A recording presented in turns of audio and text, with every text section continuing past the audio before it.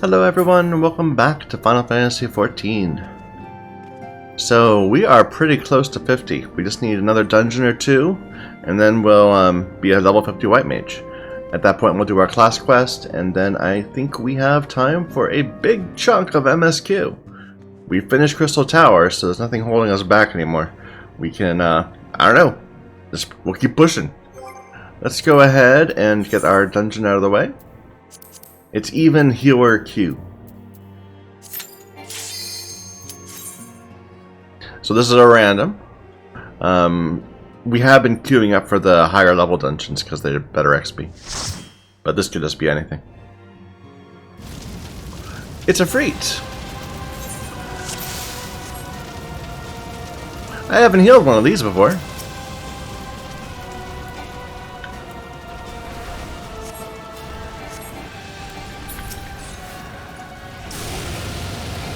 Wow, we're only level 22. I don't have my hots or anything.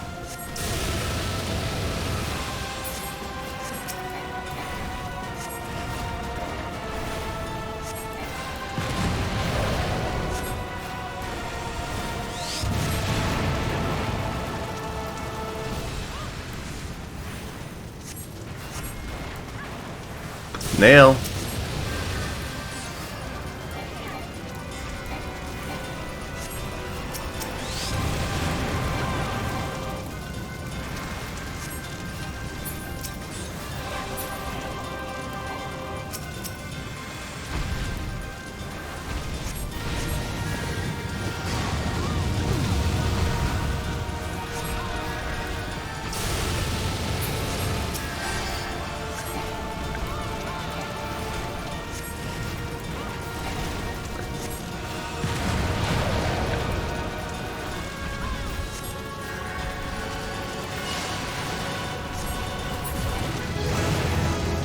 There we go.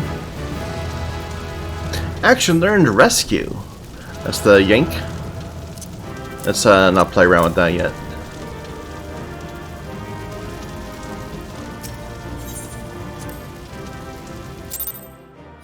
Well, that was hard. That hardly even counted. We need an actual dungeon. Let's do let's queue up not just for like the random.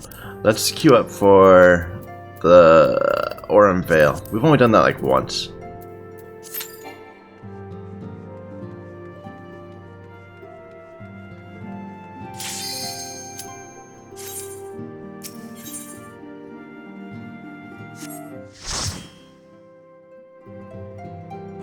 But yeah, you can finish your random in, 2 minutes.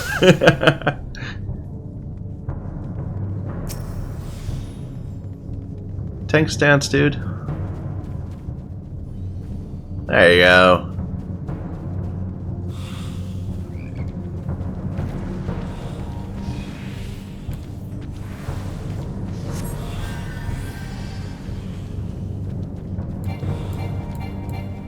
Target is not in range.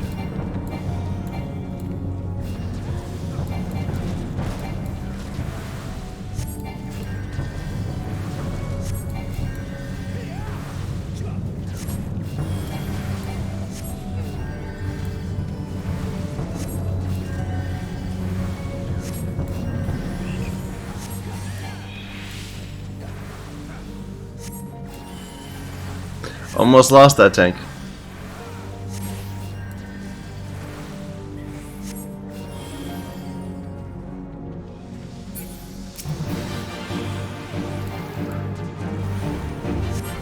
There's still like mobs behind us.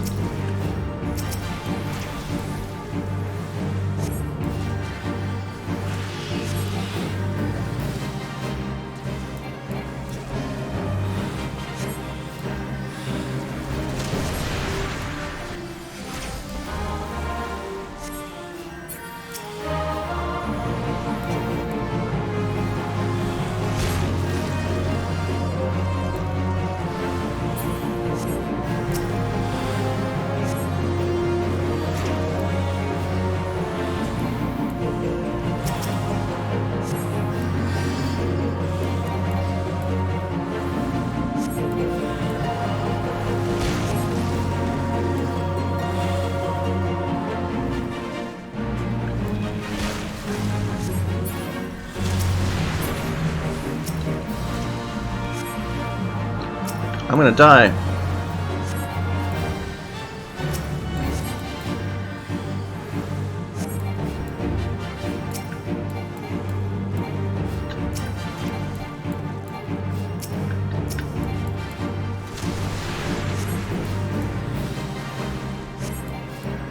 I'm actually having trouble healing this. This is tricky.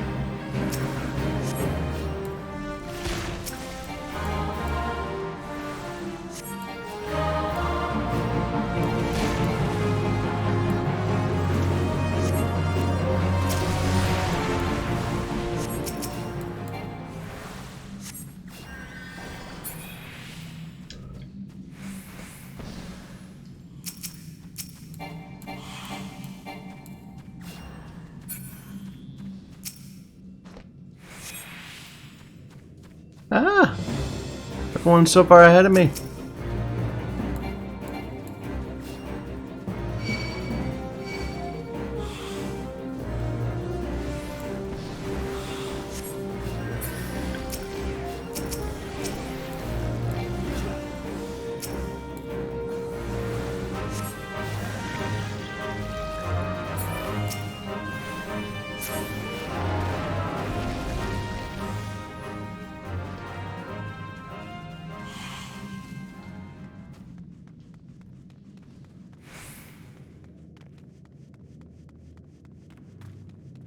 I haven't even had time to comment on this horrible outfit this person's wearing.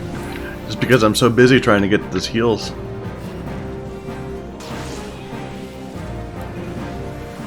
Oh my.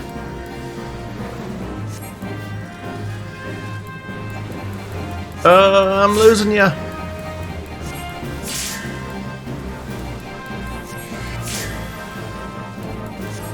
Oh my god.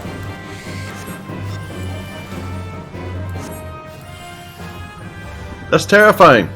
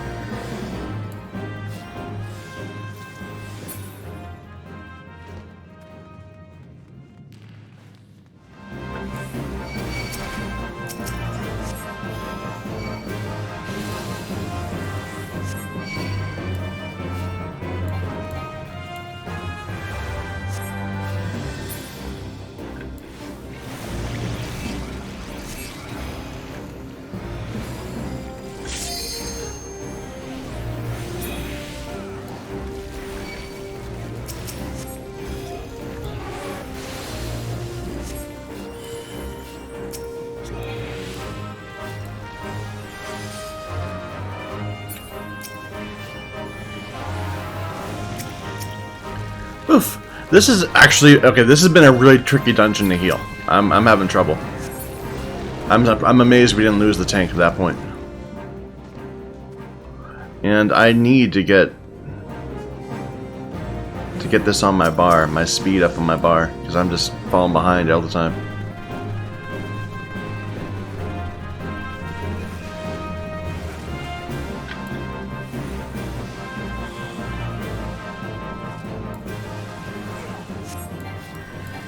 You're damn lucky I didn't need to watch that cutscene.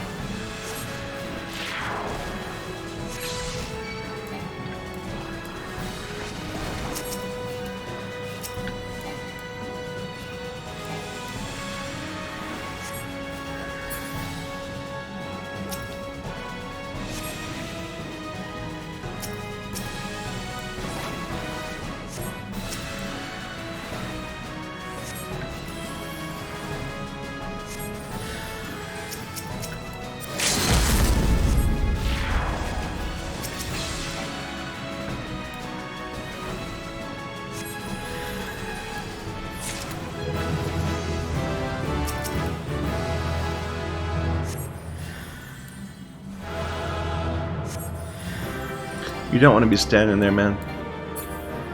I guess you're good.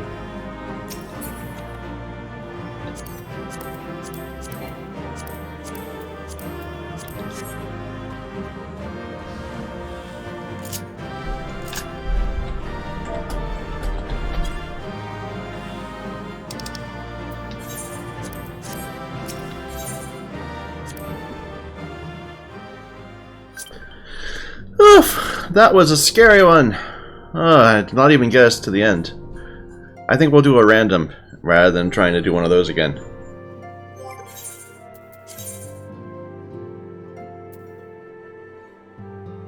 Oh, we have this Black Pearl ring. I forgot. I guess since we made it, huh? It must have ended up back in our chest at some point.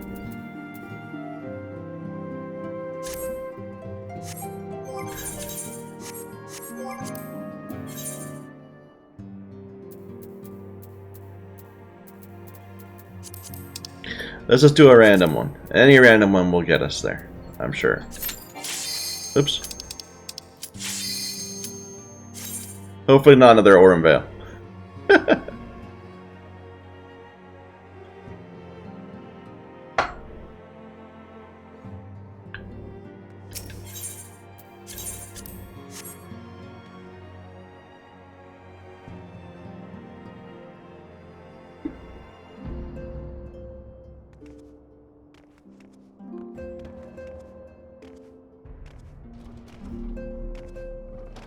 Give me a nice relaxing Zastaja, or something like that.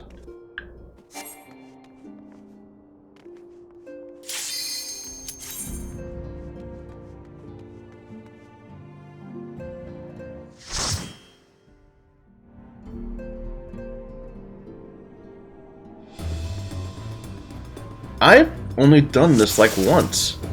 I don't know it at all. Okay.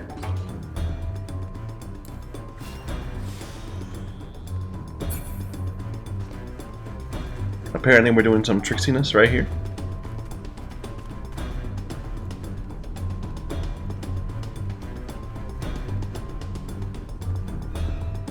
No, we've done this a couple times. This is where the statues have, the heads have to fall on those switches, right?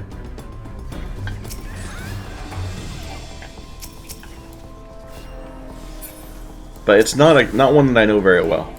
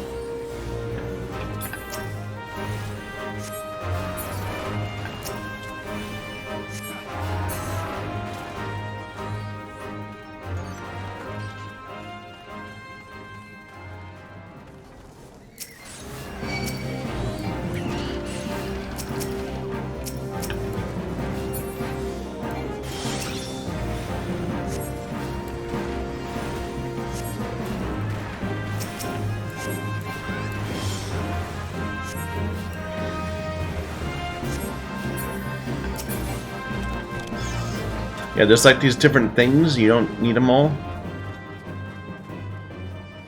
I don't remember the bosses much at all. This is where, okay, yeah, this is where you had to step on the switch, otherwise you die, right?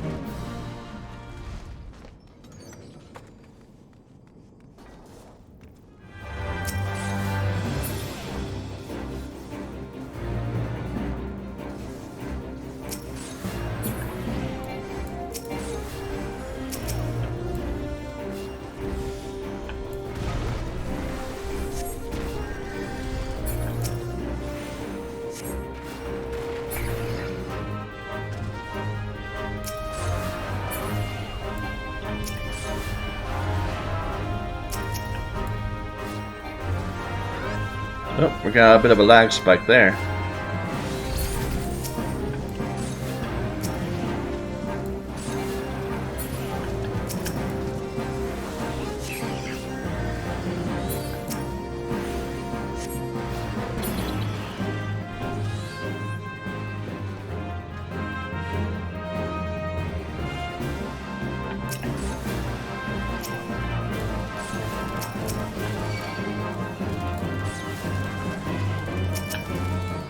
Whoa, why are you suddenly taking so much damage?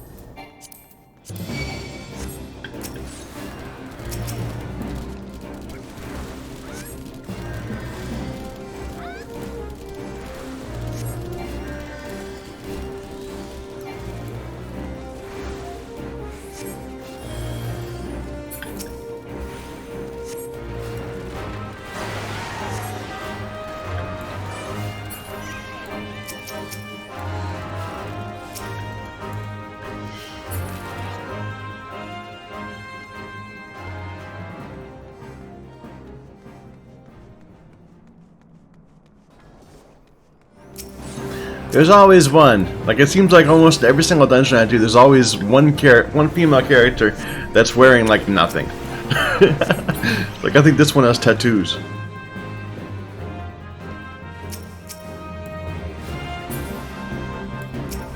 You know, I get the whole, you know, I want to have a pretty character thing, but do you really have to have a naked character?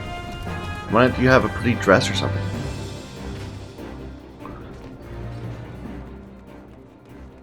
I mean, this game has some sexy clothes. Why don't you wear them?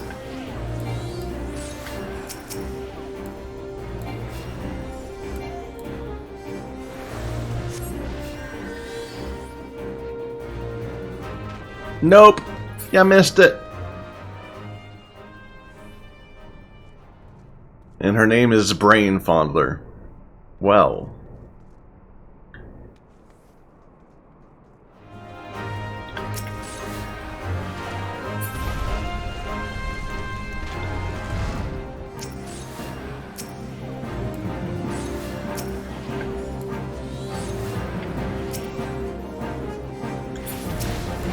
Whoa. I am stunned.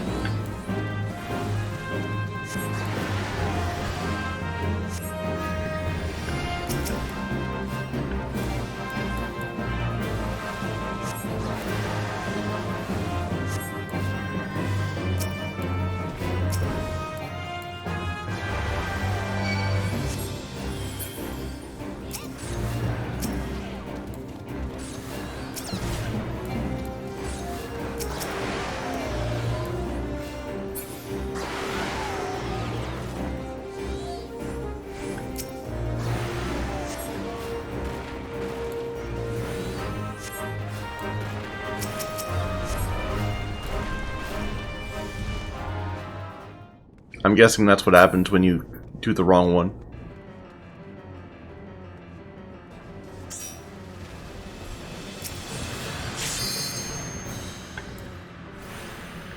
I wonder how this one goes. I think this is the fight that we won just by ignoring all the mechanics and just DPSing as hard as we could.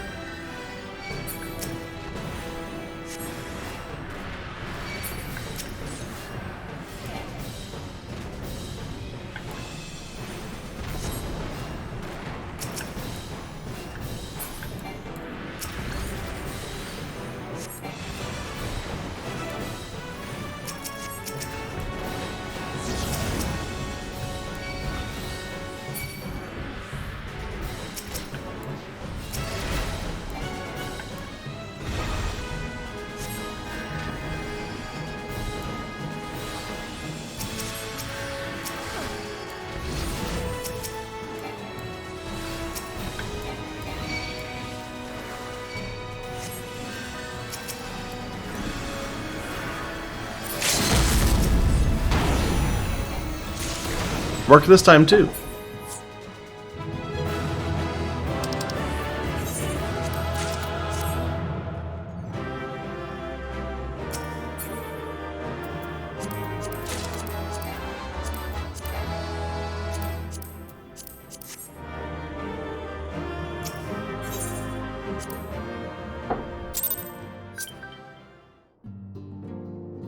Not 50 yet? Aww. Maybe we can find some quests or something. I know that we did have something that we needed to do.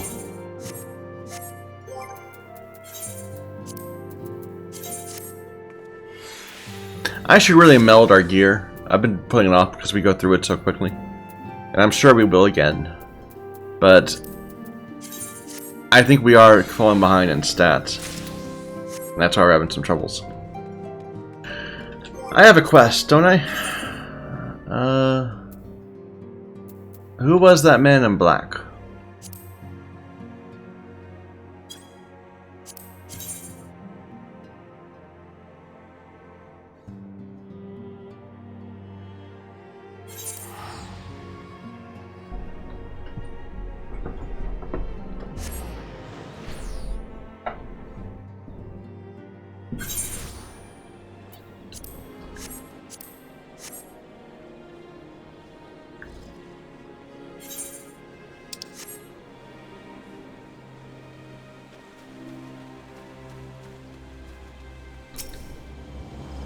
Yes, I saw the Black Knight, after which I promptly fled for my dear life. Should you end up in my position, you'd be wise to do the same. I have my pride, but I'm not fool enough to cast my life away. One look was enough to know that is a manifestation of pure evil. Were he to turn that massive sword against Gridania, all of our lances as one could not hope to stand in his way.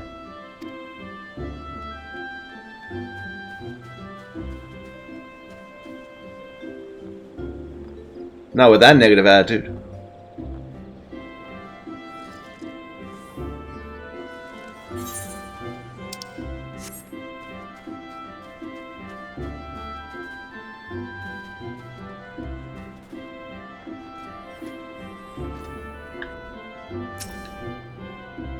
Don't sneak up on me like that, friend.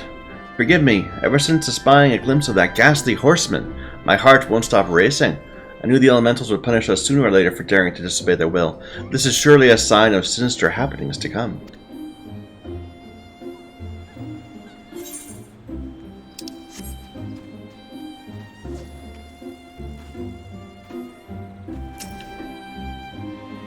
I saw him clear as day, or clear as night, as you might say, with my own two eyes. More fearsome than the rider was his ghastly steed. I know not where you've traveled, but I can assure you, you've not seen a more frightening beast. One thing I can tell you, friend, that was no spectre or shadow. He was as solid as you or me.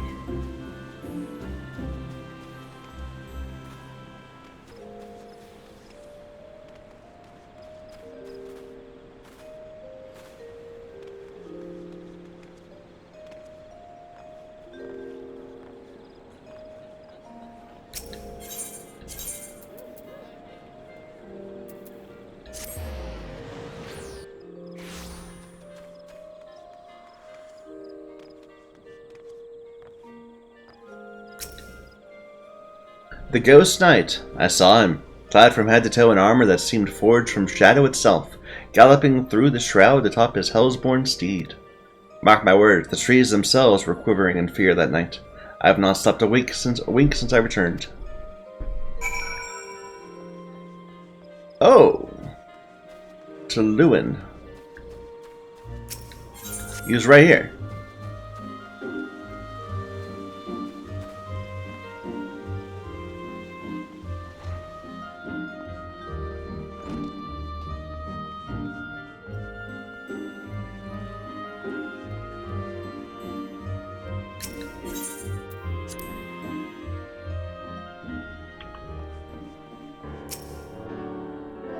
A knight clad in shadow-forged armor, a man with sword and hellsborn steed. It's clear now. Our worst forebodings have proven most unfortunately prescient.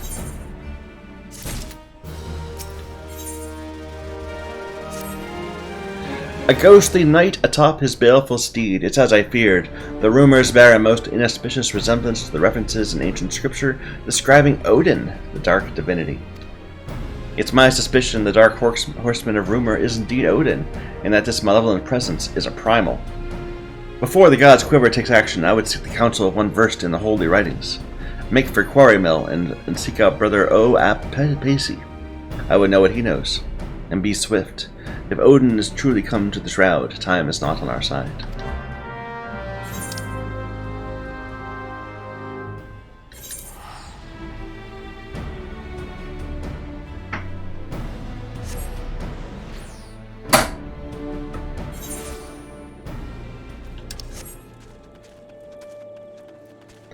Why do they all look like kids? Little horned people. I am O. Ap Pacey, and you must be the adventurer I've been expecting. Yes, Odin, the dark divinity. Lord Lewin is understandably distressed at his arrival. As one who's read the scriptures, however, I'm not entirely surprised. Odin, as the ancient writings have it, rode forth into our world, wielding a dark blade capable of cleaving earth and the heavens. By his fell blade did perish earth herself, and countless multitudes of her people.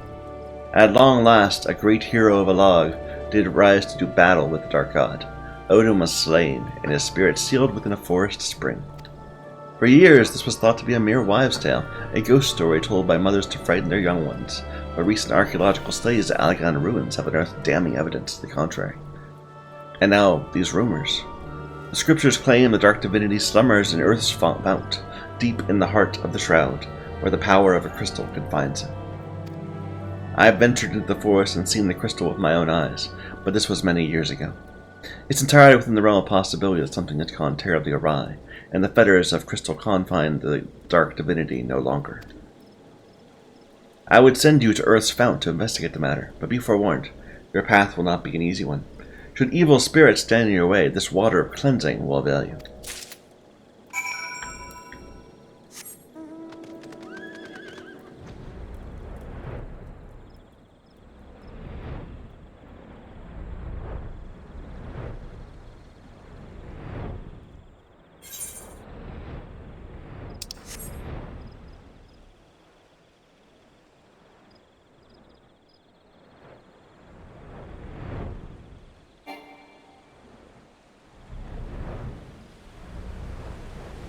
Yeah, it's a big aetheryte crystal. So what does this thing do? Doesn't really say.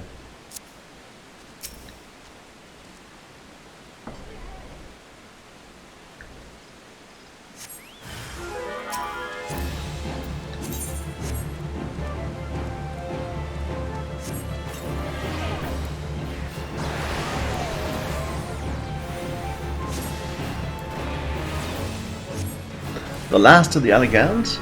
Really? I mean, we just saw some clones just recently. Of course, they were dead. They're dead now, so I guess that makes sense.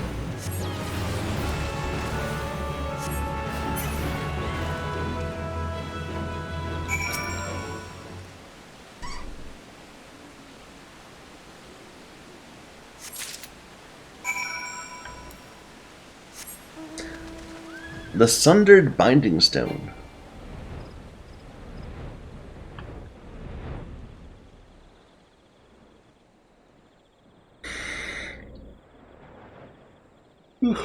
Excuse me.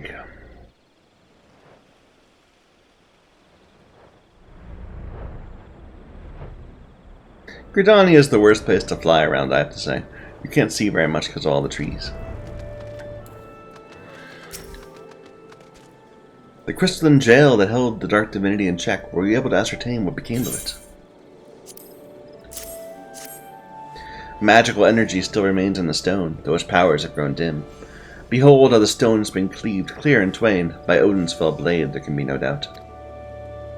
There can be no doubt as to the identity of our unwelcome guest, and yet it's almost curious. If the dark divinity rides free, why does he tarry in the shroud? You're to be commended for your bravery, adventurer. Simi is preparing a report on this matter as we speak. Share your findings with her. Who?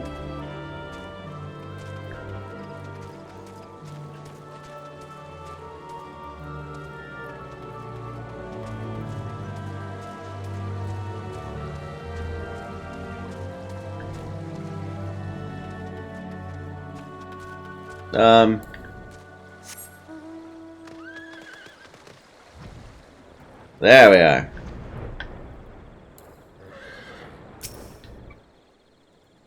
So it's as we feared. The seal of Earth's fount has been broken.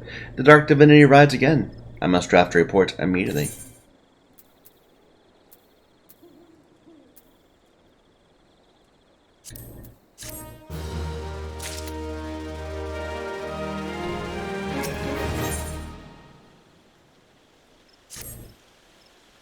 Your assistance in this investigation has been invaluable, adventurer. You have our thanks. With your aid, I have finally managed to complete my report, a thorough survey of all witness reports, along with the most credible theories regarding the Dark Divinity's presence. I intend to deliver copies of the report to Brother Oab Pacey and Brolord Lewin myself. The Scions will be no doubt eager to learn of our findings. Deliver it to Urianger. My duties demand I remain composed, but in truth, I fear for the fate of our people. Should the time come that the Dark Divinity draws his blade against Gridania, promise me we can count on your aid.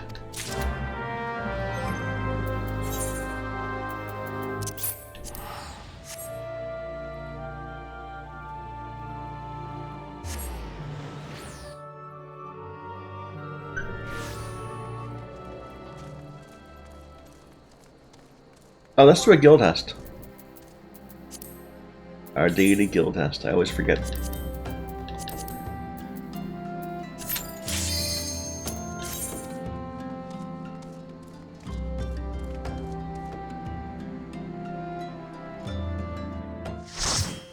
In between 50 and 60, we're gonna have not only these, but also like a daily 50 quest and a daily MSQ and a daily raid. So I imagine we're gonna be able to level pretty damn quickly.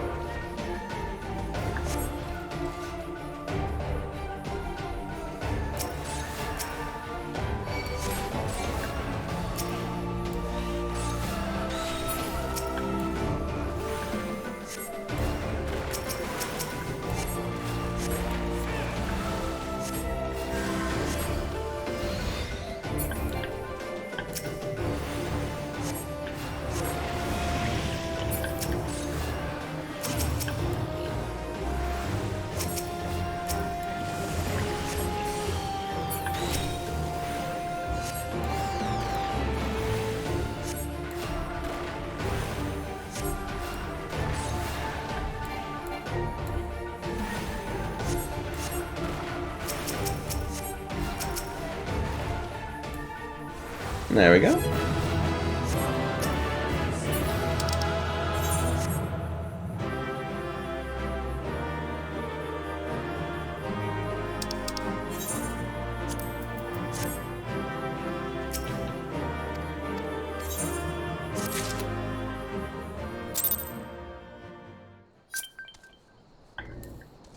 A little bit closer to 50.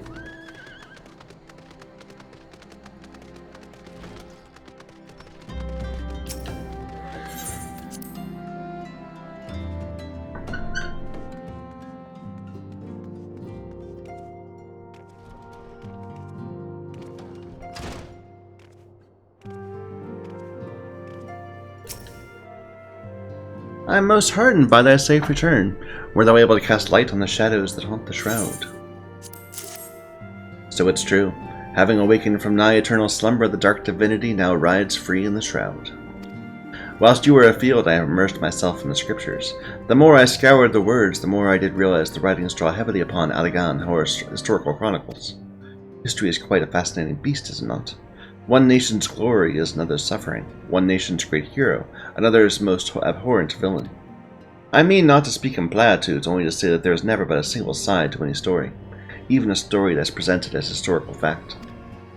To what end did the great hero of Alag seal Odin in a jail of crystal?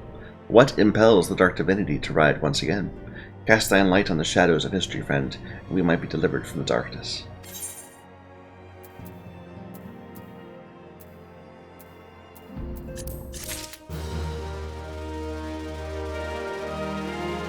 And that's it? Like, didn't even unlock it?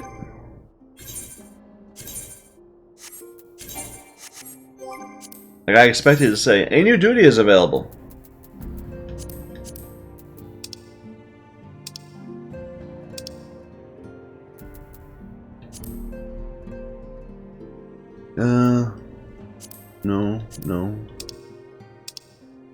No. We don't have access to fight him. Maybe, I don't know. Not the way I expected that to finish. What else should we do then? We do have this quest.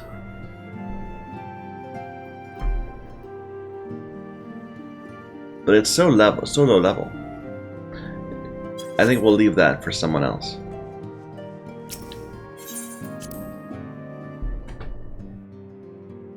You know what? Just for funds, I'm gonna go ahead and queue us up to fight,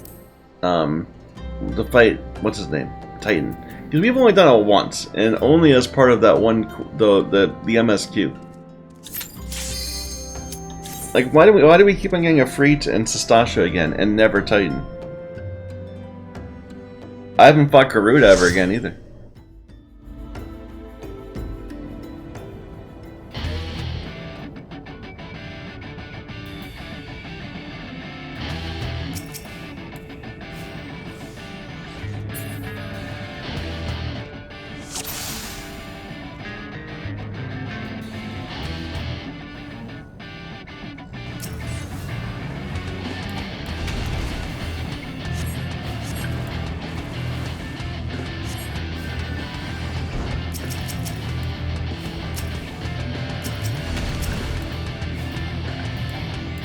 I'm sensing a pattern of AoE damage.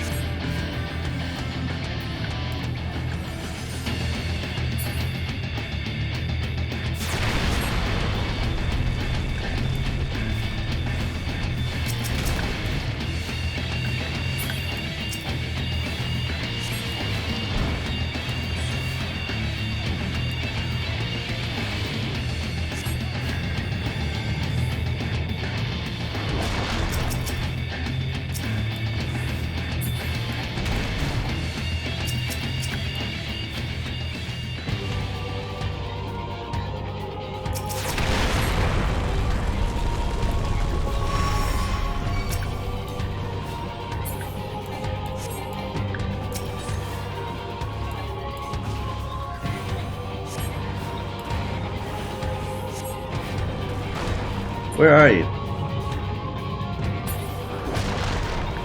Oh, they're in a crystal.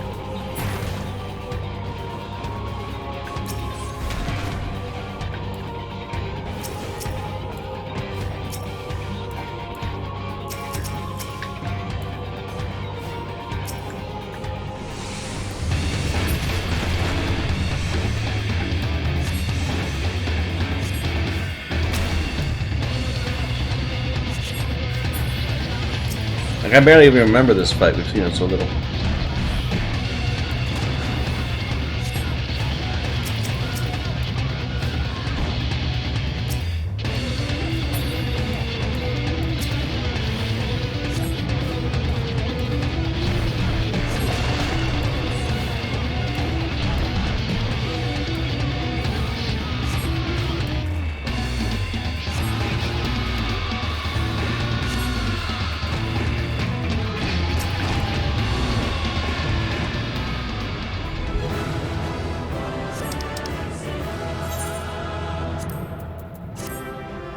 I don't think we got any XP from that. No, I think I gained 730 XP, but that's it.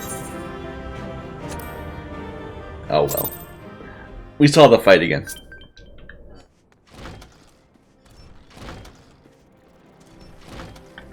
There was like a level 48 quest, not around here, but across the way in Aleport.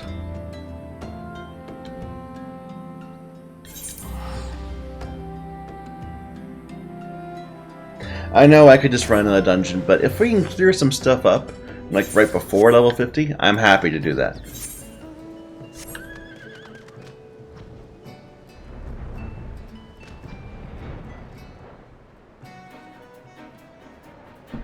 Quest progression and completion is more important than level.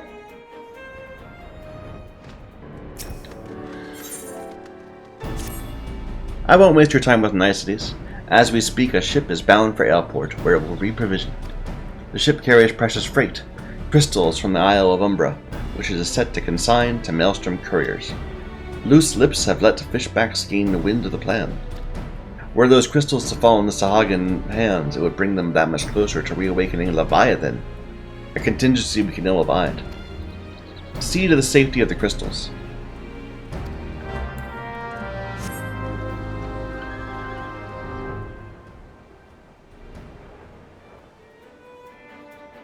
I do like how we have our own little themed mount. Like, I've been using my chocobo everywhere else. I kind of wish that other classes had themed mounts. Or at least, well, that I had them. I take it you're the scion they spoke of. I'd imagine someone more imposing. Nevertheless, the ship won't be in for some while. We'll need to load the ship as soon as she arrives. We'll do the most help at the pier.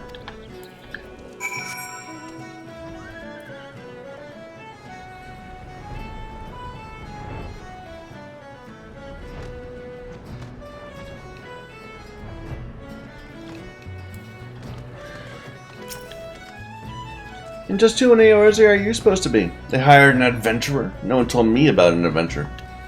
Suppose you might as well make yourself useful. Bring the supplies from the wharf to the pier so the ship can reprovision as soon as she docks.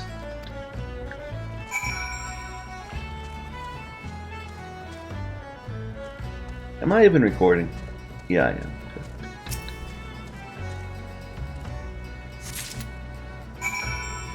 And yes, that seems like a stupid question, but as I've said before, you will only see the times when the answer is yes.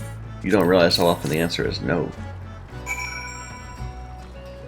Which is a little embarrassing of itself. Let's just say it happens.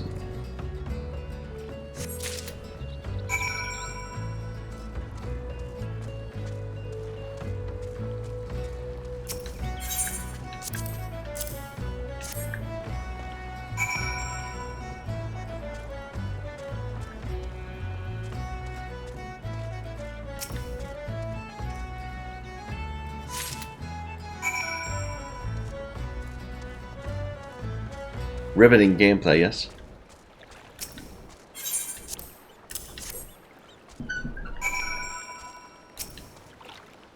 Well, you're a quick worker. I forgot my name, or I forgot to tell you my name. The name is Dawson. I oversee every crate that washes up and ships out of here. Go back and let your maelstrom masters know this load is in ship shape. No more for you to do here. You know, I'm a little suspicious of this dude. But would a roadie game like that be working with Sahagin? No. Maybe a pirate, but not Sahagin. Excellent. You've done all you can for now. Just make sure you're prepared when it comes time for the ship to leave port. Your ships come in. Head over to the pier and see to it those crystals reach their destination.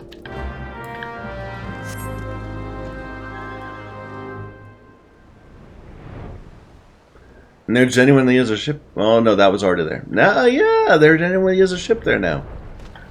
I like that.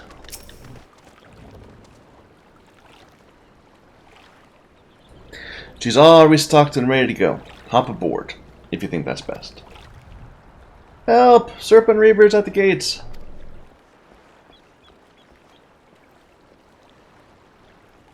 Serpent Reavers?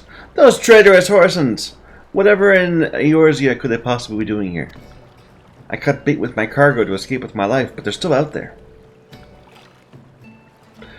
This seems like a distraction. Waiting for us to try and reclaim the consignment, no doubt. Lucky for you, this adventurer is going to give those bastards what for. I'll hang back here and make sure no one lays a hand on the Maelstrom freight. The ship will stay docked until you're done taking care of the Reavers. Sketch.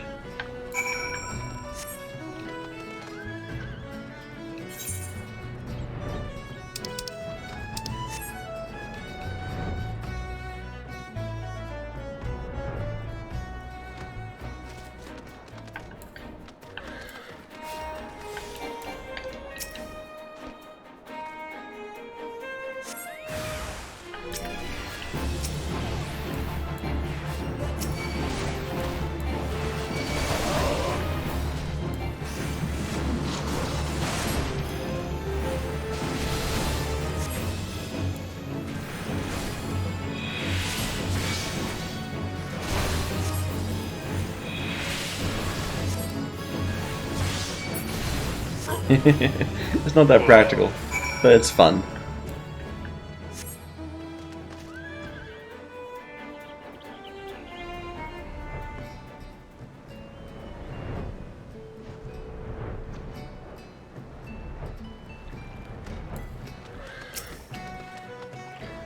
You're not Dawson. Where'd Dawson go? What in the name of the Navigator happened here? You must be the adventurer the Scion sent. My name is Dawson. I was sent from Melvin's Gate to oversee the freight. Yet the freight's nowhere to be seen. Another Dawson? You mean an imposter has been handling my freight? Another ship is missing. This was no mere prank. Treachery is afoot. Notify Fuck Breda without delay. It's probably pirates.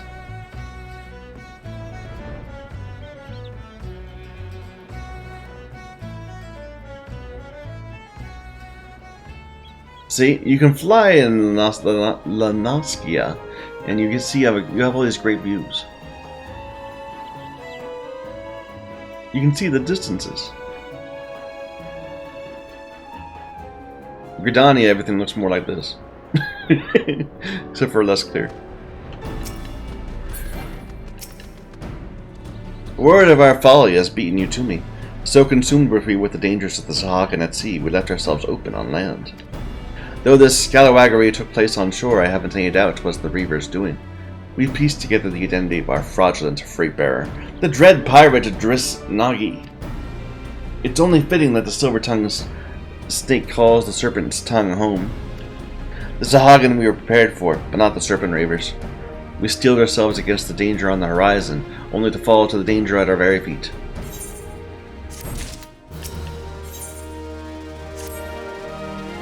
The serpent ravers leave us no choice. The risk of the crystals falling into Sahagan hands is too great for us to remain idle.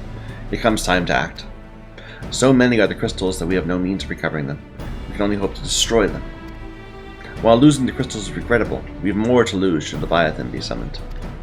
Our forces will bombard the Reavers, drawing them out of their den. Slip in with these makeshift bombs. Destroy the crystals. The Serpent's Tongue lies beyond the Tide Gate and Sahagan land base. I think we've been there several times. Oh, there's side quests. So you're gonna have me kill the dude. Have to hand it to the villain Drisnagel? Not Drisnagi. He's got gall. Most men wanted for 64 counts wouldn't dare leave the safety of the Serpent's Tongue. No doubt he's scurried back there by now. It's only a matter of time the crystals end up in Sahagan hands and we're all drowning in the Leviathan's wake. Drisnagel is a cutthroat among cutthroats. He wields his axe with sharp wits and crushing strength. Seeking him out and rendering justice will be far from easy. The Navigator guide your blade. You didn't actually ask me to do it. You just said, wouldn't someone rid me of this horrible man? Beyond Tidegate lies the Sahagan land base, whence the fishbacks mean to launch an attack. Though we cannot forestall their advance, we might give them pause with a sudden strike. Make 4 Sahagan serve as cautionary tale for the rest. Gotcha. Let's go kill 4 of them. And you? Serpent Reavers are pirates who take the Sahagan's god as their own. What sorry sort of pirate offers prayers to Leviathan? Like all zealots, their fervor grows with numbers. Subtracting 5 fanatics from their fold will dampen their fire a while. See, this was a whole quest chain. And it was prompted by just one level 48 quest. But now we got tons of stuff to do.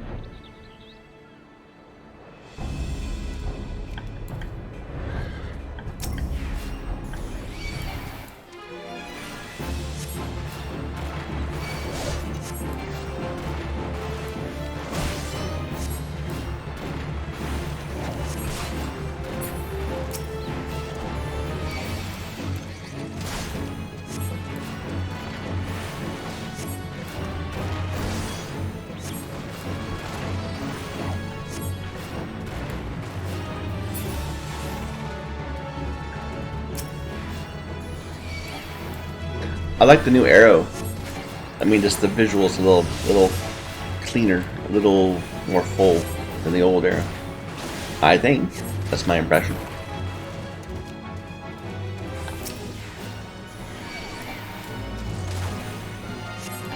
The vortex is a little bigger.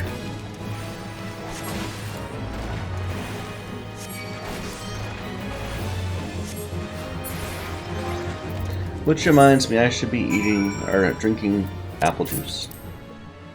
Always, always apple juice.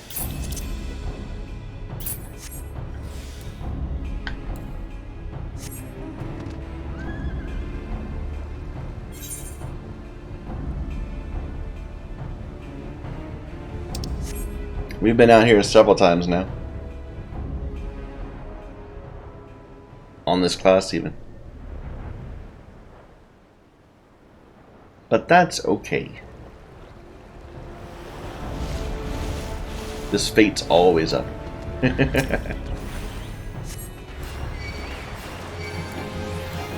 Oh.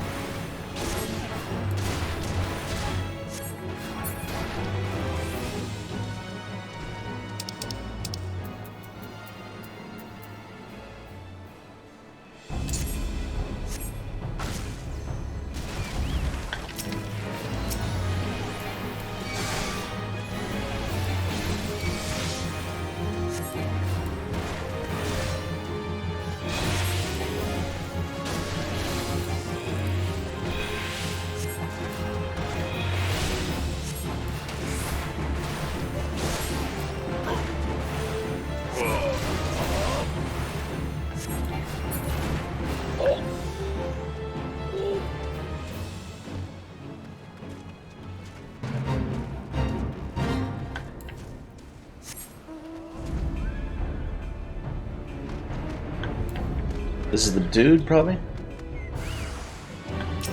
Yeah.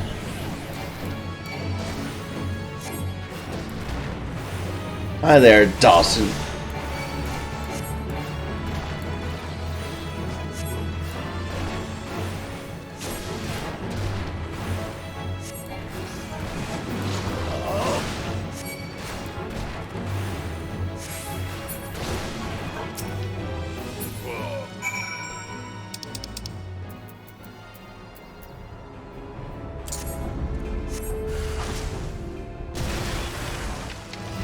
Ah.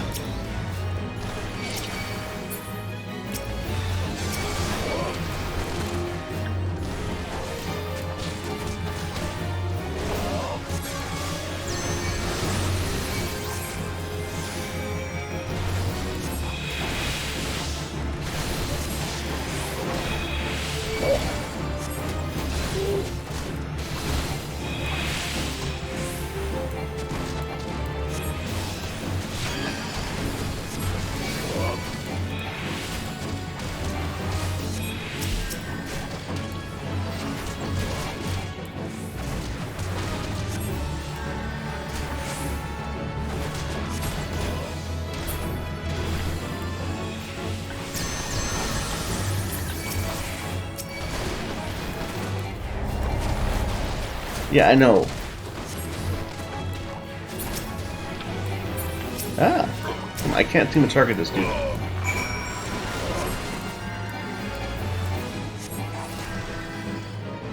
There you go. Well, that was a bit hectic. The last one's right down there.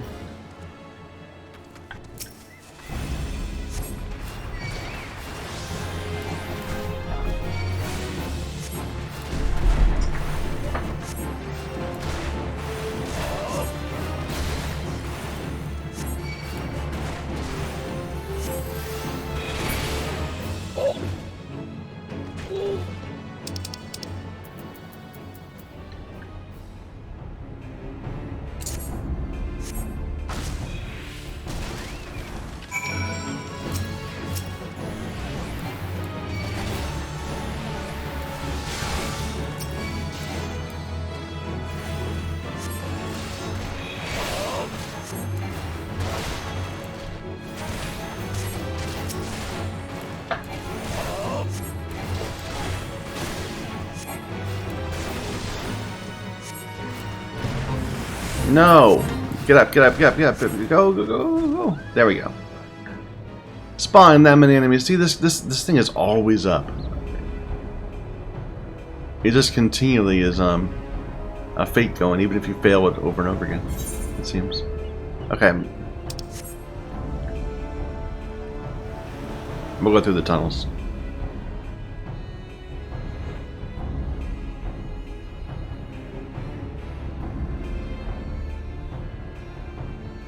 And this will probably push us to 50.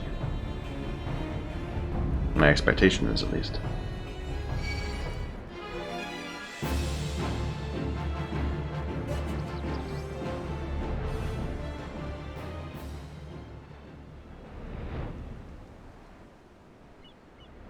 Although it seems like this quest isn't going to be done yet.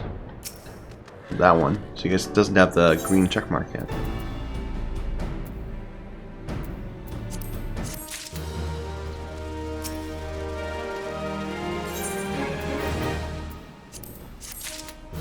Oh, there's a follow-up. Supply the lines of Tidegate. Guarding a wall so vast as Tidegate requires the manpower of 2 brigades. Maintaining a unified defense requires they act in tandem. This task has been entrusted to the brigades of the brothers Norgemone and Asterhet, yet I fear they hold each other in esteem far from fraternal, bickering over the slightest of unintended slights. I need an outsider, namely you, to bring provisions to both of them, to allay any appearance of impropriety. We've set aside 2 perfectly equal sets of rations for them, though you'll likely have your hands full convincing them of that. And here I was feared I was sending you to your death, glad you gave that rapscallion his comeuppance. A woman who can dispense justice will always have a place on my side.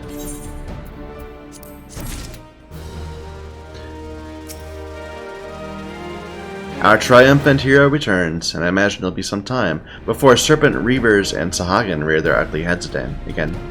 More importantly, we needn't worry about Leviathan rearing his head.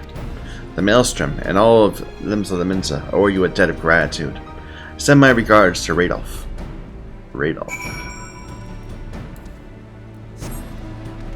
Back in Limsa?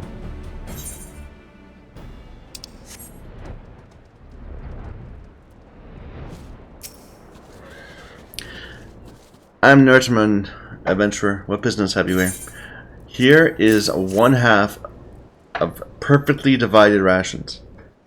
An adventurer bearing rations is always welcome, but I cannot help but think you bear even more rations for my brother's men. You guys just need to put this aside.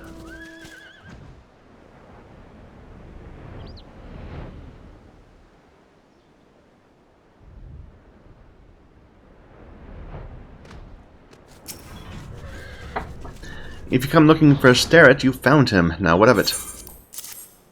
Ah, but what is this you brought us? Salted fish? You insult my men with brine-soaked brill when my brother dines on the fresh fruits of the sea. Yeah.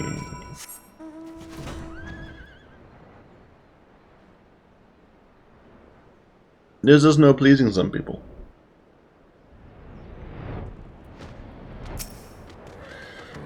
I take it you witnessed their silly sibling rivalry firsthand, and now understand why some wonder whether the two can cooperate long enough to hold the wall.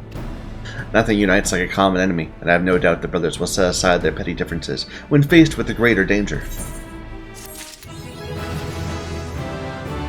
There is a follow-up. Let's do it. The Maelstrom needs your help. We would open the south tide gate to welcome a returning detachment, but doing so would expose us to the Sahagin. Thus we aim to launch a diversionary attack along the north side, and lure the hordes away from the gate. Seek out Nortmon at Northgate.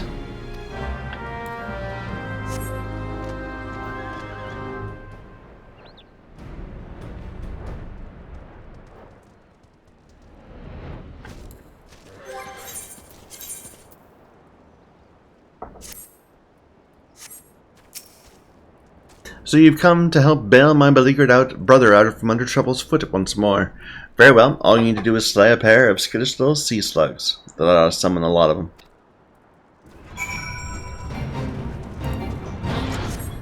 He says, walking me right into a fate.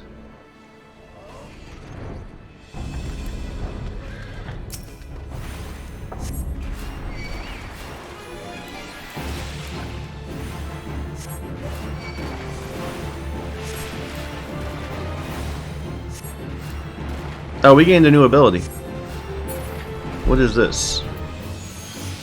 Medica 2. Huh. And it's not just an upgrade of Medica, is it? So that's 300 for 900. This is 200 and regen. Ooh. How is that regen compared to our regen? So this is potency of 200 for 18. This is 100 for 15. That's still pretty good. It's only 1,000. Like, would I ever want to use regular regen, Medica? I don't know. I need to figure out my bars better, though. This isn't working. Here, leave that there for now. But yeah, we do need to change up our healing bars.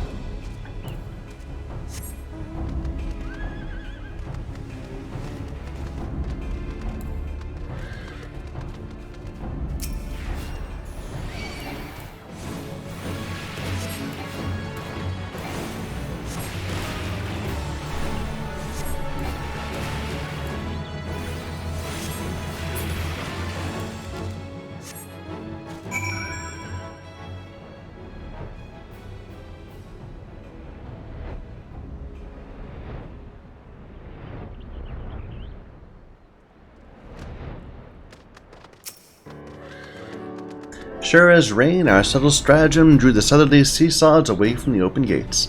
The men of the detachment send their gratitude. And that's it. Perfect. So I'm assuming this is back to Limsa? No.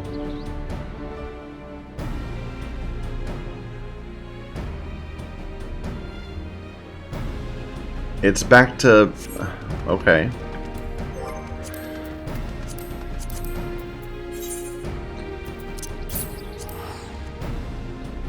I guess we were sent here from Vesper Bay at the beginning. From the Waking Sands.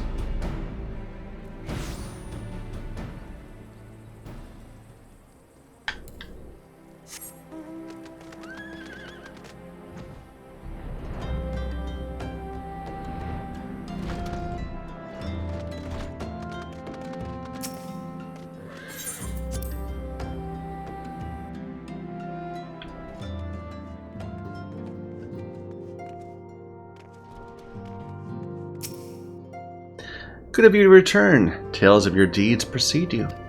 Knowing limbs of the Minza lie in good hands allowed us to tend to matters elsewhere. But I'm relieved to have you back with us all the same. Much work remains for the realm.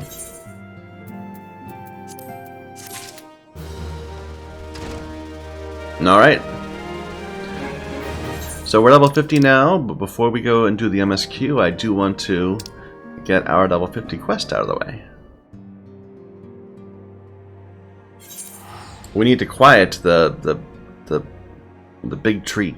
I don't remember the name they were giving it, but it needs to be calmed, pacified.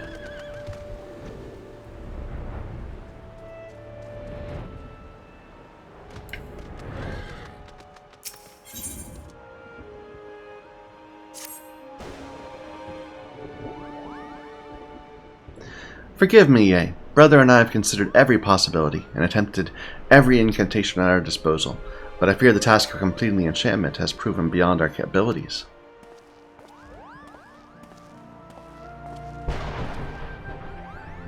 No living Pagel, not even our sister, possesses such power. Without the blessing of Ato Akant, there's nothing we can do. With the ashes returned to their rightful resting place, Ato Akant's spirit will return. It's only a matter of time. Look around you, sister. Open your eyes and ears. Time is the one thing we do not have. A rune? The fury of the Great One mounts with each passing moment. It will not be contained much longer. The time for waiting is long past. Now is the time for action. But Ye's garb, the enchant is not yet complete. The situation is far from ideal, yet we have no choice. We must trust in Ye's powers and do what we can. Do I hear you right? It's not long ago you objected to Ye's very presence at all. I may be stubborn, but I'm no fool. I've witnessed Ye's abilities with my own eyes. There can be no doubting she's a mage of the white, one as worthy as you and I. A rune, if you would place your trust in Ye, I see no reason I should not. Let us hasten for the Evershade.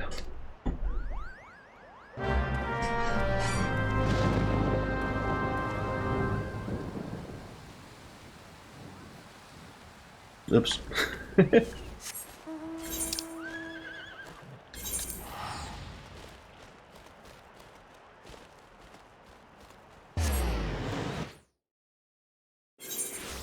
I'm gonna miss this place when we're running around in the new expansion. We've done so much around here. Okay, that's just the stable unlock, if I recall right. If you have a house, which we don't. We've seen that a few times and gotten confused by it.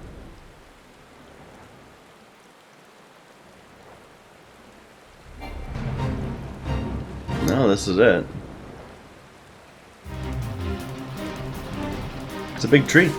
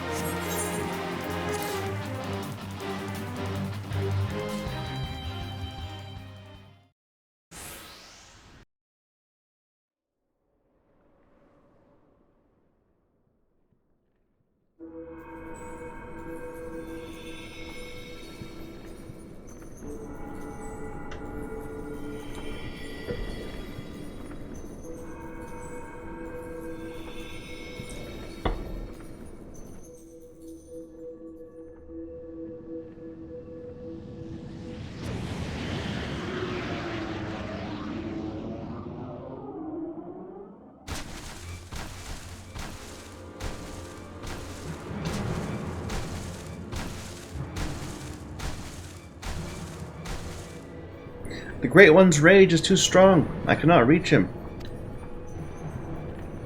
Stay focused, Arun. If we fall, who will rise to take our place?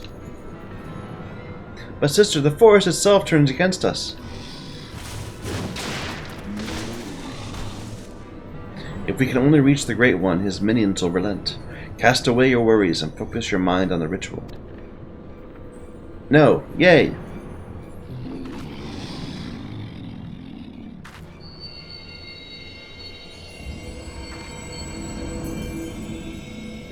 Stand strong, Ye.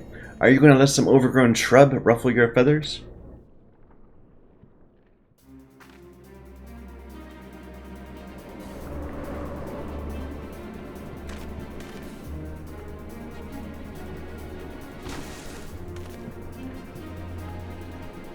And the two of you, don't you have a ritual to perform?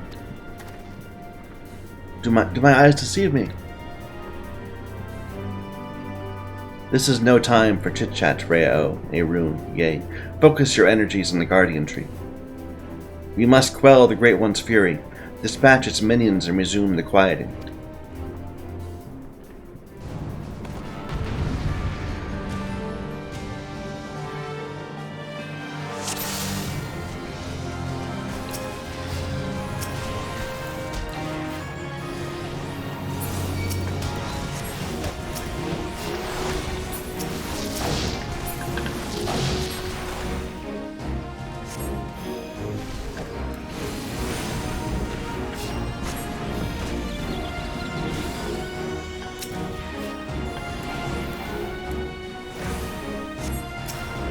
Ooh, we should heal that tree, probably.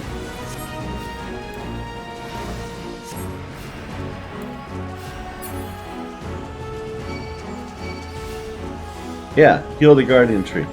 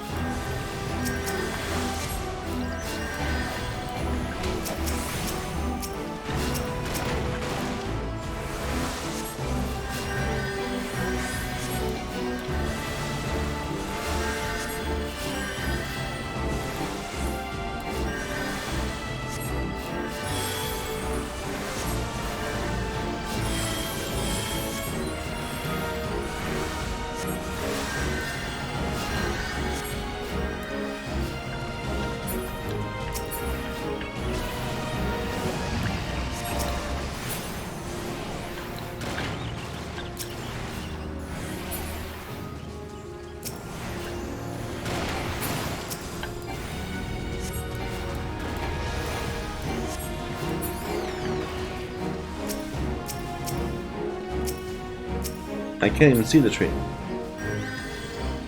Line of sight!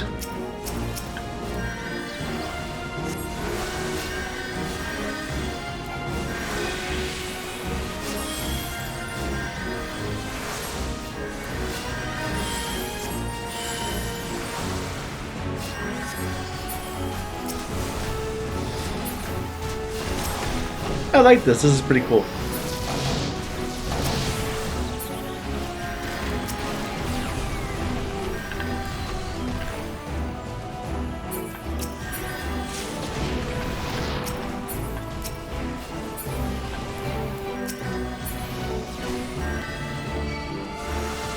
Where is the other bright wisp?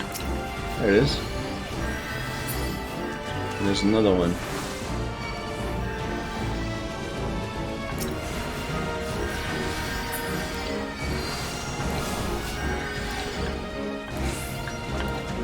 Okay.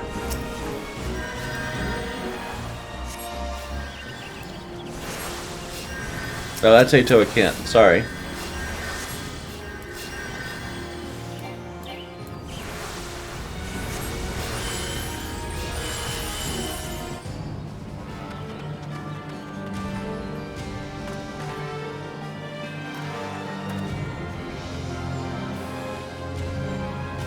Now, focus your powers on the Guardian Tree. So even when they're old, they still look like little kids. It's weird. They look like old little kids.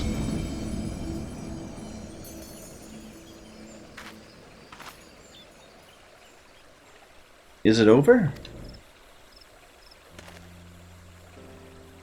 Great One's anger abates. You've done well, my children.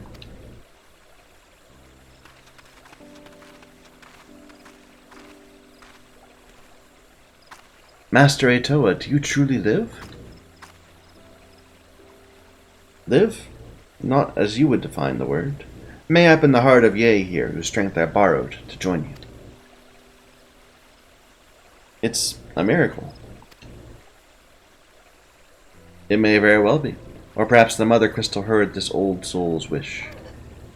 I lived a long and fruitful life, but when I drew my last breath in Ogamoro that day, I did so with one profound regret, that I would pass from this realm without finding a worthy inheritor to bequeath my knowledge in full.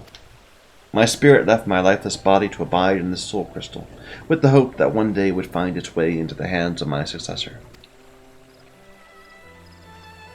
For years my consciousness slumbered in darkness, until I met Ye.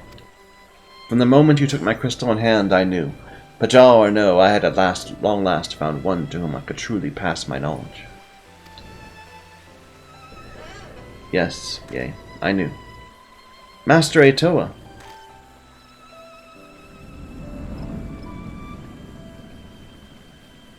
The power of the crystal grows faint. It would seem my all too brief sojourn here has come to an end.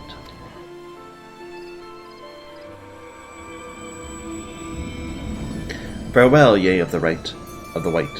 Farewell, my children. I leave my forest home in your capable hands. Master Atoa, he's left us. And yet, by his power, and that of his successor Ye, the Great One's fury is quelled, and the Twelve's Wood is safe. Though Master Atoa traveled the world, no doubt his heart always remained here. In the forest home he loved, he waited for us. My brother, for once you almost sound wise beyond your years. Strange, is it not? Perhaps I finally learned something from you, dear sister. As I could learn something from you, Rune. Your pride as a Pajal, your deep respect for our past. These are traits to be admired. The same can be said for Master Atoa's liberality. Yes, I believe there's a place for both beliefs among our kind. The road was a long and winding one, but at long last our work is done. Let's return to Camp Tranquil.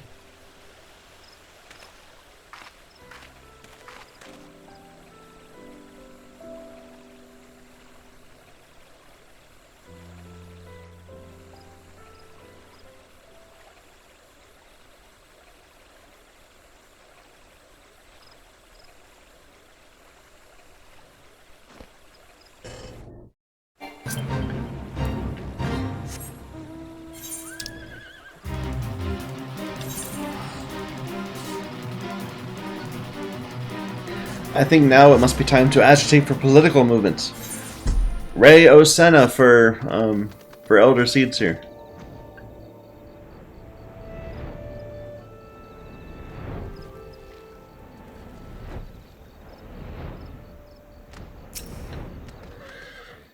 To meet Master Atoa in the flesh. Well, not flesh, but I'm still shaking from the experience, and from the pure joy of seeing peace return to my forest home. I'll be forever grateful to you, Ye. I'm honored we were able to heal the wood together. I speak not only for myself. My brother has expressed the same sentiments. Were Master Atoa here, I'm sure he would say the same. Though perhaps he is still here, in some form. Behold, the final piece of your garb now pulses with ancient power. There can be no doubt Master Atoa intended this as his parting gift to you. Take it and wear it with pride, Ye of the White. Before we part, I would bestow upon you a present of my own. By the ancient powers vested in me as a seed seer, I bestow upon you the greatest incantation known to our kind. May you ever heed the will of the elementals and use it in wisdom and compassion. I'm not given to formalities, I swear. I do not know how my sister manages. In the short time I've known you, Ye, you've grown into a fine white mage. I'm honored to call you my peer. Use your powers in moderation, and let compassion be your guide. I have no doubt you will bring succor and solace wherever your journey takes you.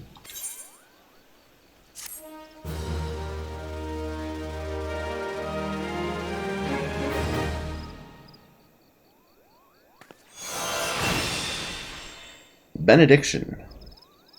this concludes the White Mage quests. Before the Dawn is the one that's going to be the final of the finale of the original game, I'm assuming. And what is this? Benediction. Restores all of a target's HP. It's a tank cooldown!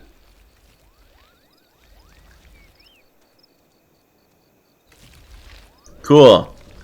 It's good to have one of those. Here, let's put it... We can leave it there for now, sure. It's a long-term cooldown. What are these marbles doing here?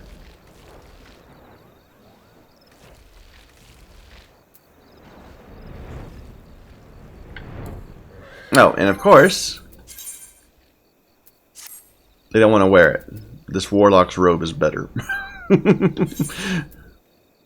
Oh wait, no, they gave me... Okay, they gave me an item. Yeah, cleric's attire.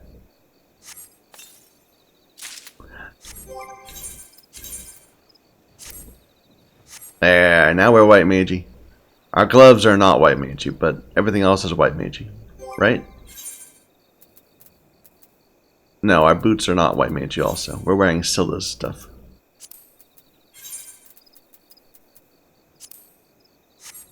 That's a white magey outfit.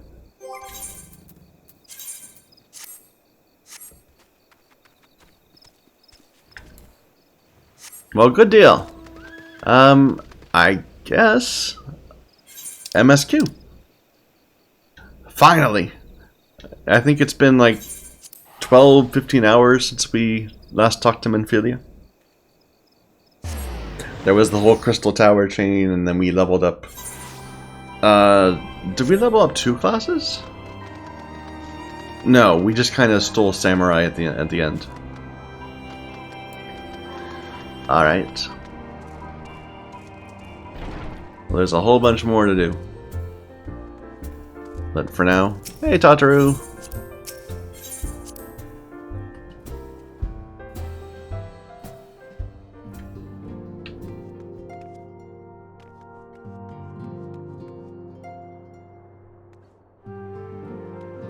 So we got everyone here. Thancred, Ida, Papalima. Papalima was also at the other place. So apparently he's able to move quite quickly. Menphilia's mom's the bartender. Ishtola's here, she's also there. So again, character's able to move very quickly. Alfie's here.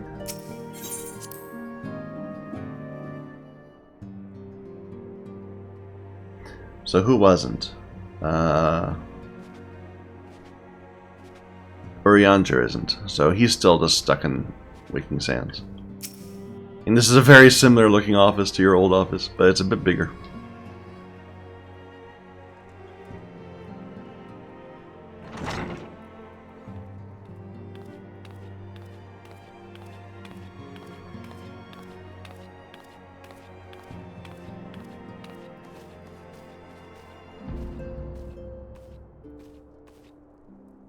Well, it certainly is spacious.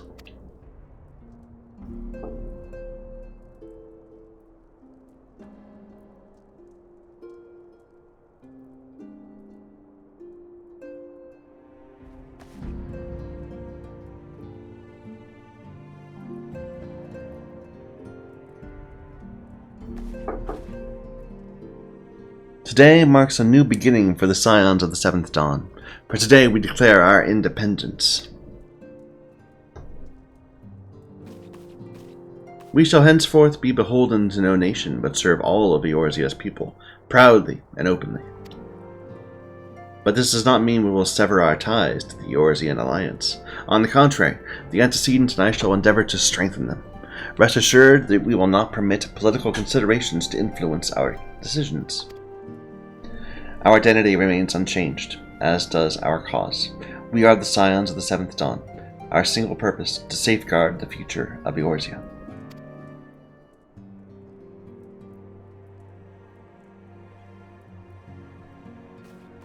For Eorzea.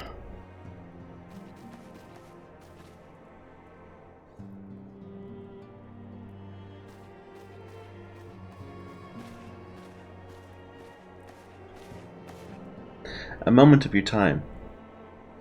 I would speak of Elidibus. Oh, he is here. Okay. Pardon the intrusion, my lady, but the matter which bringeth me will admit no delay. Mine every attempt to contact the students of Aldesian have been met with silence. No one will respond. How odd. Allow me to try.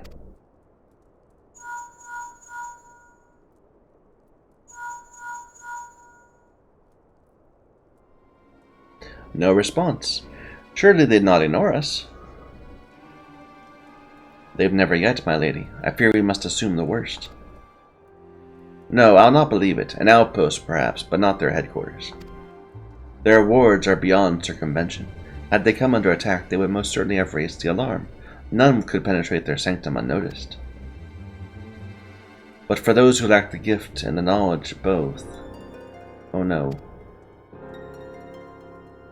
Contact their agents in the field at once. If aught has befallen the students of Aldesian, they may know of it. Though the thought of it pains me. Until such time as we have evidence to the contrary, we can but assume the worst. We must needs seek another source of information on Elidibus. 'Tis possible that others in the homeland are possessed of such knowledge. Be fairly warned, however, they are unlikely to yield it unconditionally. Do what you must.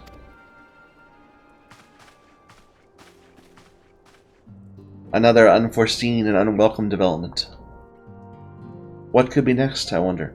A visit from a crimson-clad Ascian, perhaps? Or Ocker, or Puce? And which of our allies will then fall silent? For a time I thought we gained the upper hand.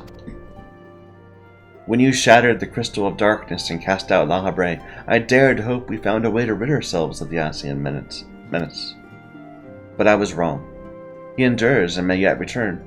Upon that point I have no doubt that Elidibus spoke true. There must be a way to destroy them utterly, a way to spare this world their unholy machinations. I dare not consider the alternative. There are forces at work we do not understand yet. I discern them all around, in disturbances too great and too numerous to be dismissed as mere coincidence. Doubtless the paragons are involved, but how and to what end is far from clear. I know not what will come, but I know that we will rise and meet it as one. My stalwart hero, your face is a picture of resolve. I know you will be ready when the time comes. With luck, however, that will not be for a while yet. Return to your private affairs with my blessing. Should anything arise, you'll be informed.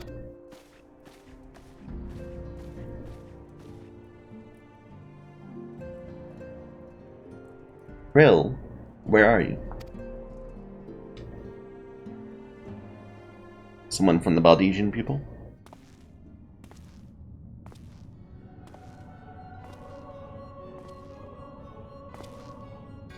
Your intercession was not foretold.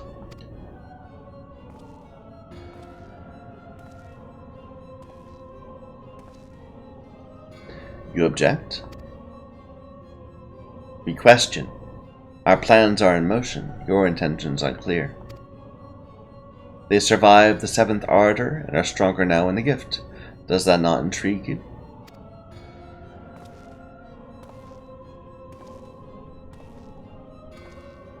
No, it does not. Serve as you will, so too shall I. We labor not at cross purposes. The wisdom of his plan shall become apparent in time, when the veil was lifted from their eyes. And at long last they see.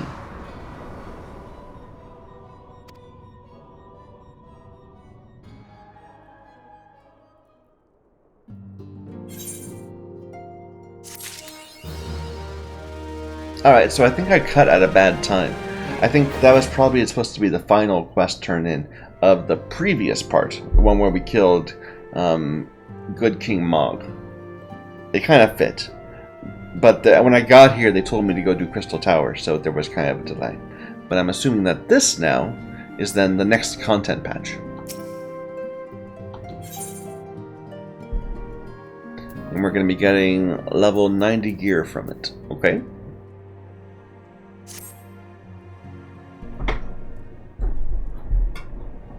Truly there is no rest for the weary.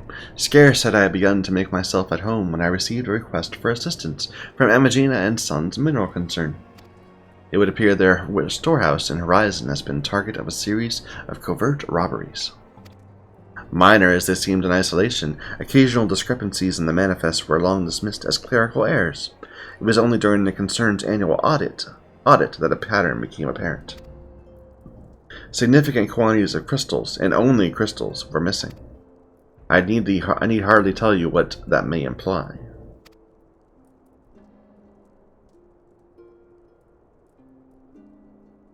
The brass blades charged with investigating the thefts believe someone within the concern is selling the crystals for profit. Alas, they have as yet been unable to identify a likely suspect. The concern's proprietors have grown frustrated by their lack of progress. Needless to say, I would not have agreed to intervene had the stolen goods been of merely monetary value. If there's even a possibility that the thief acts not out of self-interest, but in service to a primal, we can ill afford to wait for the blades to realize their mistake. Pray, depart for Horizon at your earliest convenience. Rendezvous with Y'shtola when you arrive. She and Thancred have already begun a preliminary investigation. I have every confidence the three of you will get to the bottom of these thefts. I only hope our fears prove unfounded when you do.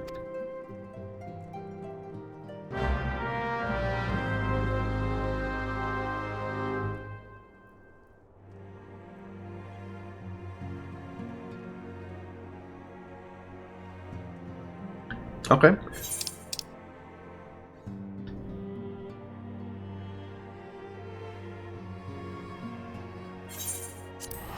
We could just warp there and go back, but whatever.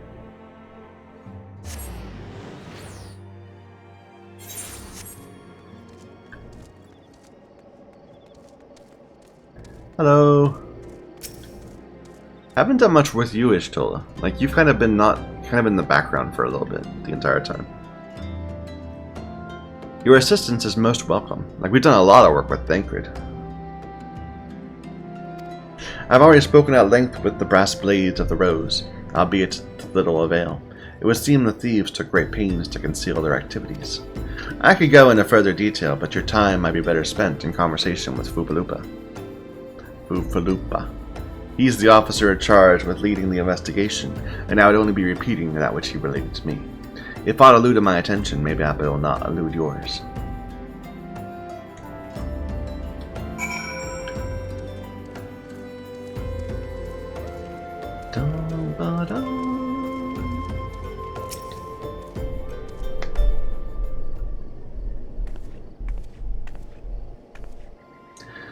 What a pleasure to see you again. Y'shtola said to expect you.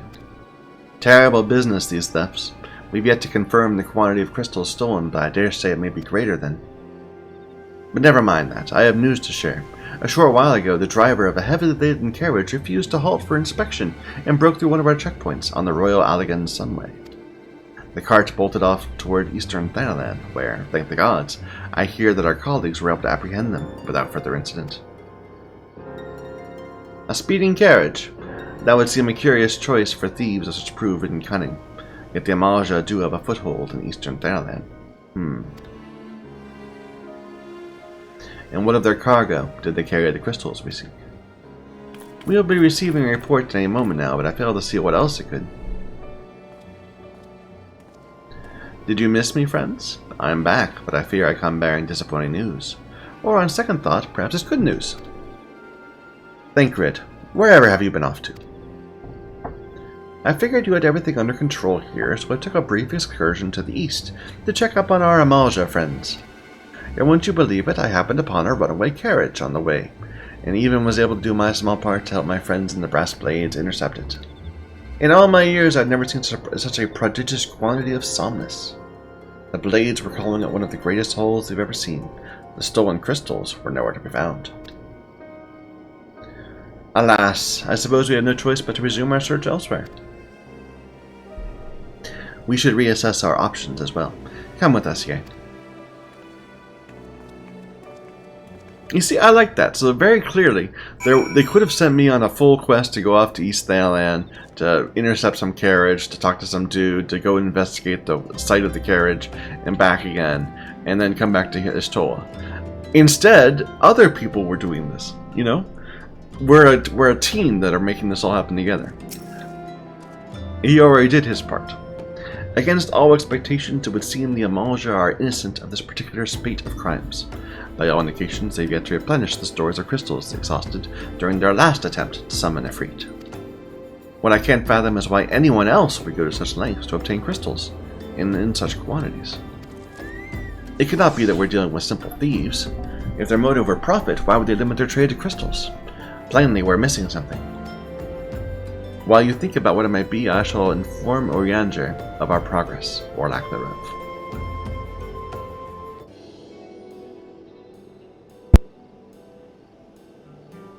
Now then.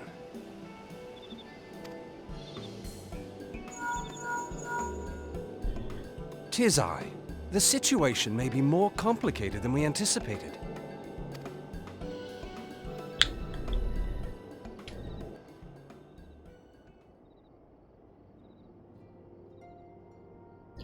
Indeed, I shall remain watchful. Ere thou goest, another matter requireth thine attention. A young maiden, full eager to... Wherefore inquirest thou of her fairness? Very well. Be she damsel or devil, I shall direct her steps to Revenant's toll. Save thine insinuations for one given to such impropriety. Thou shalt not find me amenable.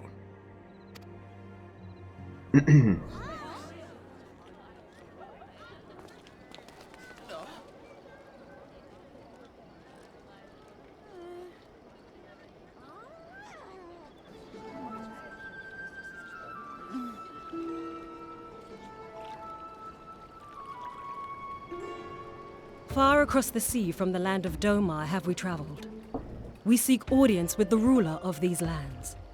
Who here speaks for you?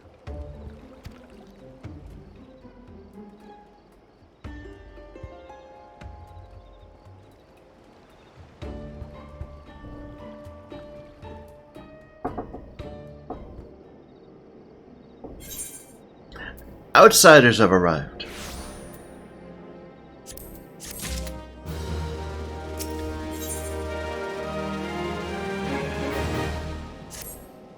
Any bright ideas? A solitary flash of insight?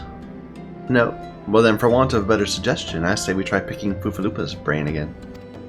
Who knows, if we work together we may yet find something of use nestled away within it.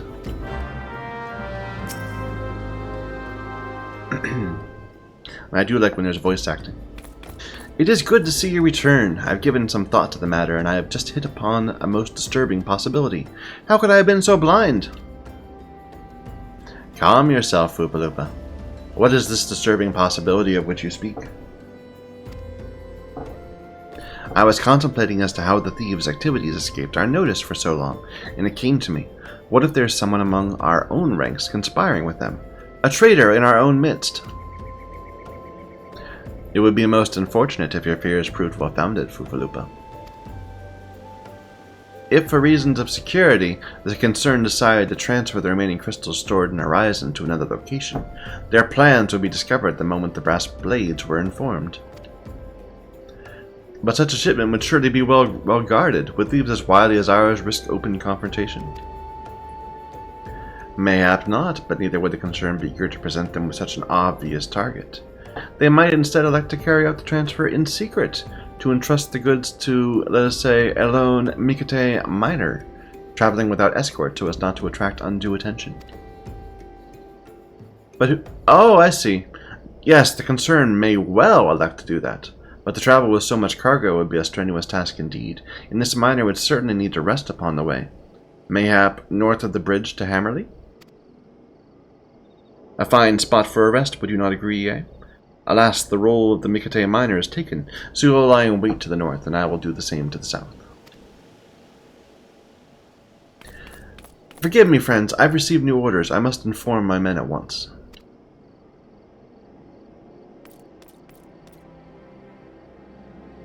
He's carrying a curved sword that's bigger than his own. He's taller than he is. Look at that. Call me a cynic, but I'd be surprised if the thieves lay down their arms and surrender.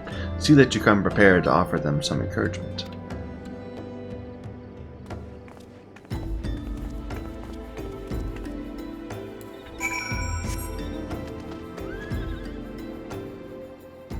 You see, that conversation they had right then, that would have been too subtle for anything you see in Warcraft. They just don't do that in Warcraft. The game is, this game respects, their audience's intelligence. Somewhat. I mean, you could skip the entire dialogue if you want, but, Unknown Ravager. Hello.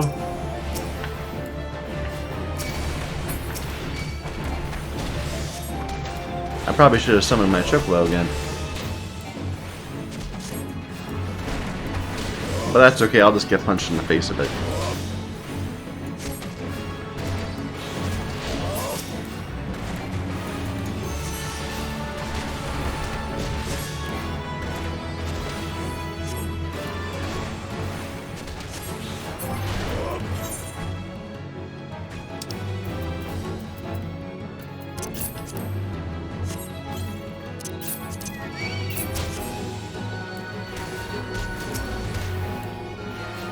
I didn't get the second one off. Oh well. He can be only here for half an hour, that's fine.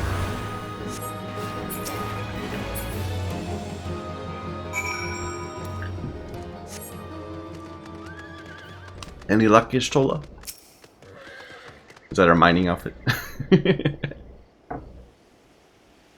Stubborn to the last as expected. You're unharmed?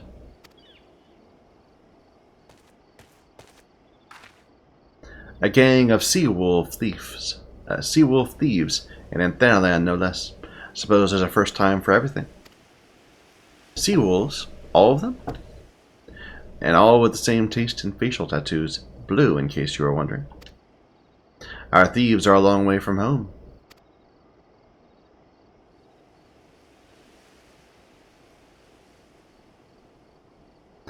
Thancred, if you'd be so good as to attend to the outstanding matters in Horizon, I have inquiries to make.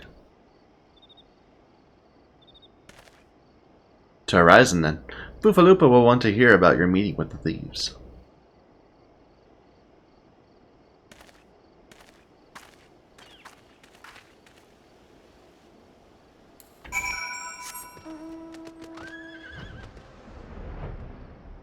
I like this pair. Like this pair of NPCs. They're, I don't know, it just feels really well. It feels like it was done really well. Well written and all that. And the chemistry between them kind of works. Thancred and Ishtol. They have complementing attitudes, I guess. On behalf of the Brass Blades of the Rose, I thank you for your service. But we have not been idle. While you were afield, we succeeded in identifying the traitor within our ranks. Then by your leave, I should very much like to have a word with that fellow in private. I'm afraid that will not be possible. Regrettably, he managed to subdue the unit of blades dispatched to detain him and made good his escape.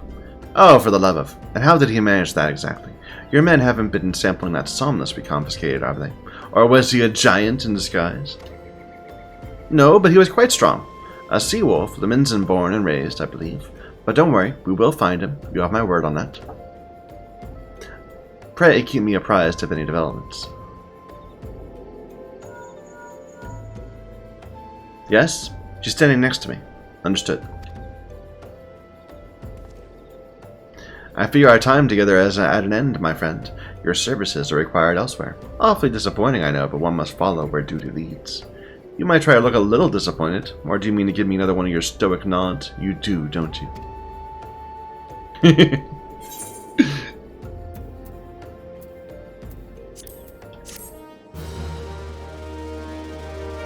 That's our primary means of communicating, man.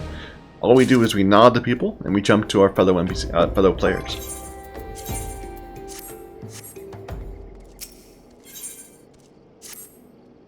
The antecedent bid me tell you to make for Vesper Bay, where young Alphino awaits your coming most eagerly. It is he who requested your assistance. Some commotion or incident, I'm not privy to the details. While you do whatever it is that Alphino has planned for you, I shall endeavor to track down our traitorous brass blade. When I do, you may rest assured we'll have our answers.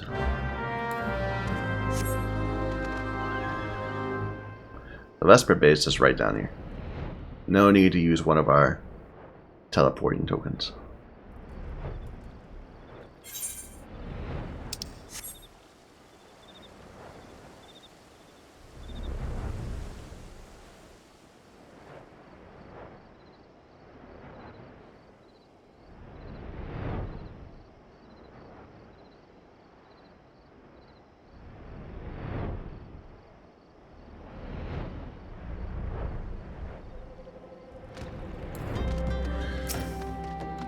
You are late. No matter. I know where our visitors are headed. From what I've been able to gather, this vessel belongs to a band of Domans who seek an audience with the Sultana. You're familiar with Doma, yes, in Othard? Like the rest of the nations of the eastern continent, it's ruled by the Garlean Empire. Given our visitors' unannounced arrival, as well as the state of their ship, I suspect they did not leave their homeland under the best of circumstances. Needless to say, I should be very interested to hear their tale. And more importantly, what they know of the current state of affairs in the Empire. Such information could be most useful. We would be fools not to pursue this opportunity. Come with me to Old Da. Unless I'm mistaken, and I rarely mistaken, we will find the Domans bickering with the Sultan sworn on the royal promenade. You're uncertain of your role in the proceedings. Insurance. If our guests are not themselves Imperial agents, it seems fair to assume they may be being pursued by some. And if not, who better than you to have it on hand in the event of an unforeseen diplomatic incident? Besides, I do so enjoy your sparkling repartee. Satisfied? Good, I shall see you in Oda.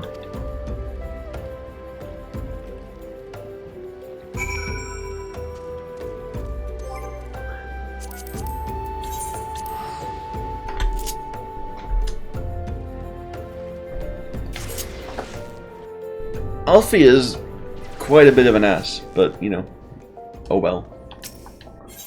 That's his character.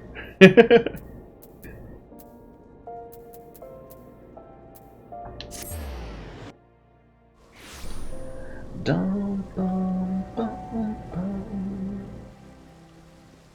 Dum, bum, bee, dum, bum, bum.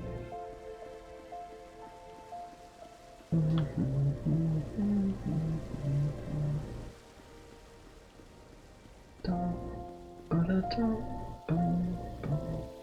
Da-da-dum, bum, bum.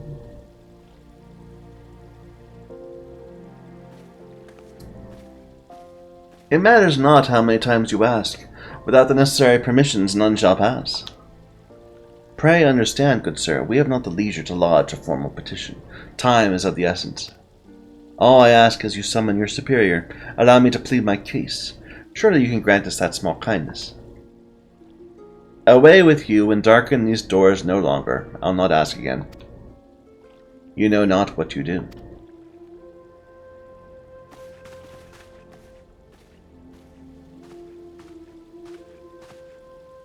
I gather your pleas fell upon deaf ears. A loyal man with a cold heart, I know his kind well. I hope you'll find me more to your liking. Alpha Node Leveler at your service. A friend. Which I believe makes me very nearly unique, in this part of the world at least. Few indeed are your allies in Ul'dah, yet you'll need some if you wish to endear yourselves to the wealthy and powerful. Pray join me and my associate at the quicksand. There you may explain your situation to us, and we shall see if there's aught we can do to help.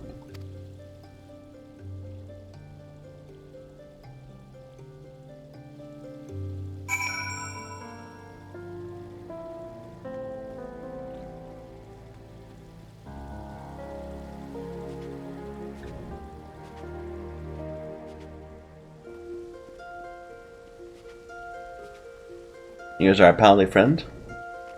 We do need to do his quest to get the different armor pieces. Level 45 quest. Dum, ba-da-dum, bum, bum. Bum. Dee, dum, da-da-dum, dum, bum.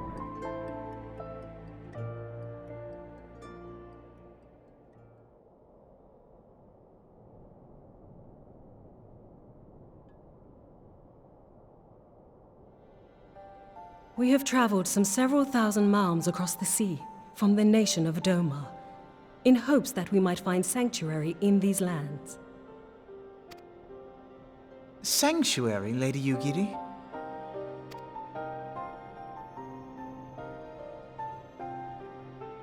Aye. Lying within Othard, Doma was under the dominion of the Garlean Empire, as I'm sure you are aware. When the War of Succession broke out in Garlemald, we espied an opportunity to free ourselves from the yoke of imperial oppression and took up arms. Only to be crushed. And so I gathered what few Domans escaped the reckoning and guided them hither to your shores. A war of succession? Then the Emperor... Forgive me. You said that Doma was under Imperial rule, did you not? Doma is gone. Razed to the ground as an example to the other provinces. 12 have mercy. And your people? On a ship anchored in Vesper Bay, flying borrowed colors. Many were complicit in the rebellion, or akin to those who were. They will not come ashore until I send word that it is safe to do so. I sought an audience with your rulers, but was summarily refused. The lords of Ul'dah are not wont to entertain foreign refugees without suitable encouragement. Mayhap I was foolish to expect otherwise, but our supplies run low and we have young ones in urgent need of care. I have seen the tents outside the gates, however. We are not the first to seek asylum, nor will we be the last. Be that as it may, Ul'dah is no friend to Garlemald. Your tale would stir the hearts of many men and women here. The Sultana and the Syndicate will not be so easily swayed, but I shall see that you are granted an opportunity to plead your case. This is within your power? Well, far be it from me to boast, but I do have the ear of certain influential individuals. I am in your debt. Lady Yugiri, forgive me for observing, but your choice of attire seems like to evoke feelings of mistrust. Men are wont to fear the unfamiliar. We know this from experience. We seek only to spare the people of Ul'dah unnecessary disquiet. I shall defer to your experience, then. I thank you for your understanding. It seems I have urgent business with the Flame General. I leave our guests in your capable hands.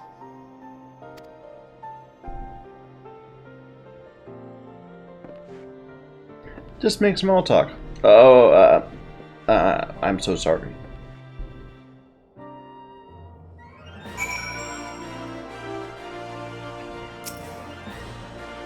If I may, madam, as I said earlier, we have been at sea for some several moons, and our supplies are all but spent.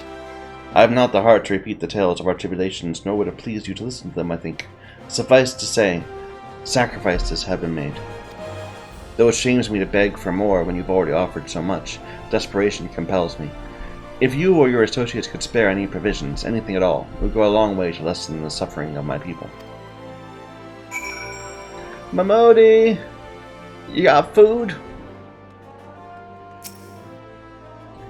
Why didn't you say so sooner, yay? Of course I'll help. You couldn't have picked a better day. A wealthy merchant and his entourage were due to have a banquet here on the morrow, but just sent word they can't come. So I've got a boatload of foodstuffs and no one to feed. Best of all, they paid for the lot in advance. Go and call on Fredura and Catherine at the Sapphire Avenue Exchange. Tell them I sent the ship the Little Prince's order to the Waking Sands. And if they argue, just show them those letters. That should set them straight.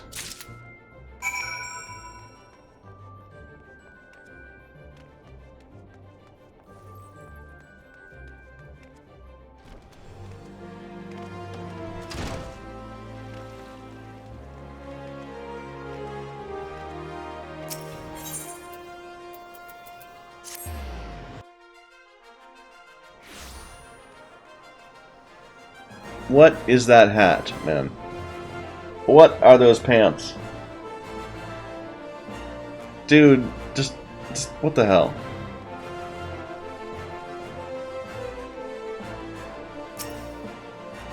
That's a rather odd request. Maybe you misheard her instructions. No. You know, you shouldn't encourage them like this. They'll start to expect it. You mark my words.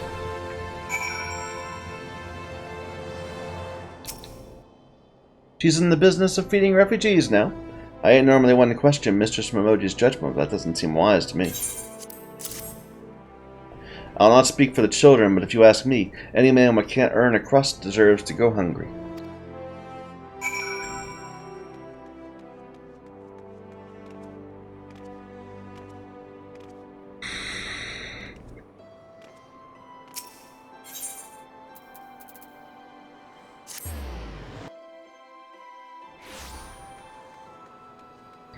Something that people just don't understand often is that it's really hard for some people to just be able to, you know, support themselves.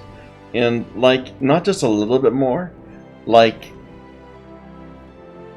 people that are able to support themselves are like 1,000 times better off than people who can't. And sure, that it sucks for them that they can't, but it's not like they can just work a little bit harder and make it happen. They can't. They're helpless. They're lesser. They need help. It's so easy for us, but so difficult for them. They didn't give you any trouble, did they? Good. Now go and tell Lady Yugiri it's all in hand. I dare not hope for such magnanimity, much less expect it. Mistress Momoji is generous indeed. I shall be sure to thank her most humbly.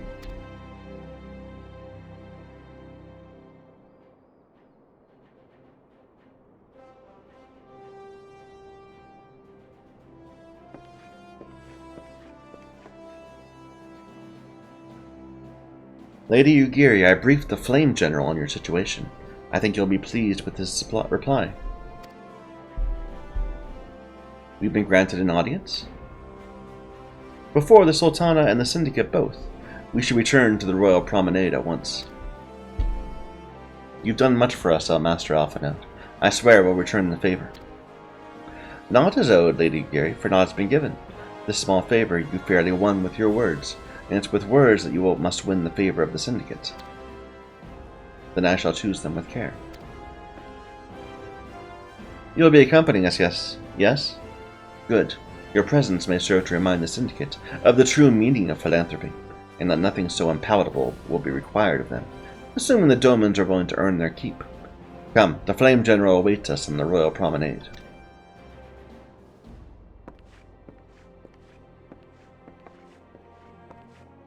But yeah, I mean, there are people who are going to be stressing out today because they don't have the amount of money, and they're like going to be not starving necessarily, but they're going to be dreadfully unhappy, and it's going to consume their entire day for not having as much money as I earn in about, you know, a couple hours at my job. And that's going to consume their entire week.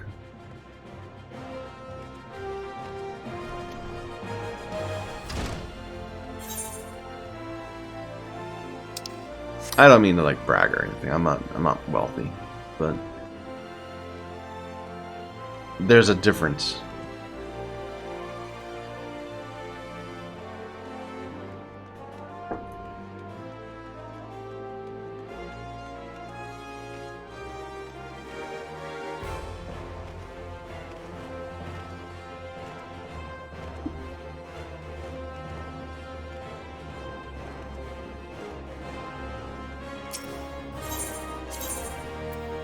All right.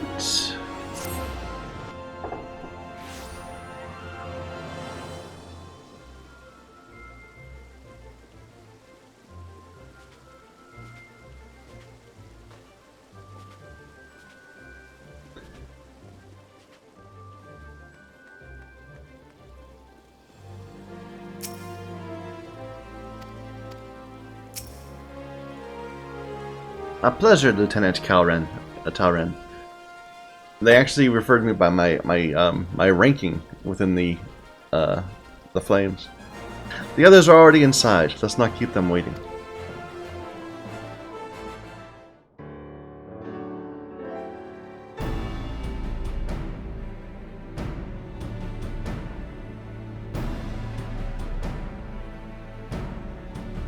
I, Yugiri of Doma, am honored to meet you at last, Your Grace.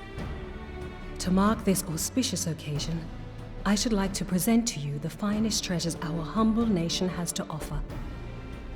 Alas, the circumstances which have brought me here today have divested me of both time and dignity.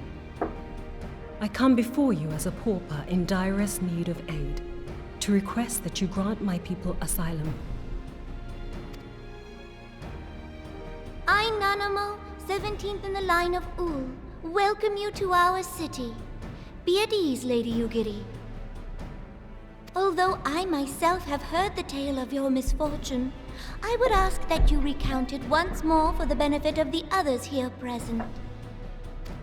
As you wish, Your Grace. For many years, my nation, Doma, suffered under the yoke of imperial rule, and my people yearned to be free. Thus, when a war of succession broke out in Garlemald, we sought to take advantage of the chaos and reclaim our liberty. Alas, our enemy proved less preoccupied than we had hoped, and our rebellion was put down in the most brutal fashion. Those who survived, how many do they number? More than 200 souls huddle within the cramped confines of our own galleon's hold. Yet this figure accounts for but one of a number of ships which escaped the purge. It is my hope that you will allow us all to dwell within your walls. Should that prove unfeasible, however, I humbly ask that you accept as many of my people as your resources allow. Pray understand, we do not beg a boon, but propose instead an arrangement. We would serve as soldiers or tradesmen until our debt is repaid. What are the Syndicate's opinions on this matter? I, for one, think it's a marvelous idea. Lady Yugiri and her people strike me as an industrious lot, and there are parts of the city which have yet to be fully restored. If they are willing to work, I see no reason not to let them. The head of the Mirage Trust is not known for his generosity. He sees profit in this. I agree. That said, these are foreign refugees. To admit them would require a formal resolution. Shall we call a vote?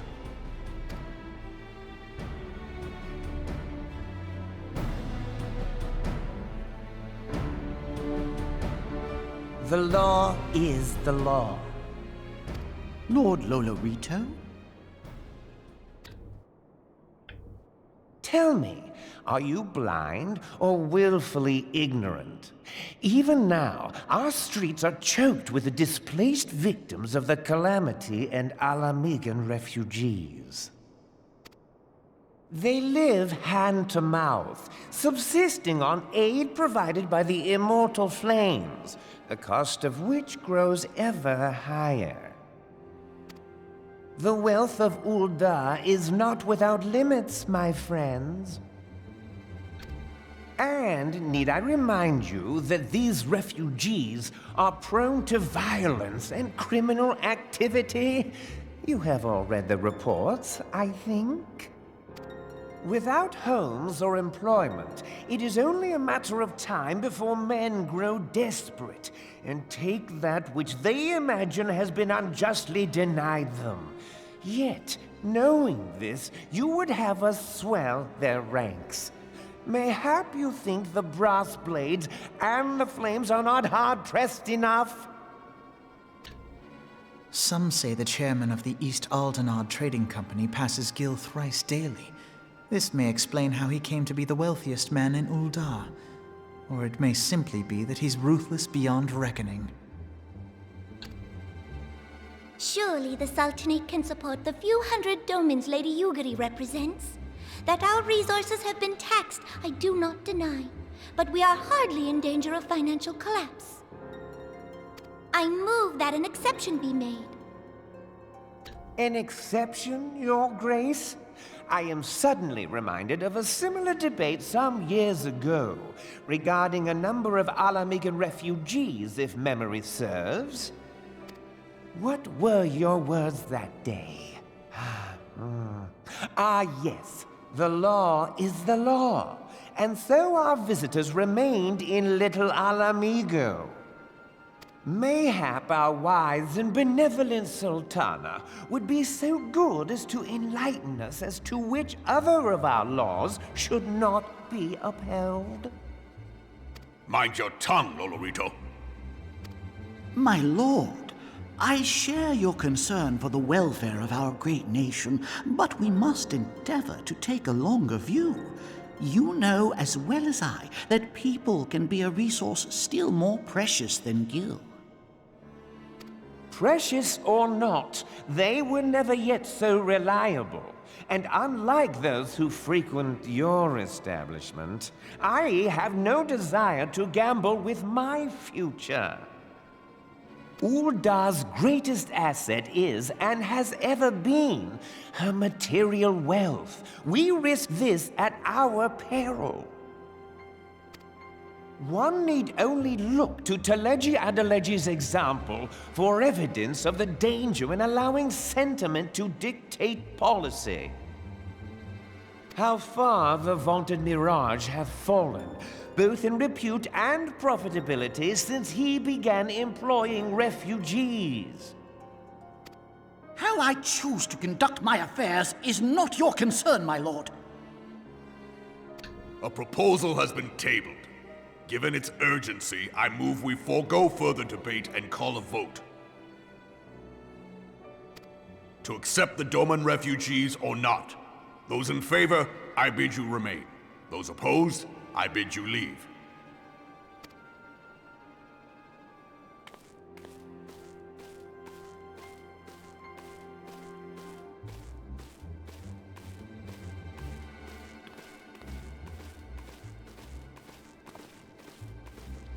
Oh dear.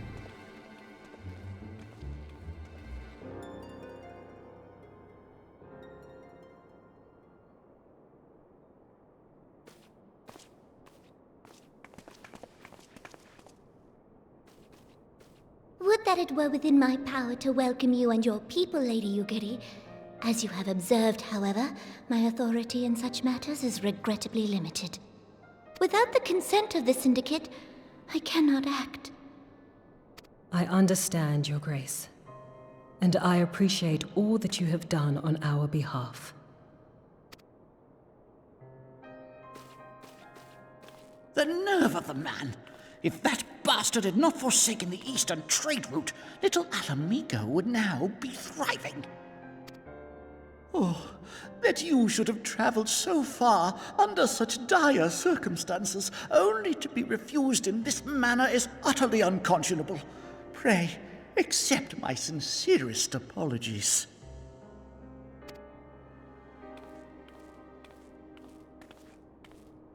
Now that the Empire no longer poses an immediate threat, they see little reason to maintain the pretense of unity.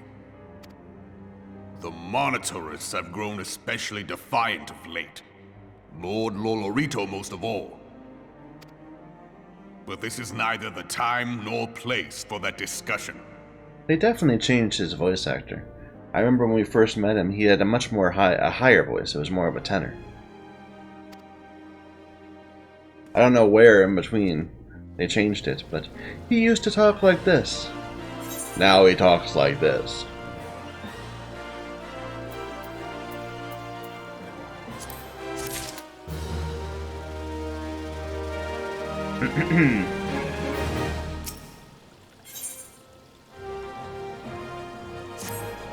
As you observed, Lord Whorleater is not afraid to speak his mind, nor is like to change it.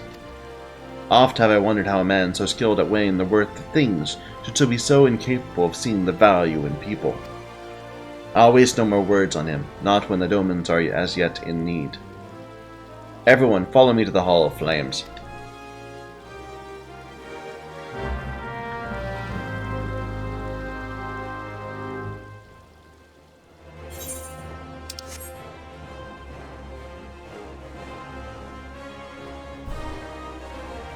But like I said, I do like it when they have the voice acting. Not that I mind reading it all out myself, but it's more immersive when I can just sit back and watch.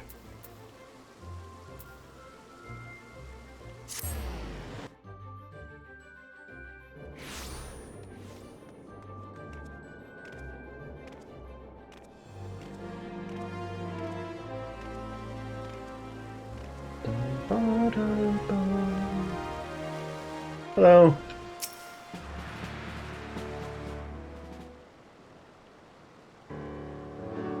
The Syndicate has spoken, and I see no point in moving that the matter be reconsidered. The Monitorists have made their position clear. Ul'dah is not an option. Nor are Limsa or Gridania, I judge, given the state of their internal affairs. Which leaves our Doman friends confined to a ship. Gods, the thought of them huddled in an airless hold with no hope of better treatment. What about Ishgard? Would that I had more time to find an alternative, a place not bound by the concerns of the great nations.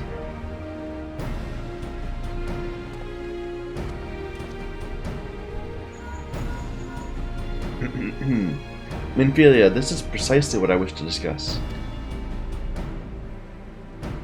I understand the Syndicate's decision, I do. We all wish to preserve that which is ours, especially when we believe it to be under siege. But I cannot meekly accept this judgment, not while my people suffer. Would it be out of the question for the Sultanate to accept us for a limited time? A week? Yep, even a few days? Excellent, I shall keep you informed.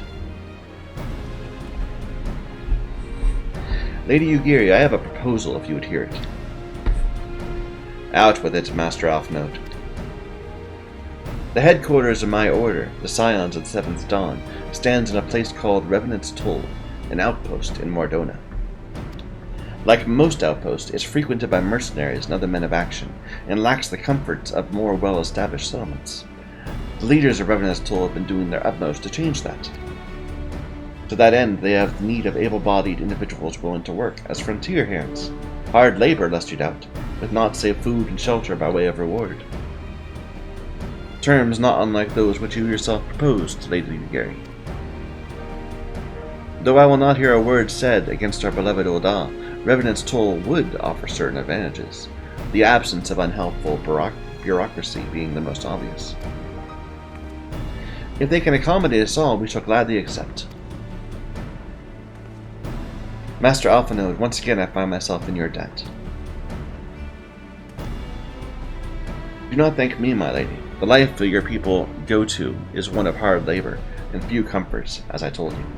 Before that, there remains the matter of how they may safely be borne to Revenant's Toll, which will be no small feat considering the distance and their present condition. Mayhap the Ul'dah's Adventurer Guild can be of assistance. Look for me there anon.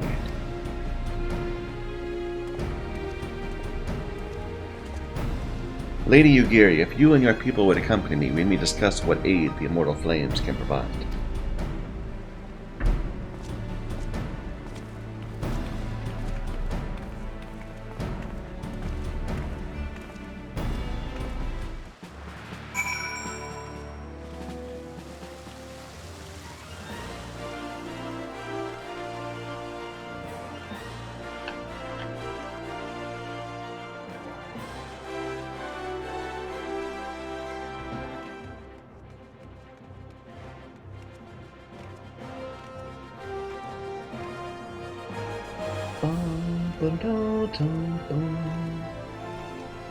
Still has the best music, I say.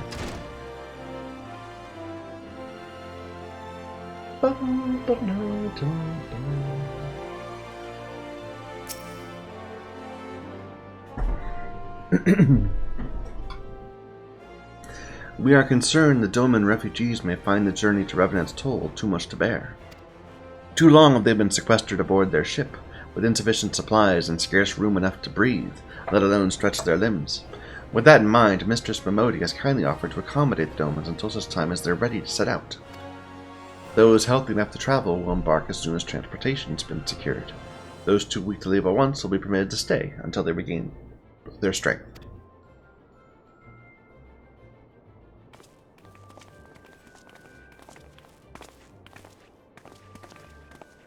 What's news? Transportation remains our greatest obstacle, General. Is there aught the immortal flames can do? I fear that exceeds our mandate. Were it a smaller number, mayhap it would go unnoticed, but the Syndicate will not bear the cost of escorting more than 200 domans to Mordona. When government fails to act, the responsibility falls to us, private citizens.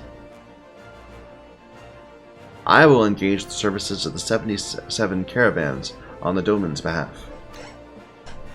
Very well. We should begin contract negotiations at once. Your generosity is most welcome, my lord. After all that's befallen these good people, it's the least I can do. Come what may, you shall ever have a friend in Ul'dah, Lady Yugiri. And you in Revenant's Toll, my lord.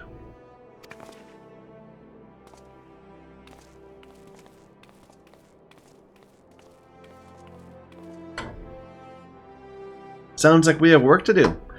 Lady Yugiri, let's put our heads together and settle the details of our arrangement, shall we?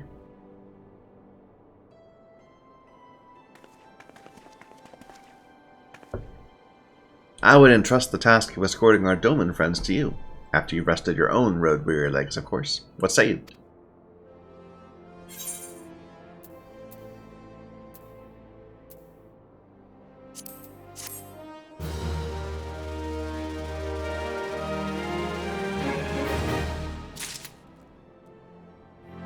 Look at this person! Oh, they're not there anymore. Well, they were there a moment ago and they looked pretty awesome.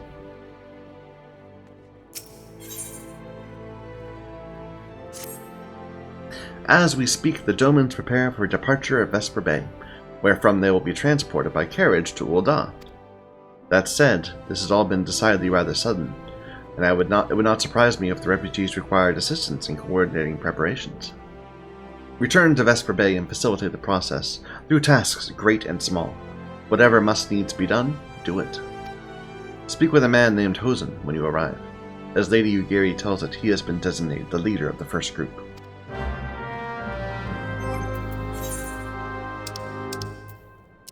Any of these cards new? No. I do want to do more Triple Triad. I see the people all over the place offering Triple Triad. It'd be fun to do. We'll probably have like a Golden Saucer episode where I'll just, you know, do a bunch of mahjong and games and jumping things and all that. But for now, I'm too enthralled by the plot. Greetings! Alphino informed me a scion would be arriving to help with preparations. I'm honored to meet you, though shamed as well. A great warrior should not be tasked with such frivolities. I knew from a glance what manner of woman you were. I too have some skill at arms, as do many of our people. Pray forgive this trifle, but might I trouble you to help round up the children that have been given into my care? They are most adept at staying hidden from my sight, but your keen eyes will succeed where I have failed. You have my thanks, friend. Seek out my son, Yozen. He can tell you more. Hide and seek?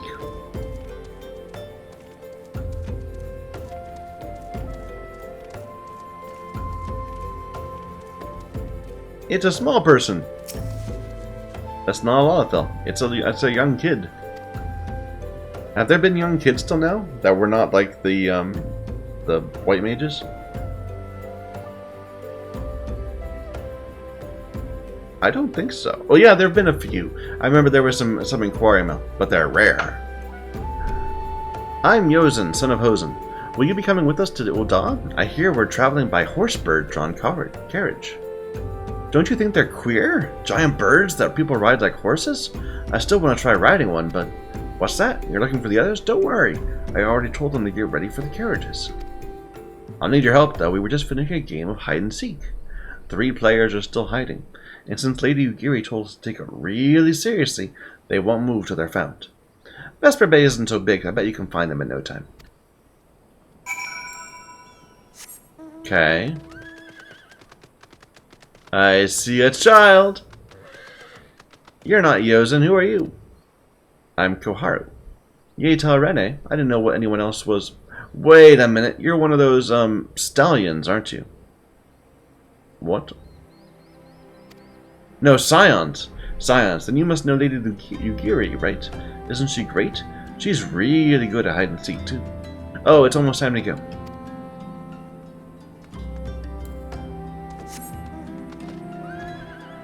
There's another child. Maybe this one's got a schmouter for me. Are you playing? No fair. Yosen didn't say anything about adults. We get to ride a horsebird carriage? I don't know. It sounds scary. But if Yosen says it's safe, I'll go.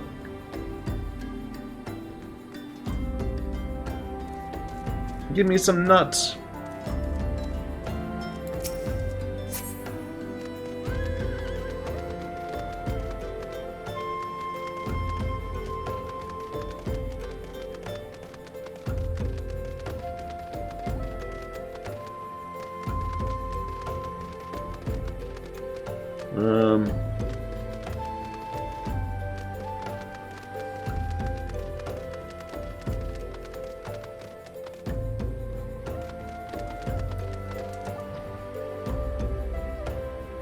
Ah, there he is.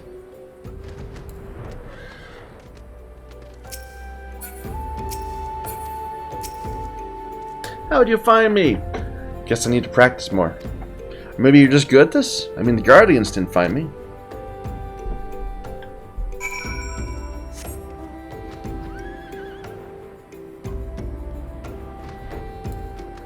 I needed a schmouter, though. I'm disappointed.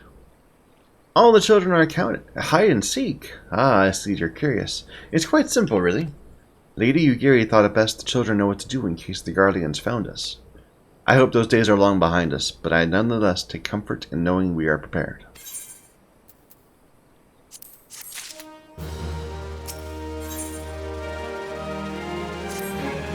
The first caravan's due to depart shortly, followed by the rest at regular intervals.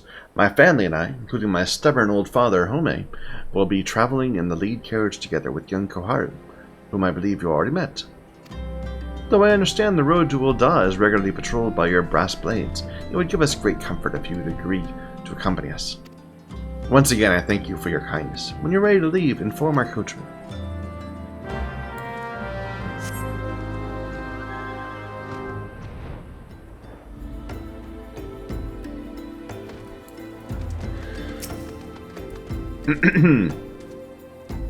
Eager to be off, are you? Well, I was meaning to have a word with you about that. Runner from the Blades says we have a problem. Might have a problem. A fierce-looking beastie's been sighted south of the bridge to Hammerley. Might be as someone else's eyes are playing tricks on him, but it don't pay to gamble in this business. I know you can handle yourself in a fight, but this lot here isn't our story. I was thinking you might go on ahead and have a quick look around. Make sure the area is safe. If you come across anything dangerous, you know what to do. When you're satisfied the way's clear, meet us outside Horizon. The Blades tell me the road there is safe, so I reckon we can make it that far on our own.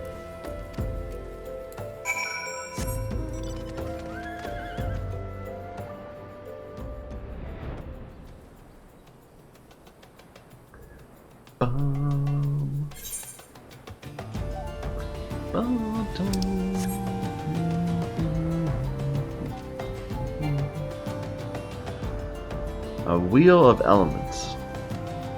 A wheel of elements.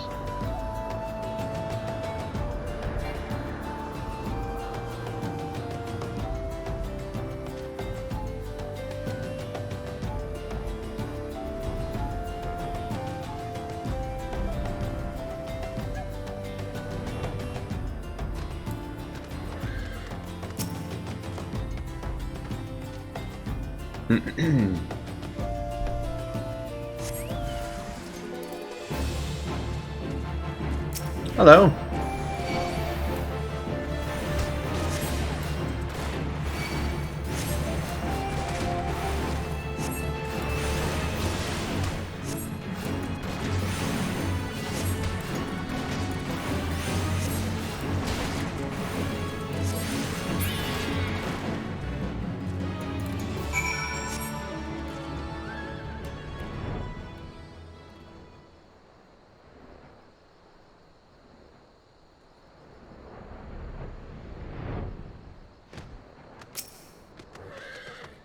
So there was a beastie. Was being the operative word, eh?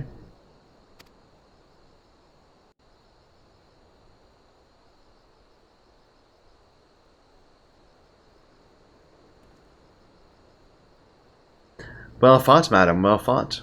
If only I were in better health, I should have been proud to stand at your side. Pay my son no mind. He forgets his responsibilities preclude acts of daring do.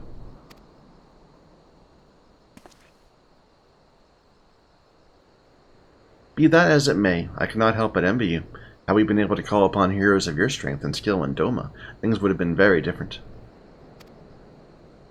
But we cannot change the past. Those who fought and fell are forever lost to us. Lost but not forgotten. Lady Yugiri's kinsmen the least of all. They fought fiercest, though they knew full well it was in vain. She had every right to walk away, yet she chose to stay. Food, shelter, the promise of a better life, all this and more we owe to her. How does one even begin to repay such a debt? In kind, father. To she who has given everything, we shall give our all. Whatever work there is to be done, we shall do without hesitation. Ditch digging, bricklaying, it matters not. Revenant's toll will grow and prosper by our hands.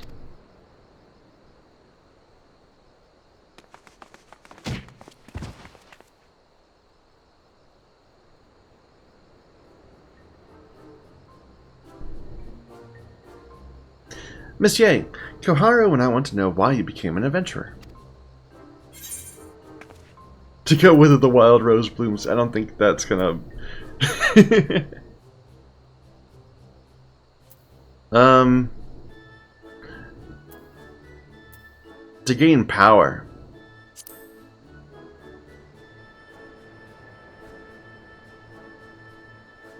I knew it, that's what I told Koharu, but she didn't believe me. It's my turn now. Excuse me, I've got a question. What's Revenant's toll like? Is it pretty? It's a stone's throw from an imperial castrum. No, it's a bustling outpost frequented by lots of adventurers.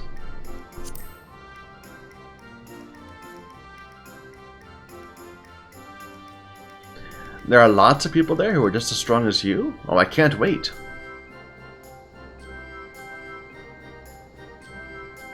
Koharu, it's my turn. Monsieur, when I'm older, I want to be strong like you. What do I have to do? Buy weapons and armor from Rowena. You have to train.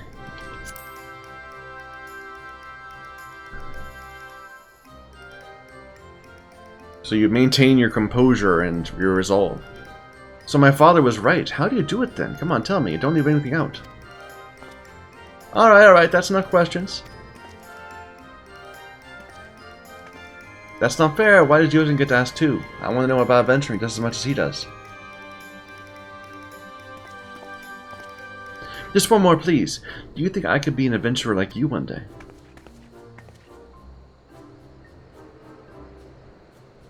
Really? Then I will.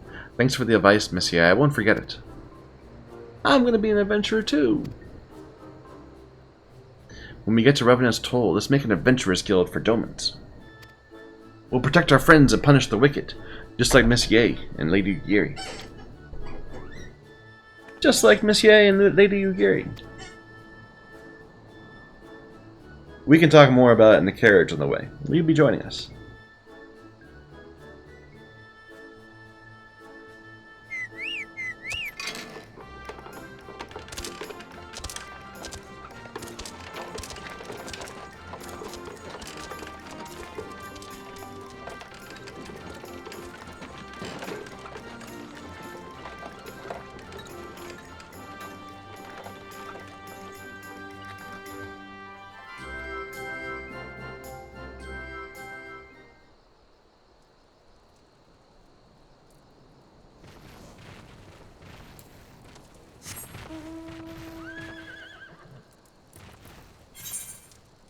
Ah, we're all the way here.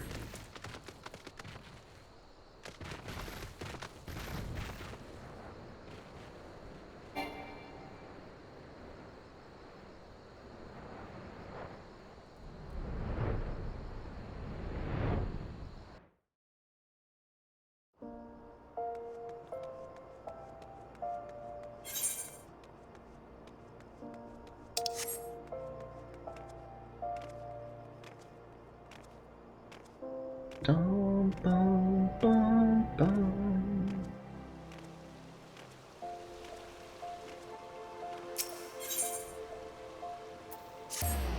Dum, bum, bum, bum, bum, bum, bum. Dum, ba-da-dum, bum, bum.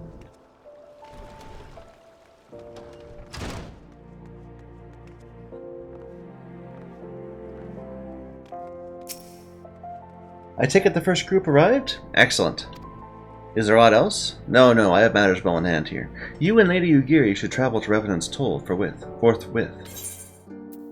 So this is just an excuse to give me a bunch of jewelry. Alphino would have you and Lady Yugiri depart for Revenant's Toll without delay. It's past time Lady Yugiri met with the guild representatives in Revenant's Toll. Since I do not foresee any further matters arising here in Thanaland which might require your personal attention, I would instead have you serve as an escort to the Doman delegation for the duration of the journey. Speak with Slafborn upon your arrival. He's the one whom the Domans will be working with most closely. And introduce Lady Yugiri to Minfilia and the guild emissary. If both meetings go well, the resulting ties should stand the Domans in good stead for that which is to come.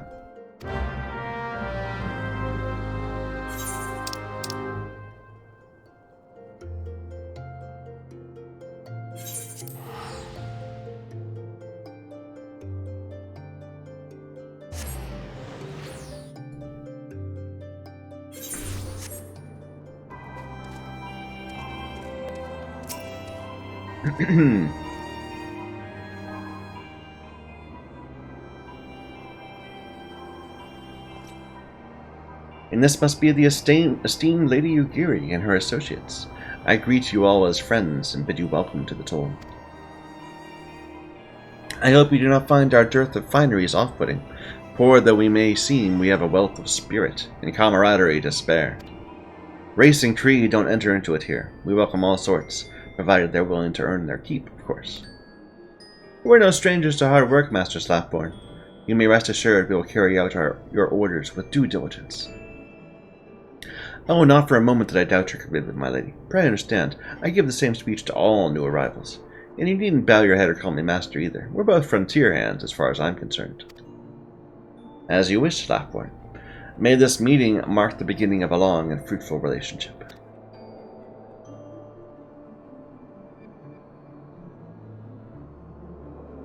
Our guests have yet to meet the antecedent? 7 hells, yea, why are you wasting time with me? See them to the rising stones.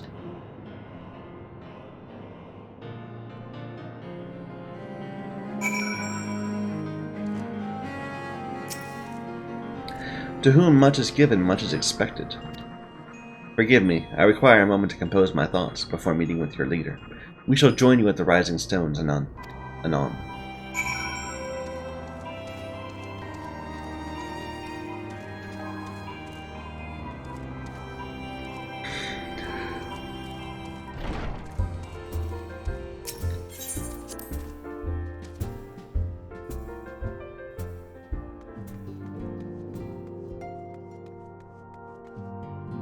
I like how they're all in slightly different places. Like before, Ida was playing over here with Papalima, and Thancred was over here, but now Papalima's over here talking to this dude.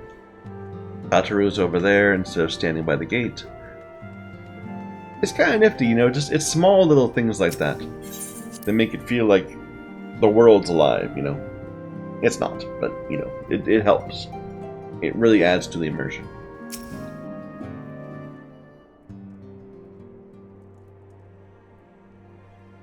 Tis no use. Oh, they're still worried about the Valdesians.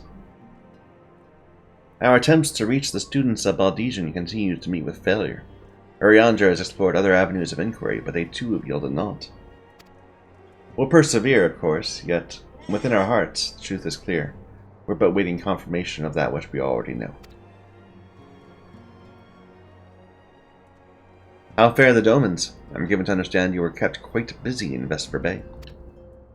Mayhap you question the wisdom of aiding refugees when the primal threat remains unresolved. I should not blame you if you did. No way to deny this matter falls outside our normal purview. That as it may, I could not ignore the plight of those refugees. Not when it was within our power to help them.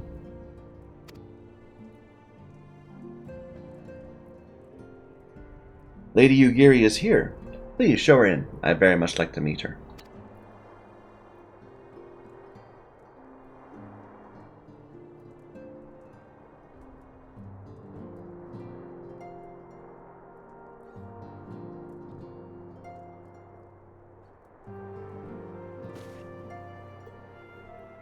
We have no objections. Pray do so with our blessing.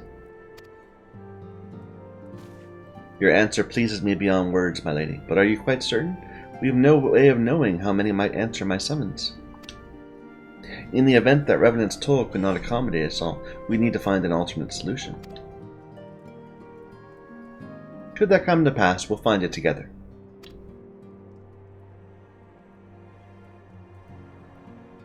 As ever, it's been a pleasure, antecedent. Alas, we must take our leave, as the first carriages are due to arrive at any moment. Should you require aught else, speak with Slothborn. Lady Yugiri? Yea?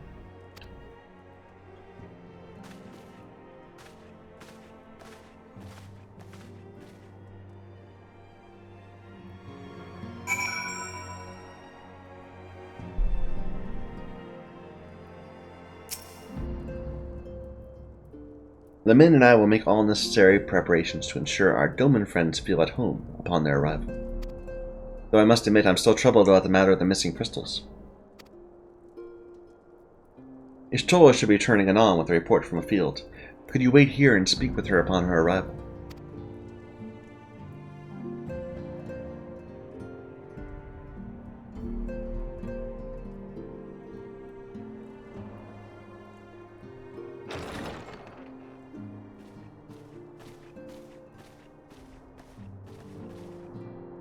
How goes the fishing?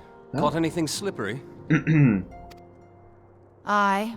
Our suspicions were well founded. The Serpent Reavers are indeed the culprits.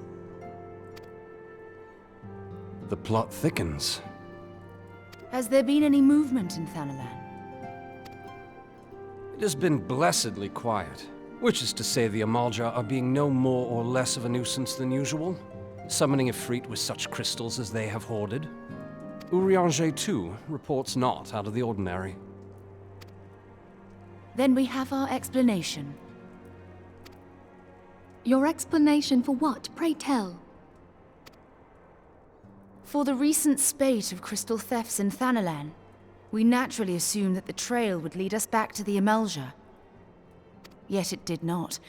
It led us across the sea unto Vilbrand. Vilbrand? There have been reports of increased Sahagin activity of late. Oh gods, they mean to summon Leviathan? That is the way of it, I fear.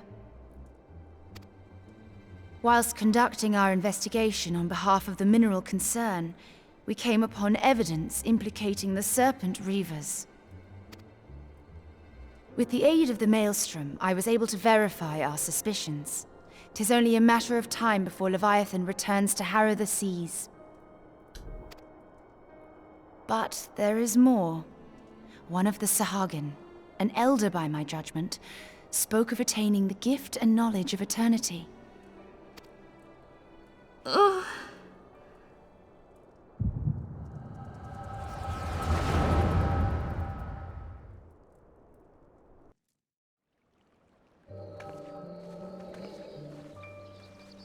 Such a disturbance in the ether. If I did not know better, I should think this device defective.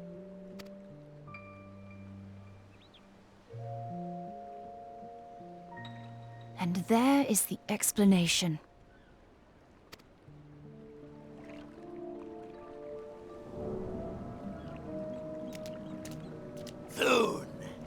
Soon it shall begin. Our Lord shall rise midst surging waves to wash away the finless ones. And I shall be granted the gift and knowledge of eternity, and with the emissary stand equal. Then shall I know no cessation, no oblivion.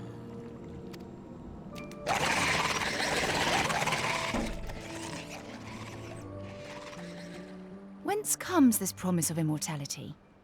The emissary? We have outstayed our welcome.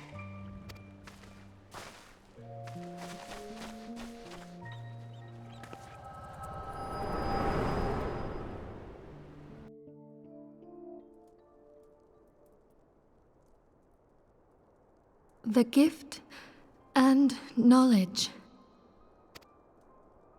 Are the two of you quite well? You shared that vision, did you not? Even before the Sahagin made mention of the emissary, I recognized Elidibus's words. He is behind this. But surely it is not within his power to grant the echo.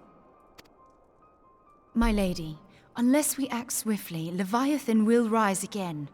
The Admiral has already requested that we intervene to prevent this.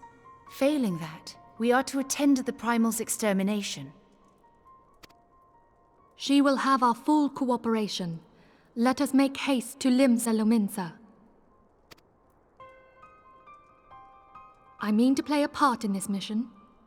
Tataru, pray, take charge in my absence. My lady, are you sure this is wise? I am aware of the risks, but there is something I must see with mine own eyes. The true nature of the echo. Very well. I shall not stand in your way. On the condition that you permit me to accompany you as bodyguard. Your company is ever welcome, Thancred. I take it something ill is afoot. Aye, a Primal is about to be loosed upon Eorzea. A primal? A godlike being whose very existence is a bane upon the land. We scions of the Seventh Dawn are sworn to put an end to their kind.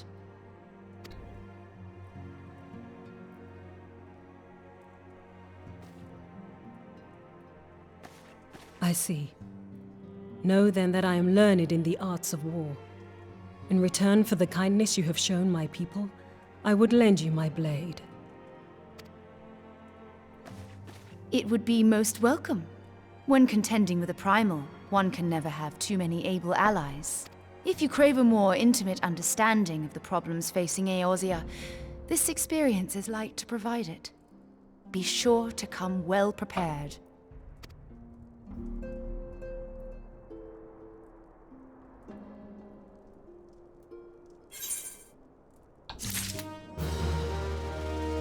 A lot more voice acting in this past question.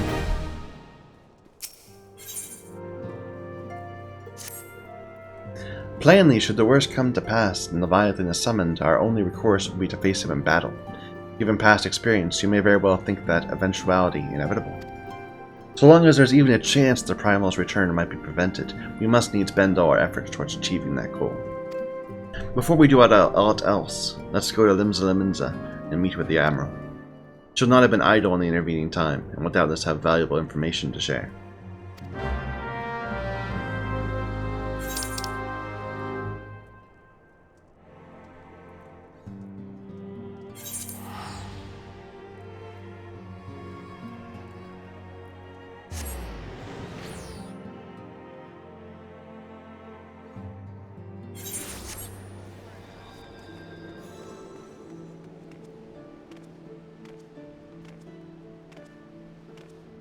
Don't suppose any of that jewelry is good for us? No.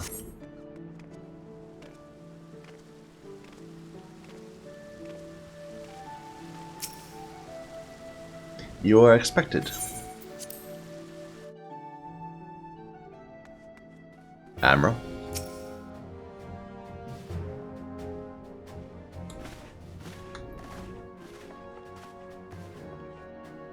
Welcome, friends. I take it Ishtola has apprised you of the situation.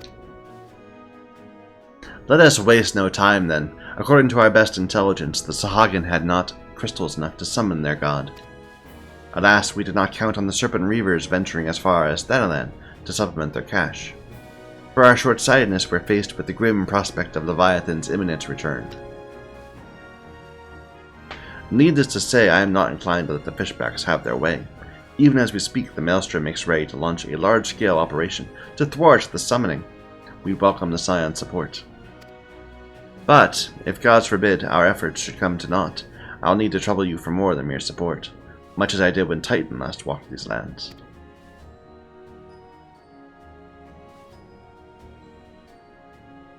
Lady Minfilia, I'm given to understand you mean to accompany our soldiers to the front lines.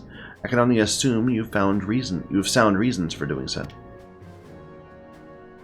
I do, Admiral, but I would rather not be drawn on their nature. I'll say only if there's something I would see with mine own eyes. Is that so? Well, I'm not so stubborn as to deny the wish of one whose aid I require, but precautions must be taken. I'll require that you remain by my side at all times. With that settled, let us speak of the operation. Maelstrom scouts are currently reconnoitering the Sahagin movements within the Sapsa spawning grounds. Upon completing their mission, they'll return to the operation's staging point, at Camp Skull Valley. Make your way there forthwith, that you might be apprised of the latest intelligence. Commander Fakbrida has in charge of the garrison. We just helped her out a whole bunch.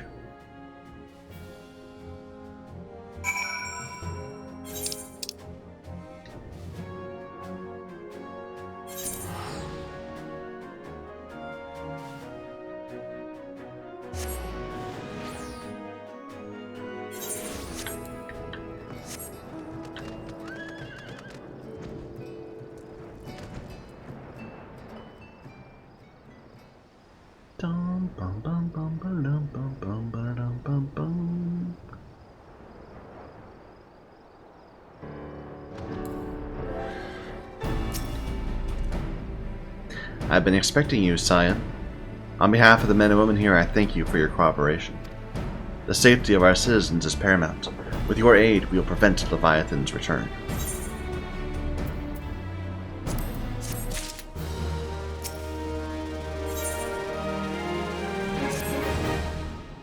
As you may already know, Maelstrom scouts have been dispatched to reconnoiter the Sapsa spawning grounds. It pains me to admit it, the Maelstrom have never faced a foe like this before. We must proceed with caution. Among other things, they have orders to determine where Leviathan might emerge, assuming it comes to that. Yet their return is long overdue. I fear ill may have befallen them. For better or worse, we must ascertain their fate. If it's not too much to ask, I would have you aid us in the search. 5 scouts ventured into Sapsa all told. Take this flask of restorative to tend those who may have been wounded. It pains me to even consider the notion. If they have perished, circumstance permitting, recover the bodies. By no means venture too deep into enemy territory. We can ill afford to lose you at this juncture.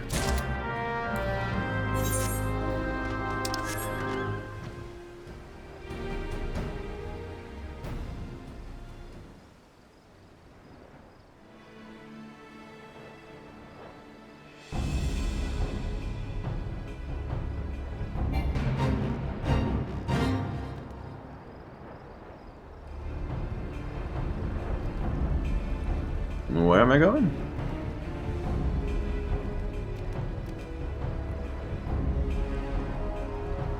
There he is.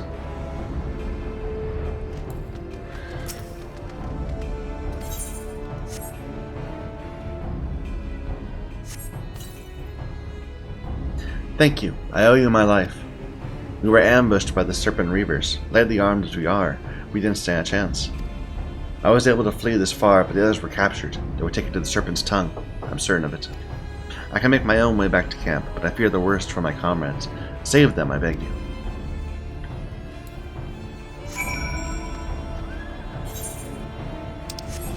Wow, this is like the 4th time today we've had to go to this one spot.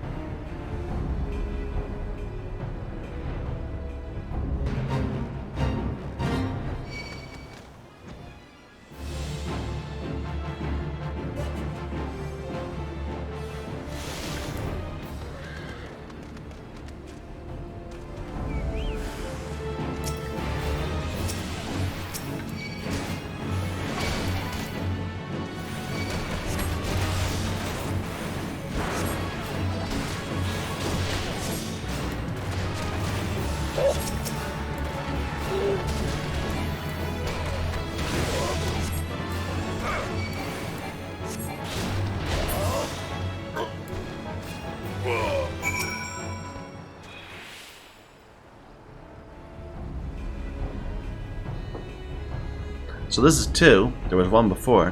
It said there were 5.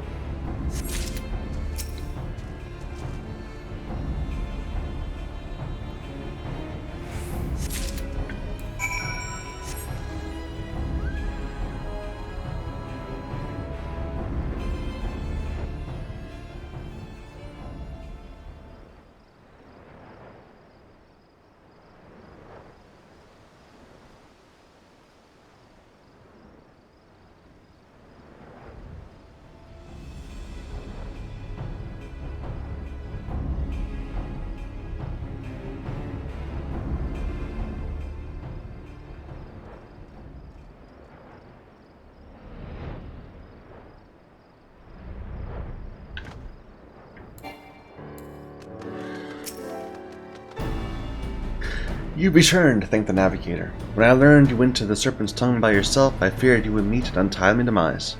Tell me, what became of the others? Dear gods, these wounds were not intended to kill, but to torture and maim. Does their savagery know no bounds? Enemies or no, they go too far. I dread to think what may have become of the 2 who remain unaccounted for. I pray they haven't suffered the same evil fate. At the very least, one of my men came back alive, and for that I owe you my thanks. The price we paid was dear, but we have the intelligence we need. Even as we speak, the Admiral finalizes the details of the operation. The war horns will sound any moment. Be ready to sally forth when they do.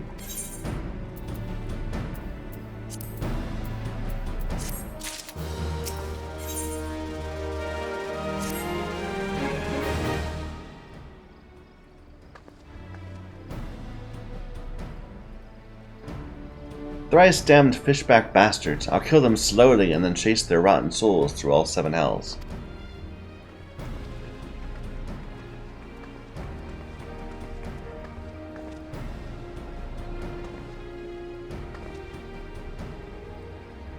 Peace, Commander. We're here for a purpose, and vengeance is not it. I want your mind on the task at hand, savvy. My apologies, Admiral. You may count on me to keep a clear head. Good. According to our sole surviving scout, the Sahagin and their thralls have already begun to amass the Aetherite in the depths of Sapsa. If we're to act, we must be now. The men are ready, but we await your orders. As predicted, the Sahagin have tightened security in and around their spawning pools. A frontal assault is likely to be met with fierce resistance. But we're not so artless as that, Commander. We'll divide our forces and strike them hard and fast at key locations. Remember, our ultimate objective is to take the Sapsa Aetherite and eliminate the Sahagin priest presiding over the summoning. We're not here to kill them all.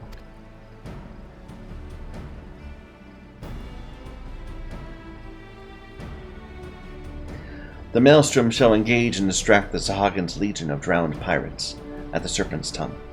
Commander, you have charge over this effort. Be mindful the lay of the land there is devilish for attacking forces. Let the foreign levy spearhead the assault, and have subsequent units fan out to cover their flanks.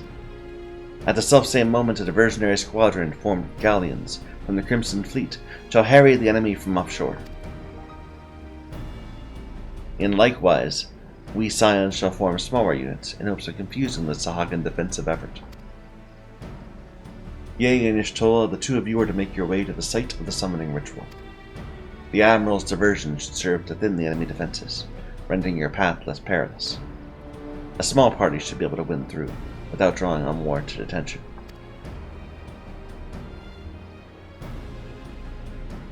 Thancred and Yugiri, your mission is to lure as many Sahagin as possible out of the spawning grounds. Having done so, take to your heels and circle around to join the infiltration unit. When all has been set in motion, I myself shall cut a path to the Aetherite, accompanied by Lady Minfilia, as agreed. Well, don't let me keep you, friends, to battle.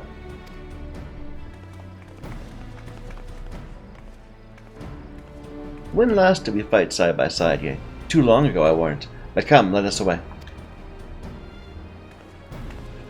That's just what I was saying earlier. You're very rare to do stuff with Ishtola.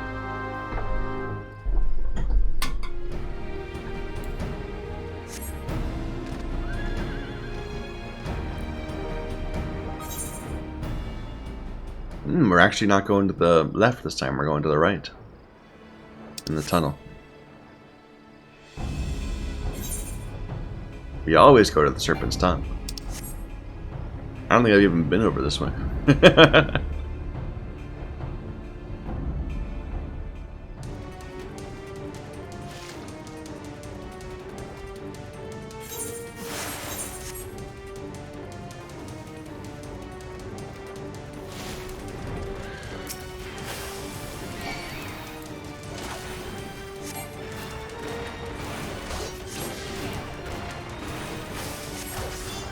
Let's do a little bit of inventory. So we need to have some more apple juice.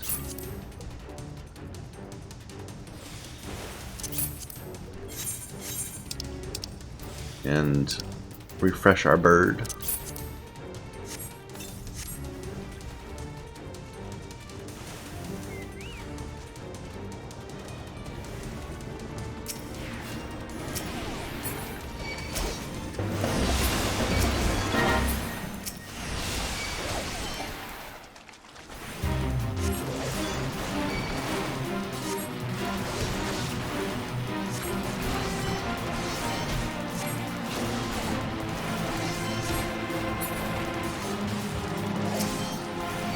You killed my bird!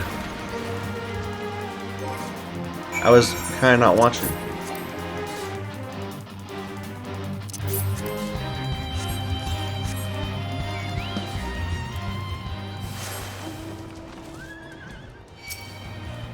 Go away.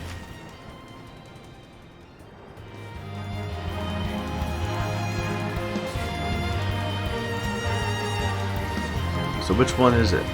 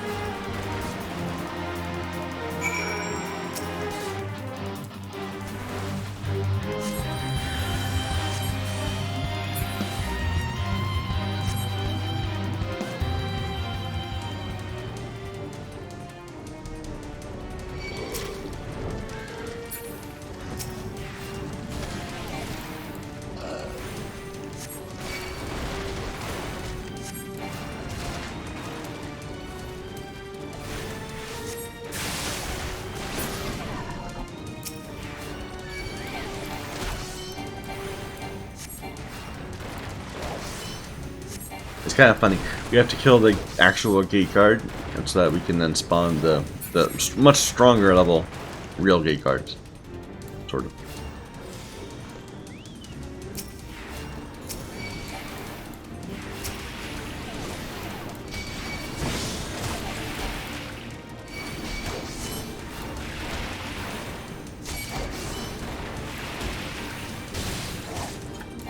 Interrupted?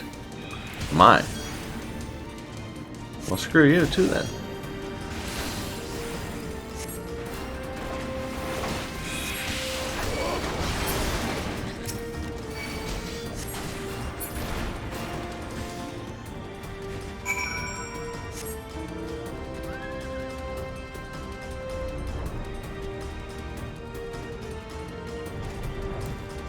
No.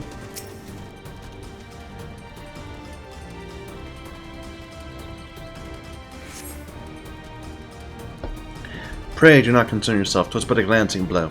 Come, the aetheryte is close at hand, let us press on.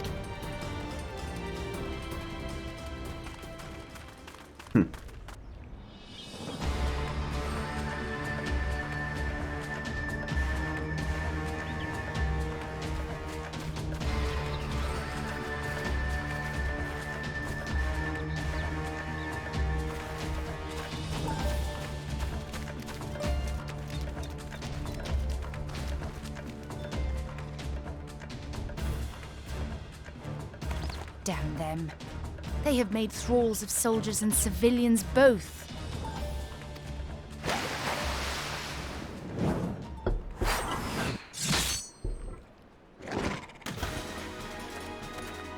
Did I miss much?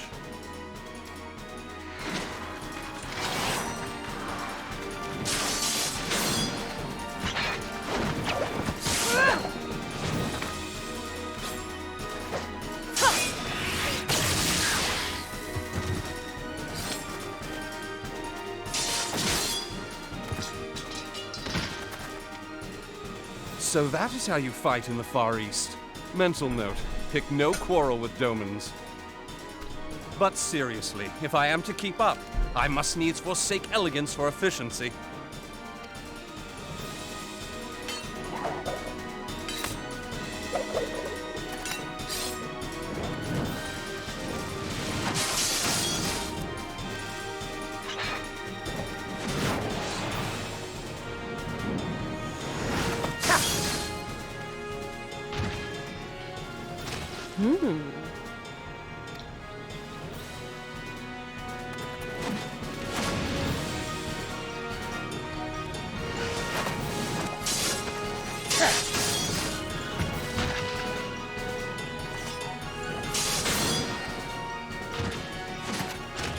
To the Aetheryte!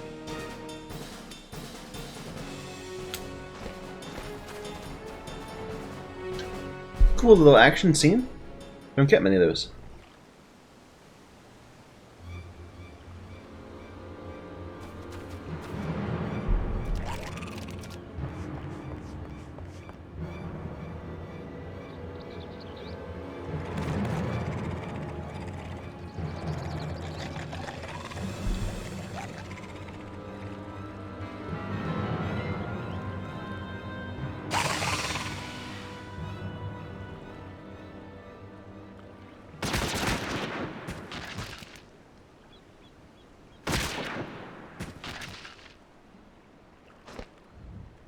You'll forgive me my lateness.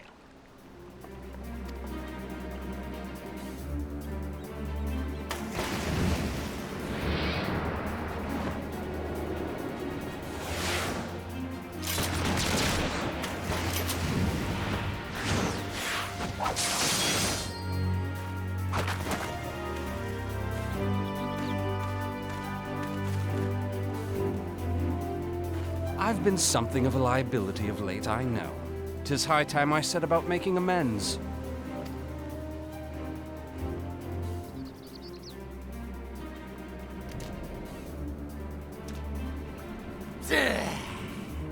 Long have you shriveled swordwalkers tormented our kind. But no more! Your time is at an end! You shall perish with salt in your wounds and sea in your lungs. Lord of the world, hearken to our plea. Lord of the world, deliver us from our misery. Do you feel that?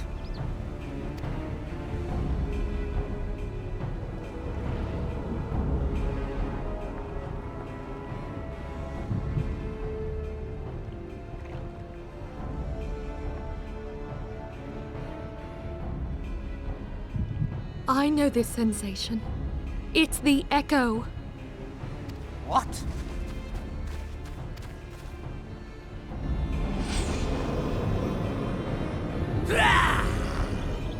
Such power!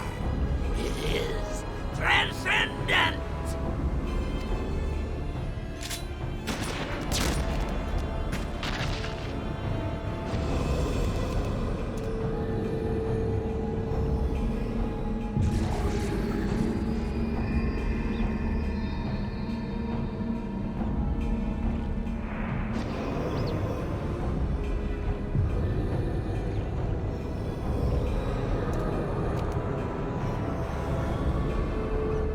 Seven hells! Strike me down if you will. It is futile! I have mastered the gift. I am eternal!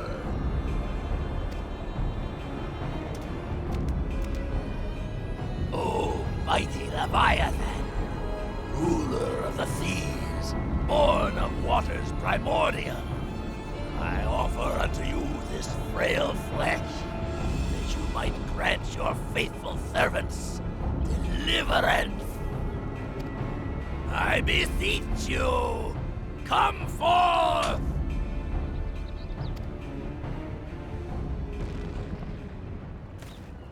Die, damn you!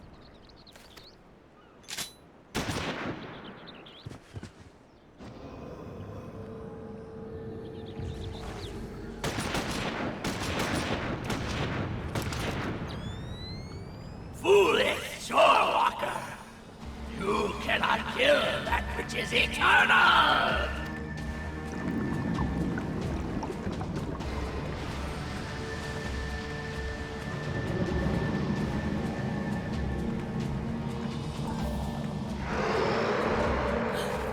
Heavens forfend.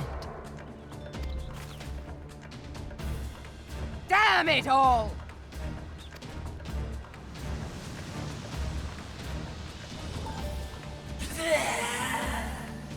My being ebbs away. But it should by right be infinite. Am I not immortal? Curse you, emissary! You promised me everlasting.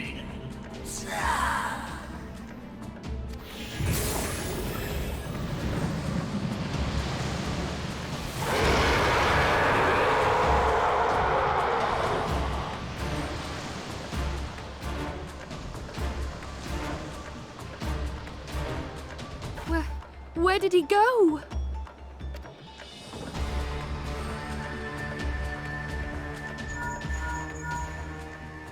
What say you? Nary a single ship? Hells take that sea demon! Gather the survivors and get to shore. Leave the wrecks for the pirates.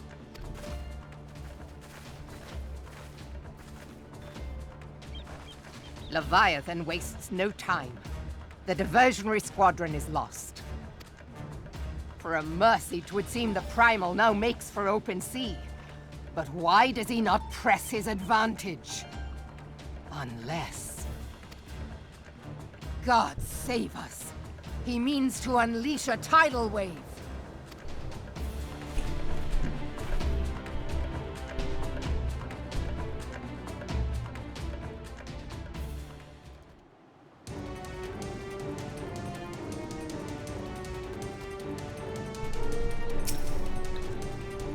Understand, I speak of no normal wall of water. That which Leviathan makes ready to conjure carries more destructive power than aught seen in nature. Enough to raise entire coastal settlements if his last attempt is any guide. We cannot suffer history to be repeated. Yet how in the Seven Hells are we to prevent it?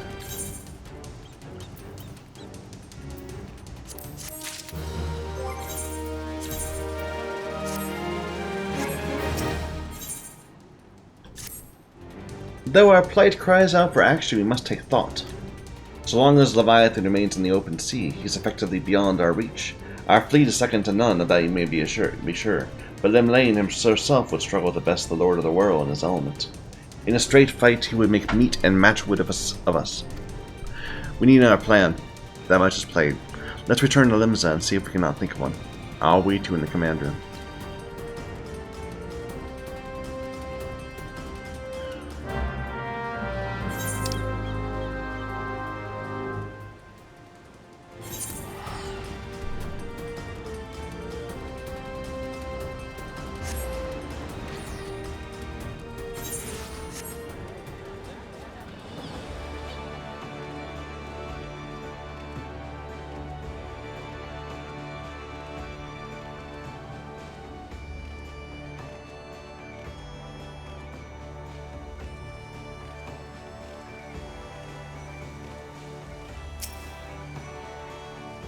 You're expected.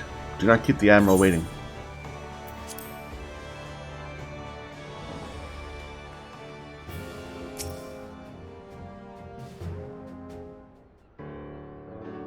There used to be a hamlet beyond South Tidegate in western Lanosha. Lanosha? It was called. I've been saying it wrong this entire time. It's not Lanoskia, it's Lanosha. Western Lanosha. I'm gonna get that wrong so many times. Some years Lanosha. prior to the Maelstrom's founding, Leviathan rose from the briny depths and set about unleashing watery hell upon us. On that occasion, the Company of Heroes put him down before he could do too much damage. But when the bastard came next, this time in the wake of the calamity, we were not so fortunate. Weary of ravaging our shoreline, he summoned a tidal wave which fair leveled Hearthstone and washed the soil away for good measure. The area was subsequently occupied by the Sahagin. Aye, the thrice-damned creatures transformed it into a spawning ground for their brood. Given the quantity of crystals stolen to feed him and his legion of thralls, we can be fairly sure that Leviathan is stronger now than in his previous incarnations. If that sea demon is left to wreak havoc, what befell Hearthstone may well befall a larger settlement, even Limsa. That cannot happen. The Primal must be stopped. That was ever our objective, Admiral. But how are we to achieve it? The sea is Leviathan's uncontested domain. The ships of the 3rd Squadron could not close to within 100 yards of the Primal, nor could their cannons pierce his defenses.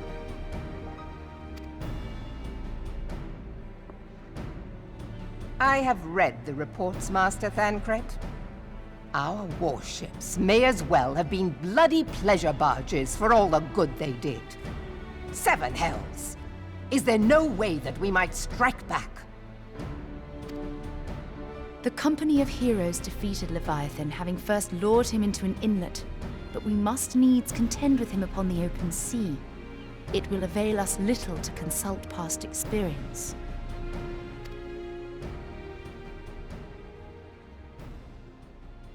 Admiral, if I may. Speak freely, Marshal.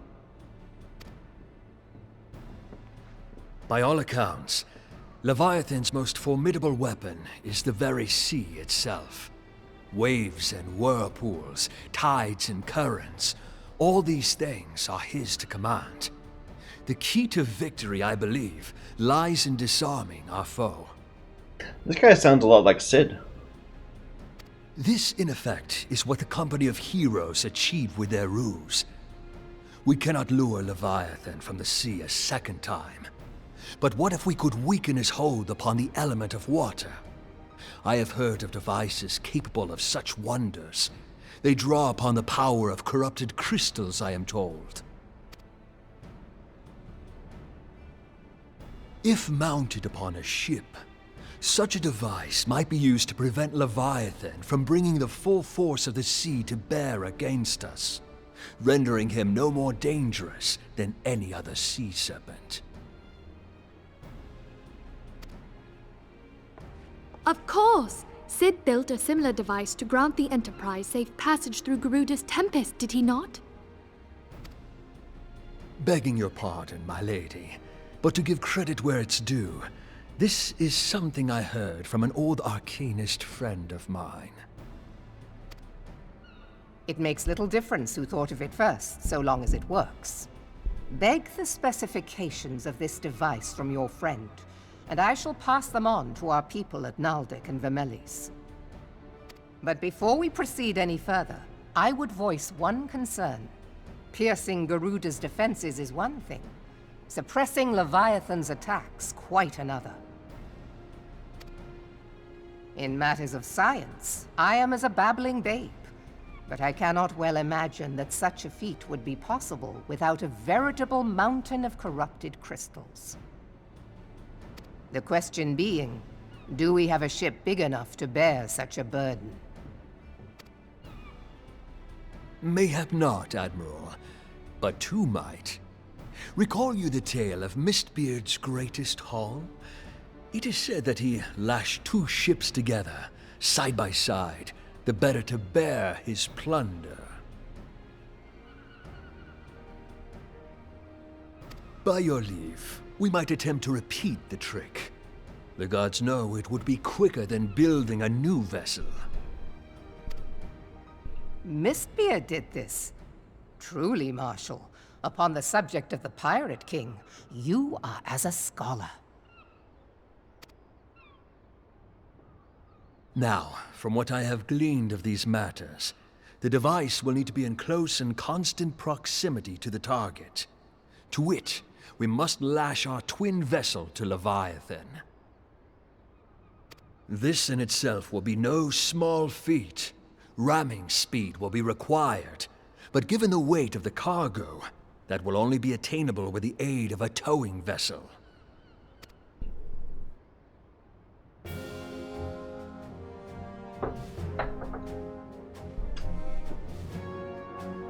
Suffice it to say, the task of piloting said vessel will entail considerable danger, and I would not ask it of another. I volunteer myself. 'Twill be dangerous for all involved, but we have no better recourse. Very well.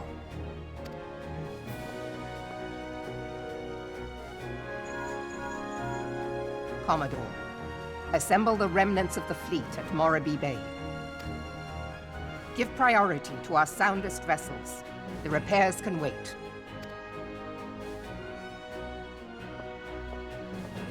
Storm Marshal Slafierson, command of the operation is yours. I want that twin vessel ready to sail post-haste. At once, Admiral.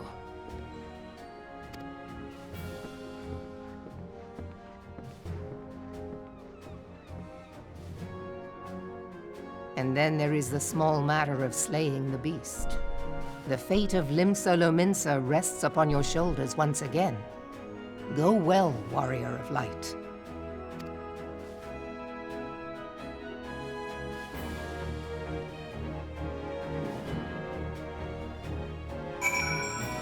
All right.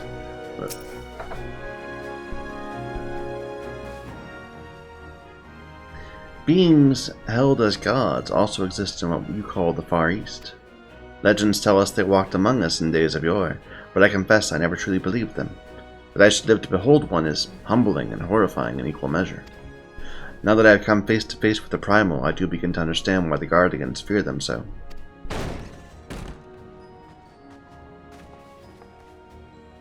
What is it?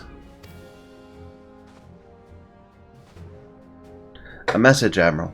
I judge it best to be delivered at once. I am listening. According to the Yellow Jackets, a man has appeared who claims to have defeated Leviathan.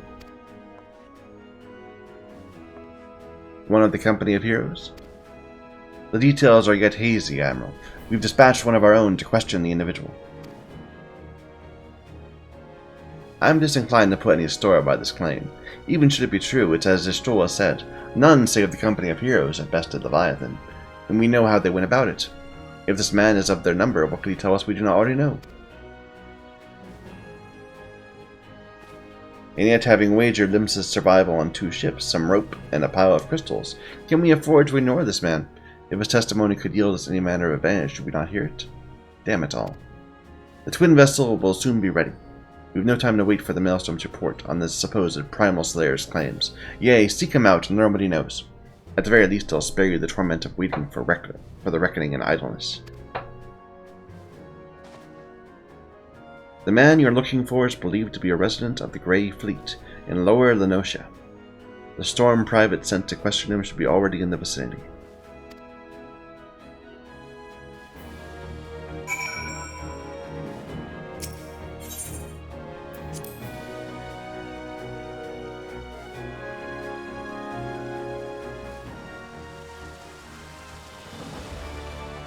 In before it's that idiot that thought he was fighting Titus.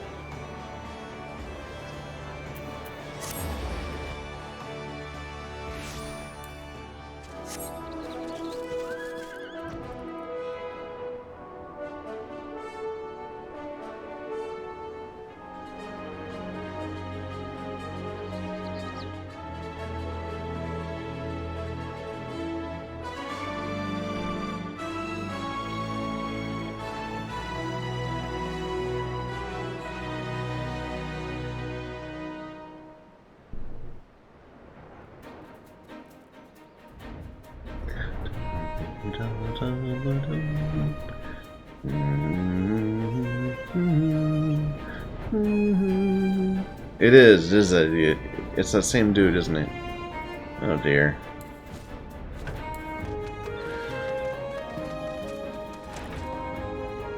Yep.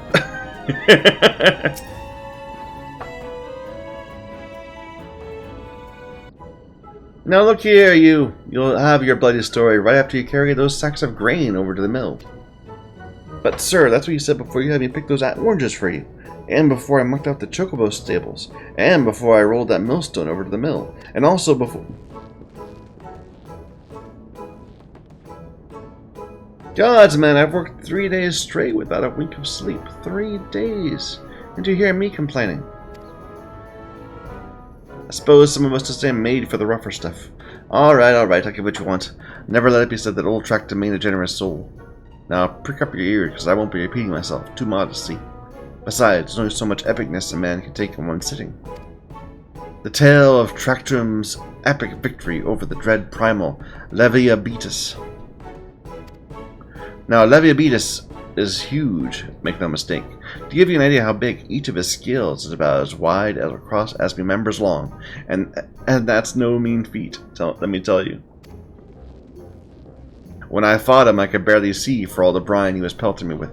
Must have been a lagoon's worth at least. He even knocked me trusty axe out of my hands at one point. Of course, that proved to be a grave mistake. What happened next? I grabbed him by the tail and tied him up in knots. But not wanting to take all the glory for myself, I let my mates in the company of heroes handle the rest. Like I said, I'm modest as well as heroic.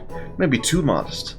And there's some that say you can never truly beat Leviathan, but that you've got to learn to live with him and make the best of a bad situation. Not the company, though.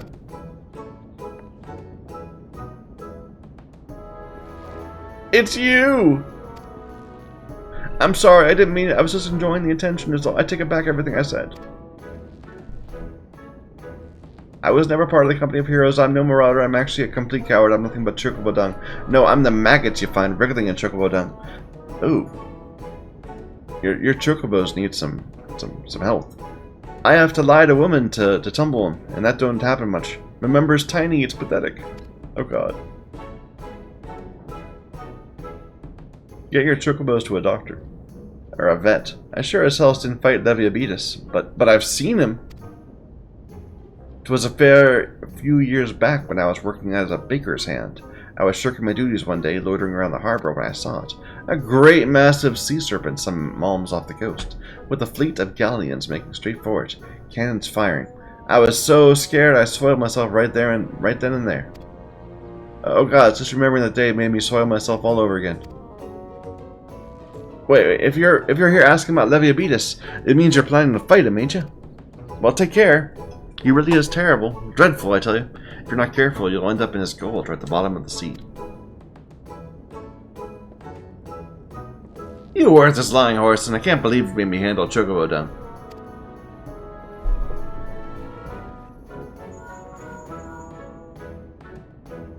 Yea, this has been Philia. Were you able to learn aught of use against Leviathan? I beg your pardon, Leviathan? I see. That's unfortunate. At any rate, I have tidings for you. The twin vessel is now complete. We await you at the Morabi dry docks. Make your way here as soon as you're able.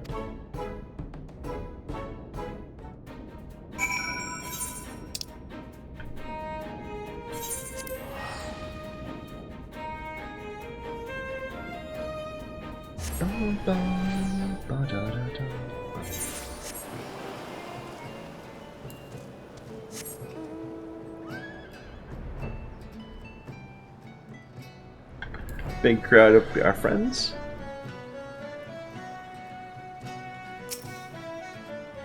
I'm told your jaunt to the Grey Fleet proved fruitless. My sympathies, lass. I'll wager it served to take your mind off the events of recent days, though. But enough of that nonsense. The moment of truth is upon us.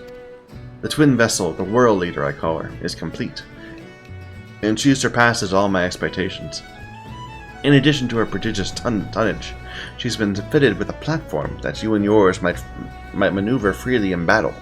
I'd mention also that she is nigh unsinkable, but I'm not one to tempt fate. The Whorleater and her crew stand ready, my friend. Give the word and we shall bear you to Leviathan.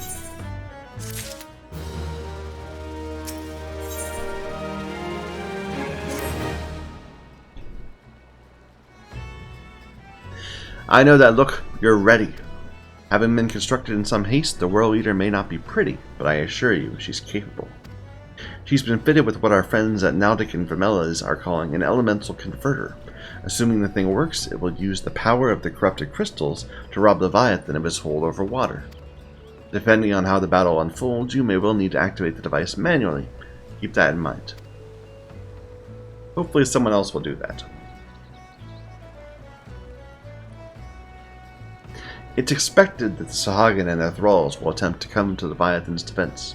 Accordingly, the Maelstrom will once again employ diversions. Thancred and Ishtola, I would have you assist in this effort. If it is to fulfill its purpose, your diversionary force must not want for numbers. By your leave, I too would volunteer my blade. We would welcome it. Having seen you fight in Sapsa, I dare say the Fishbacks will find your presence highly diverting. Thancred and Ishtola, if you would join the 3rd Levy and Lady Yugiri, the 5th.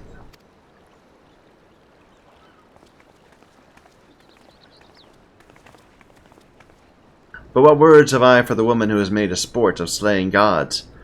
Only these. Go warily. The sea is an unforgiving place to wage war. May the Navigator guide you through the storm, warrior of light. I'd echo the Admiral's sentiments and add a few words of my own. Know that we all have the utmost faith in you, Ye. May the crystal bless and keep you.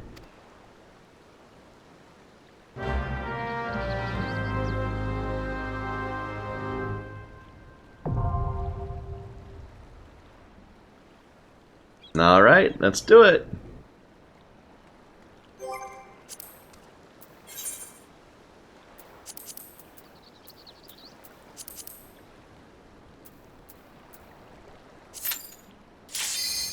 Immediate. It's shocking to me just how much of these are just immediate cues.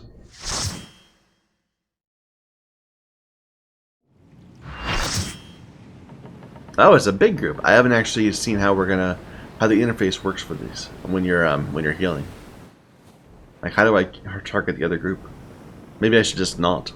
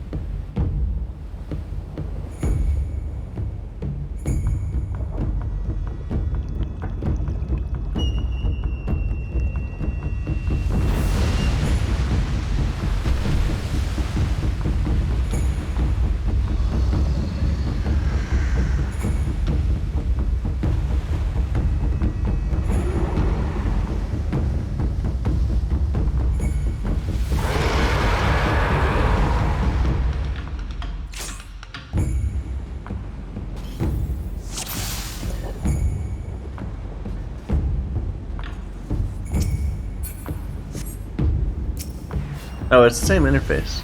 Okay.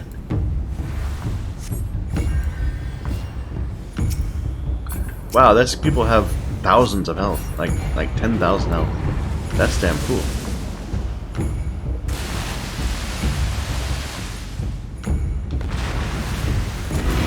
Whoa! Whoa!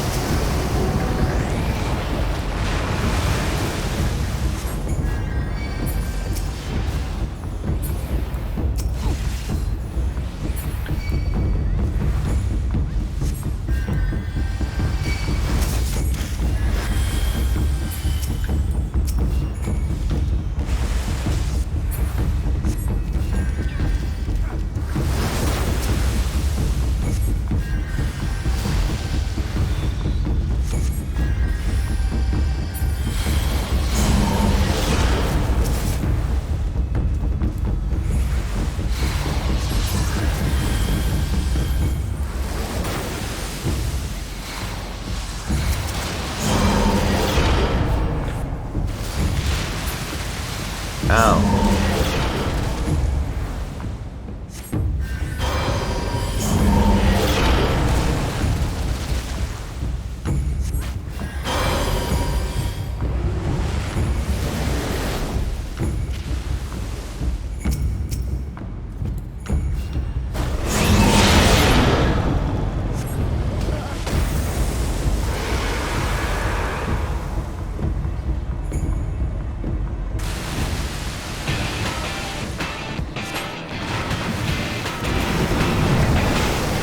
I think someone was supposed to click the thing. No one clicked the thing.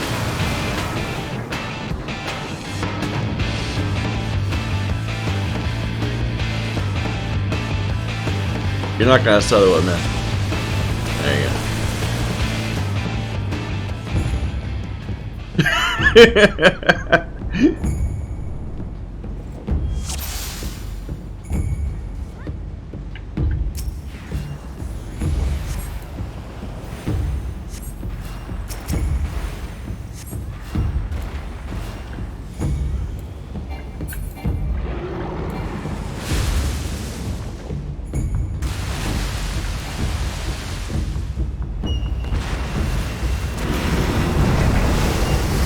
That's a cool effect, I like it.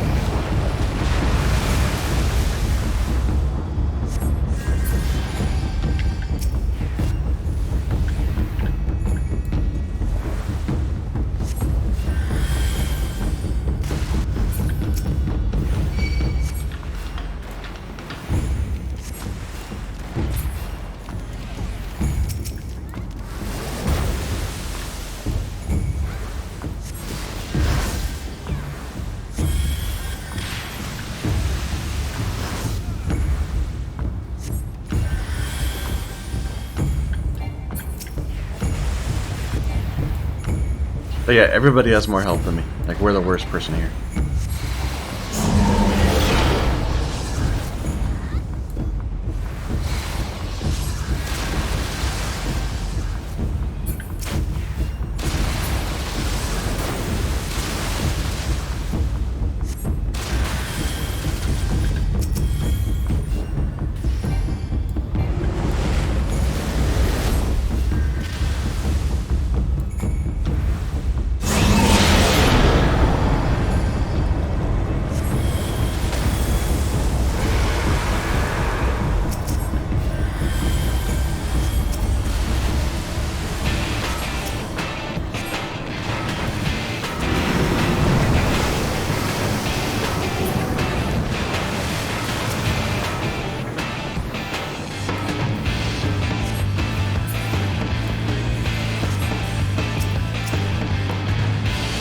Oh my.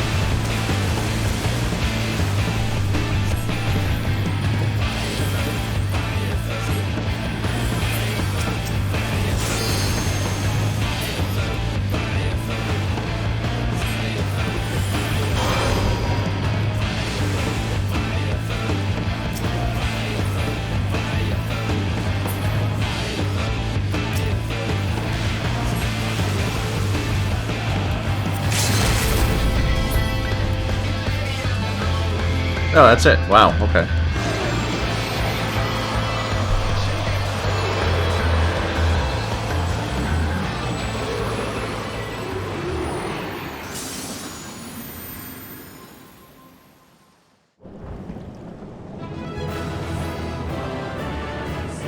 And the entire party's gone already. Wow.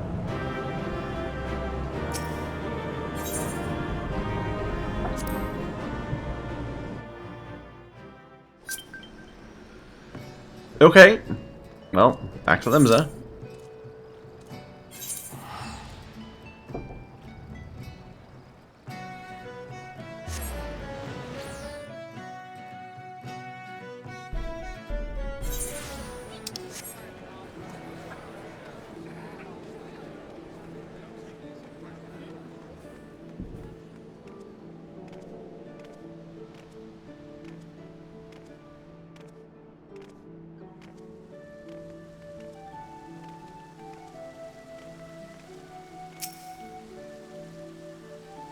Knowing the urgency of your business, I thought it best to refrain from making conversation during your past few visits. But today I'll permit myself a few words. Ahem. I feel truly privileged to have had the honor of admitting a hero such as you. You're an inspiration to us all, madam. And on that note, the Admiral awaits you in the command room.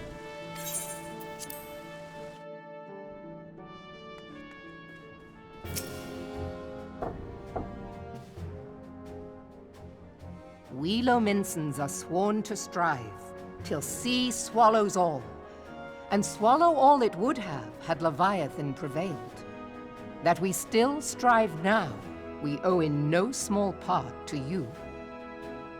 Not for the first time, you have delivered Limsa Lominsa from the wrath of a primal.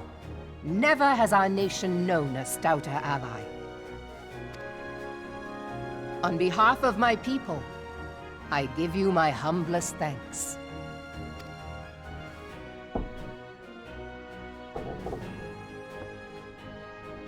'Tis meet that I give thanks to old Mistbeard, too, for his fine solution. Whatever else he may have been, 'tis clear he was a resourceful soul. Would that I had a man like him in my service.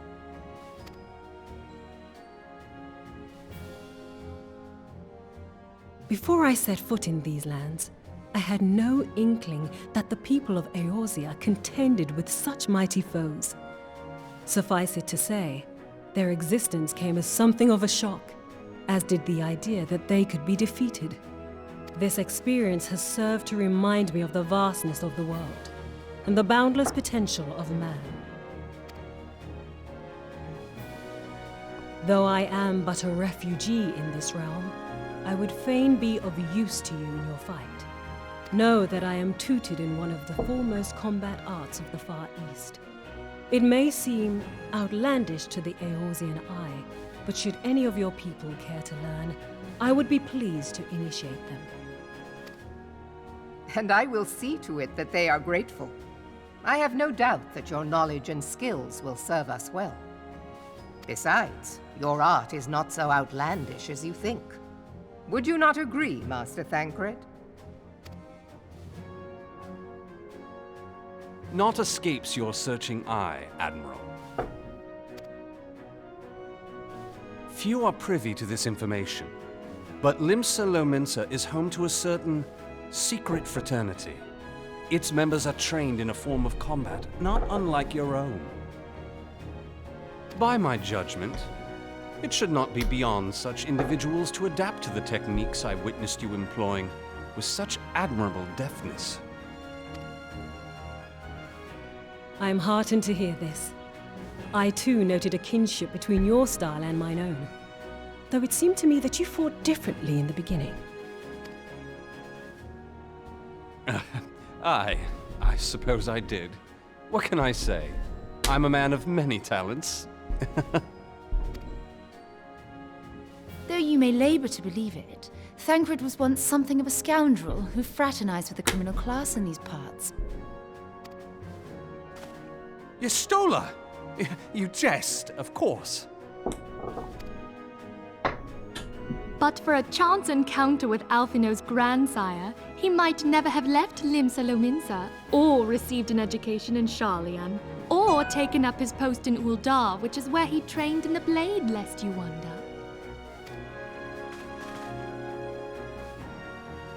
Minfilia, please! It would seem there is more to you than meets the eye, Master Thancred.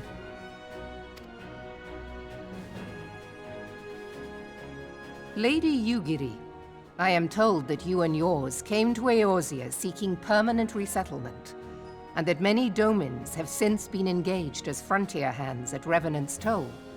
Moderna is many things, but a place of refuge it is not. Know that I would like nothing better than to furnish your people with a new home here on Lominsan soil.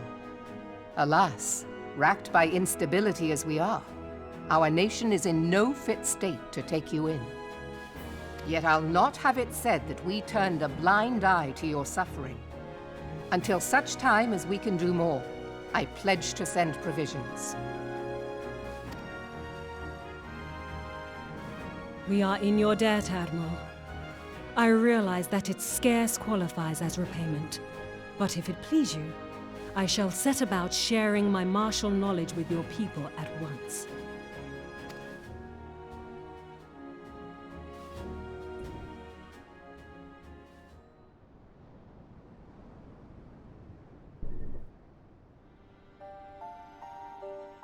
You wished a word in private.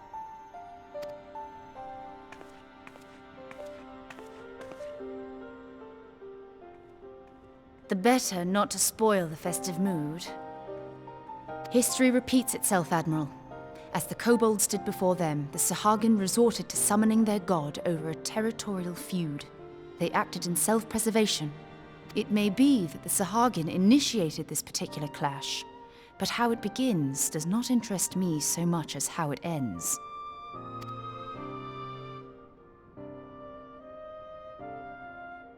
I have not forgotten our conversation, Y'shtola.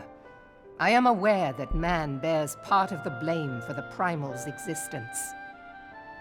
Nor am I ignorant of the Sahagin's reason for acting. They sought to secure a place to breed and multiply that their kind might survive. Self-preservation, as you say. But we have as much right to live and thrive as they. If our own survival is threatened, are we to lay down our arms and welcome oblivion? Nay. And so you kill, that you might live. Yet if living is a right, then that right belongs to all peoples, be they men or beastmen.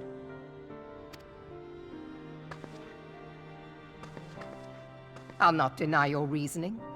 But when a storm gathers, it falls to me to see my people safely through it. That is my duty, and I shall do it.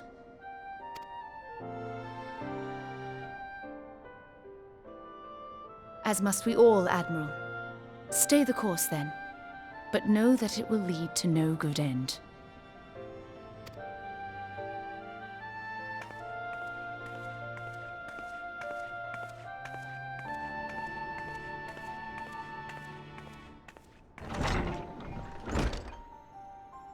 Man has ever put himself first and foremost. To justify his actions, he clads himself in the armor of righteousness, though it be a fancy of his own making. In this, mayhap the Garleans and we Domans are not so different.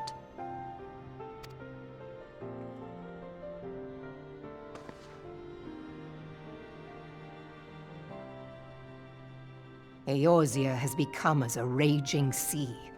If we are to keep our heads above the waves, we cannot scruple to drown the man next to us. When hopes of coexistence founder, strength must determine who has the greater right to live.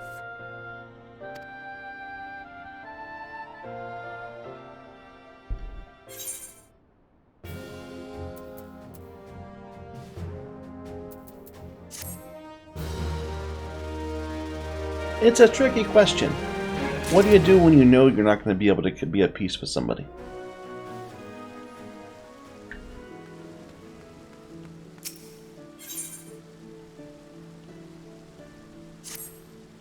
The Admiral has informed me of the arrangement. I have in my keeping a letter of introduction for Lady Yugiri.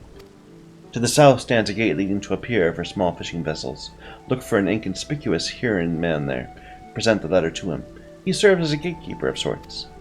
Before you go, I'm obliged to remind you that members of the fraternity to which you would be introduced abide in the shadows of Lemonson society. They value their independence more highly than pirates, and are united by a bond stronger than mithril. To it, they are invariably wary of new faces. I already know all of them, they're my good friends. Though it be penned by the Admiral herself, mere words on parchment will get you only so far into their confidence. You must work for every ounce of trust they place in you.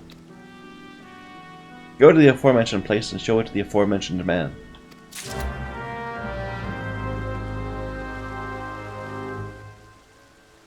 Were these there before? Yeah, they were.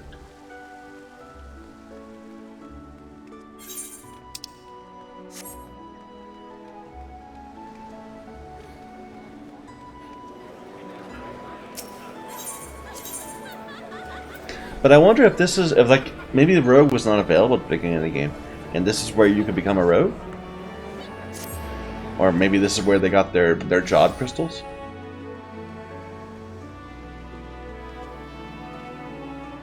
Wait a minute. It's not here. It's over there. Okay.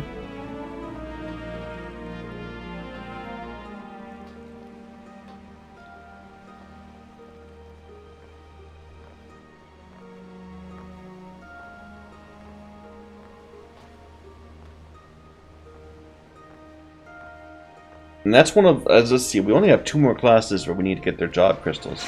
Thaumaturge and Rogue. We've been a little lazy about it.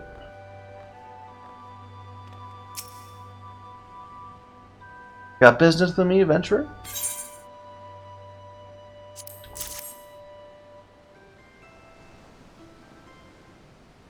So you are the woman the Admiral sent word of. I was hoping I might catch a glimpse of Thancred too. Been a while since I saw his shite-eating grin. But with all the dough I wenches about, I expect he's got his hands full.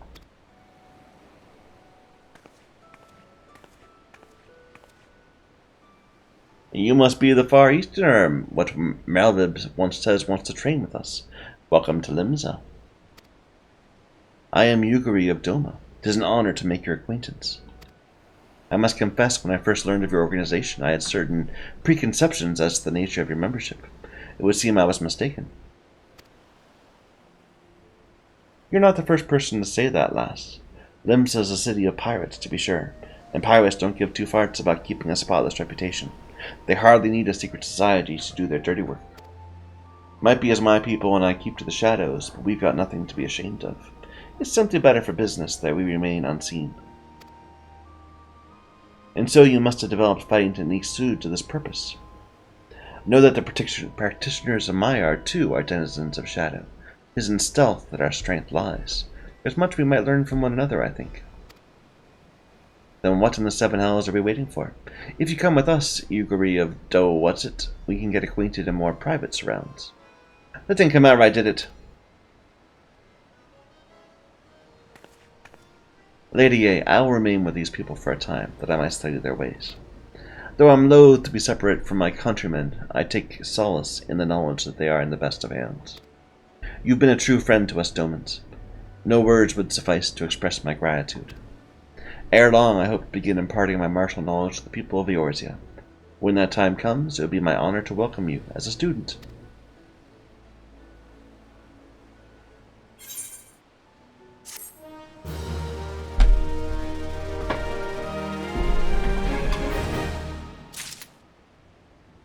What did we just get? A level 90 weapon. What is our current weapon? It is a level 55. Well, we're about to get quite an upgrade.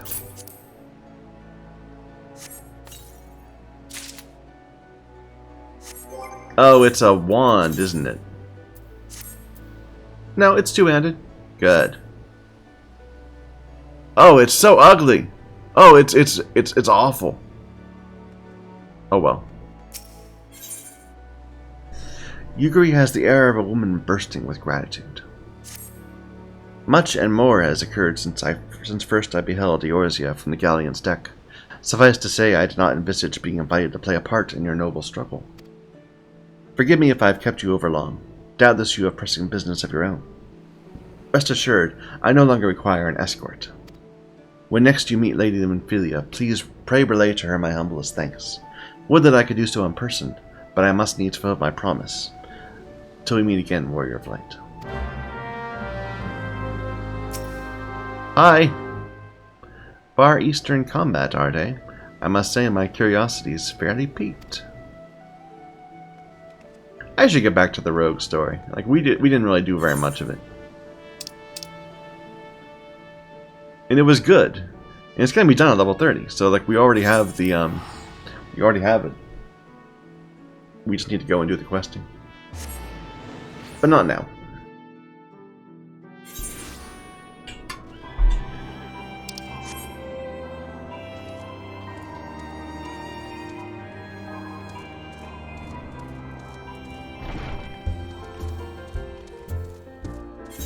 That's a quest that I can't do yet. Just tooling around. It's level 50. but it's locked. Weird.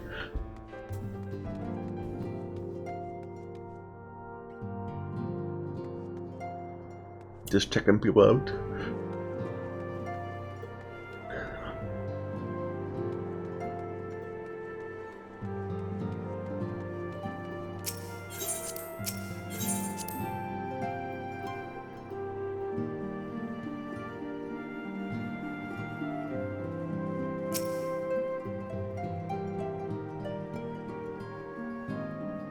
I have been reflecting upon the events which took place during our visit to Vilbrand.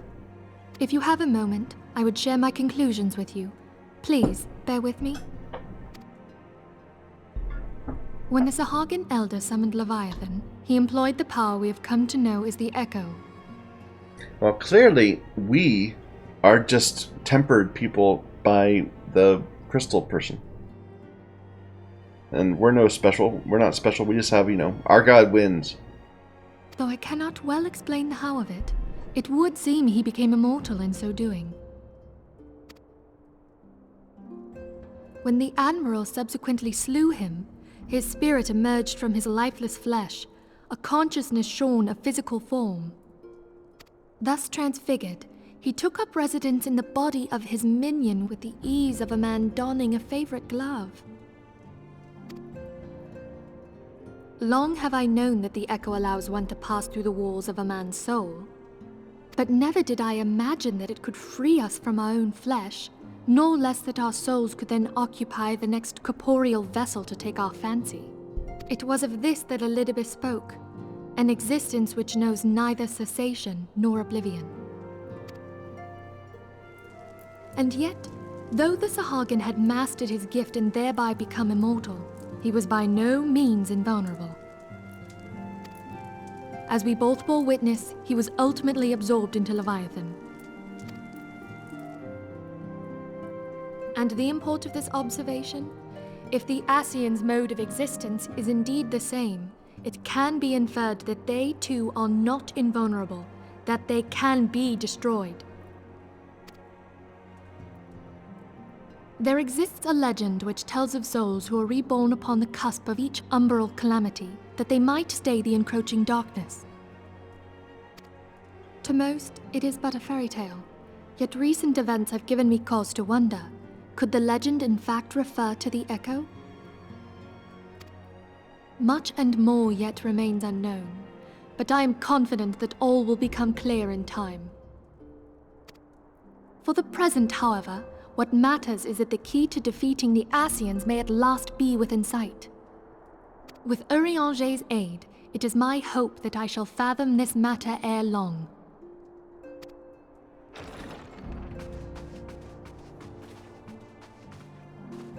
Oh, I was just about to send for you, my friend. Is Artemis? Grave tidings from the Sharlayan motherland, my lady. It doth concern our distant allies, the students of Baldessian. What of them?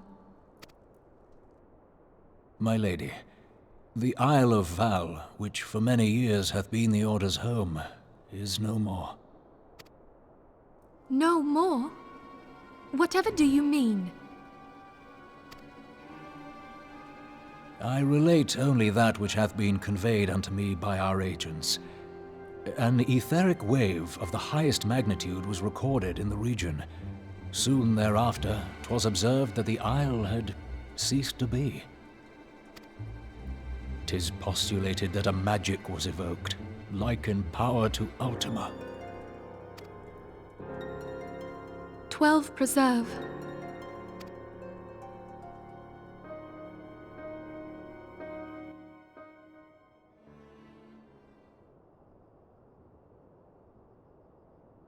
If there are no other matters, I move that today's meeting be adjourned.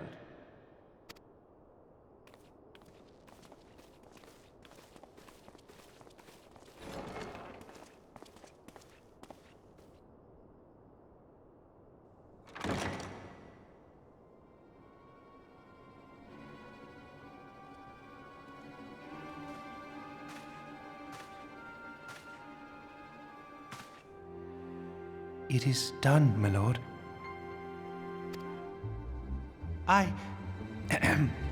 Forgive my impertinence, my lord, but these orders, I am uncertain as to what end they serve.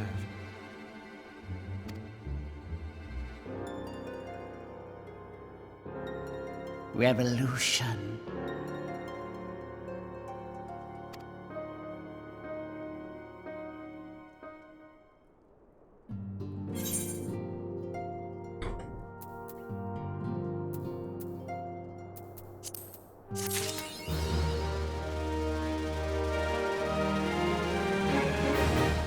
Alright. Well, that seems like we finished another content patch. I'm assuming this will continue us on to the next one, where we're going to probably fight another primal or something. So let's go ahead and take a break here. We're still level 50, so we can keep our character. We're going to continue as a white mage for a while. But, yeah, we're going to put a break for now. We'll continue tomorrow. Thank you, everyone, for watching. Until next time.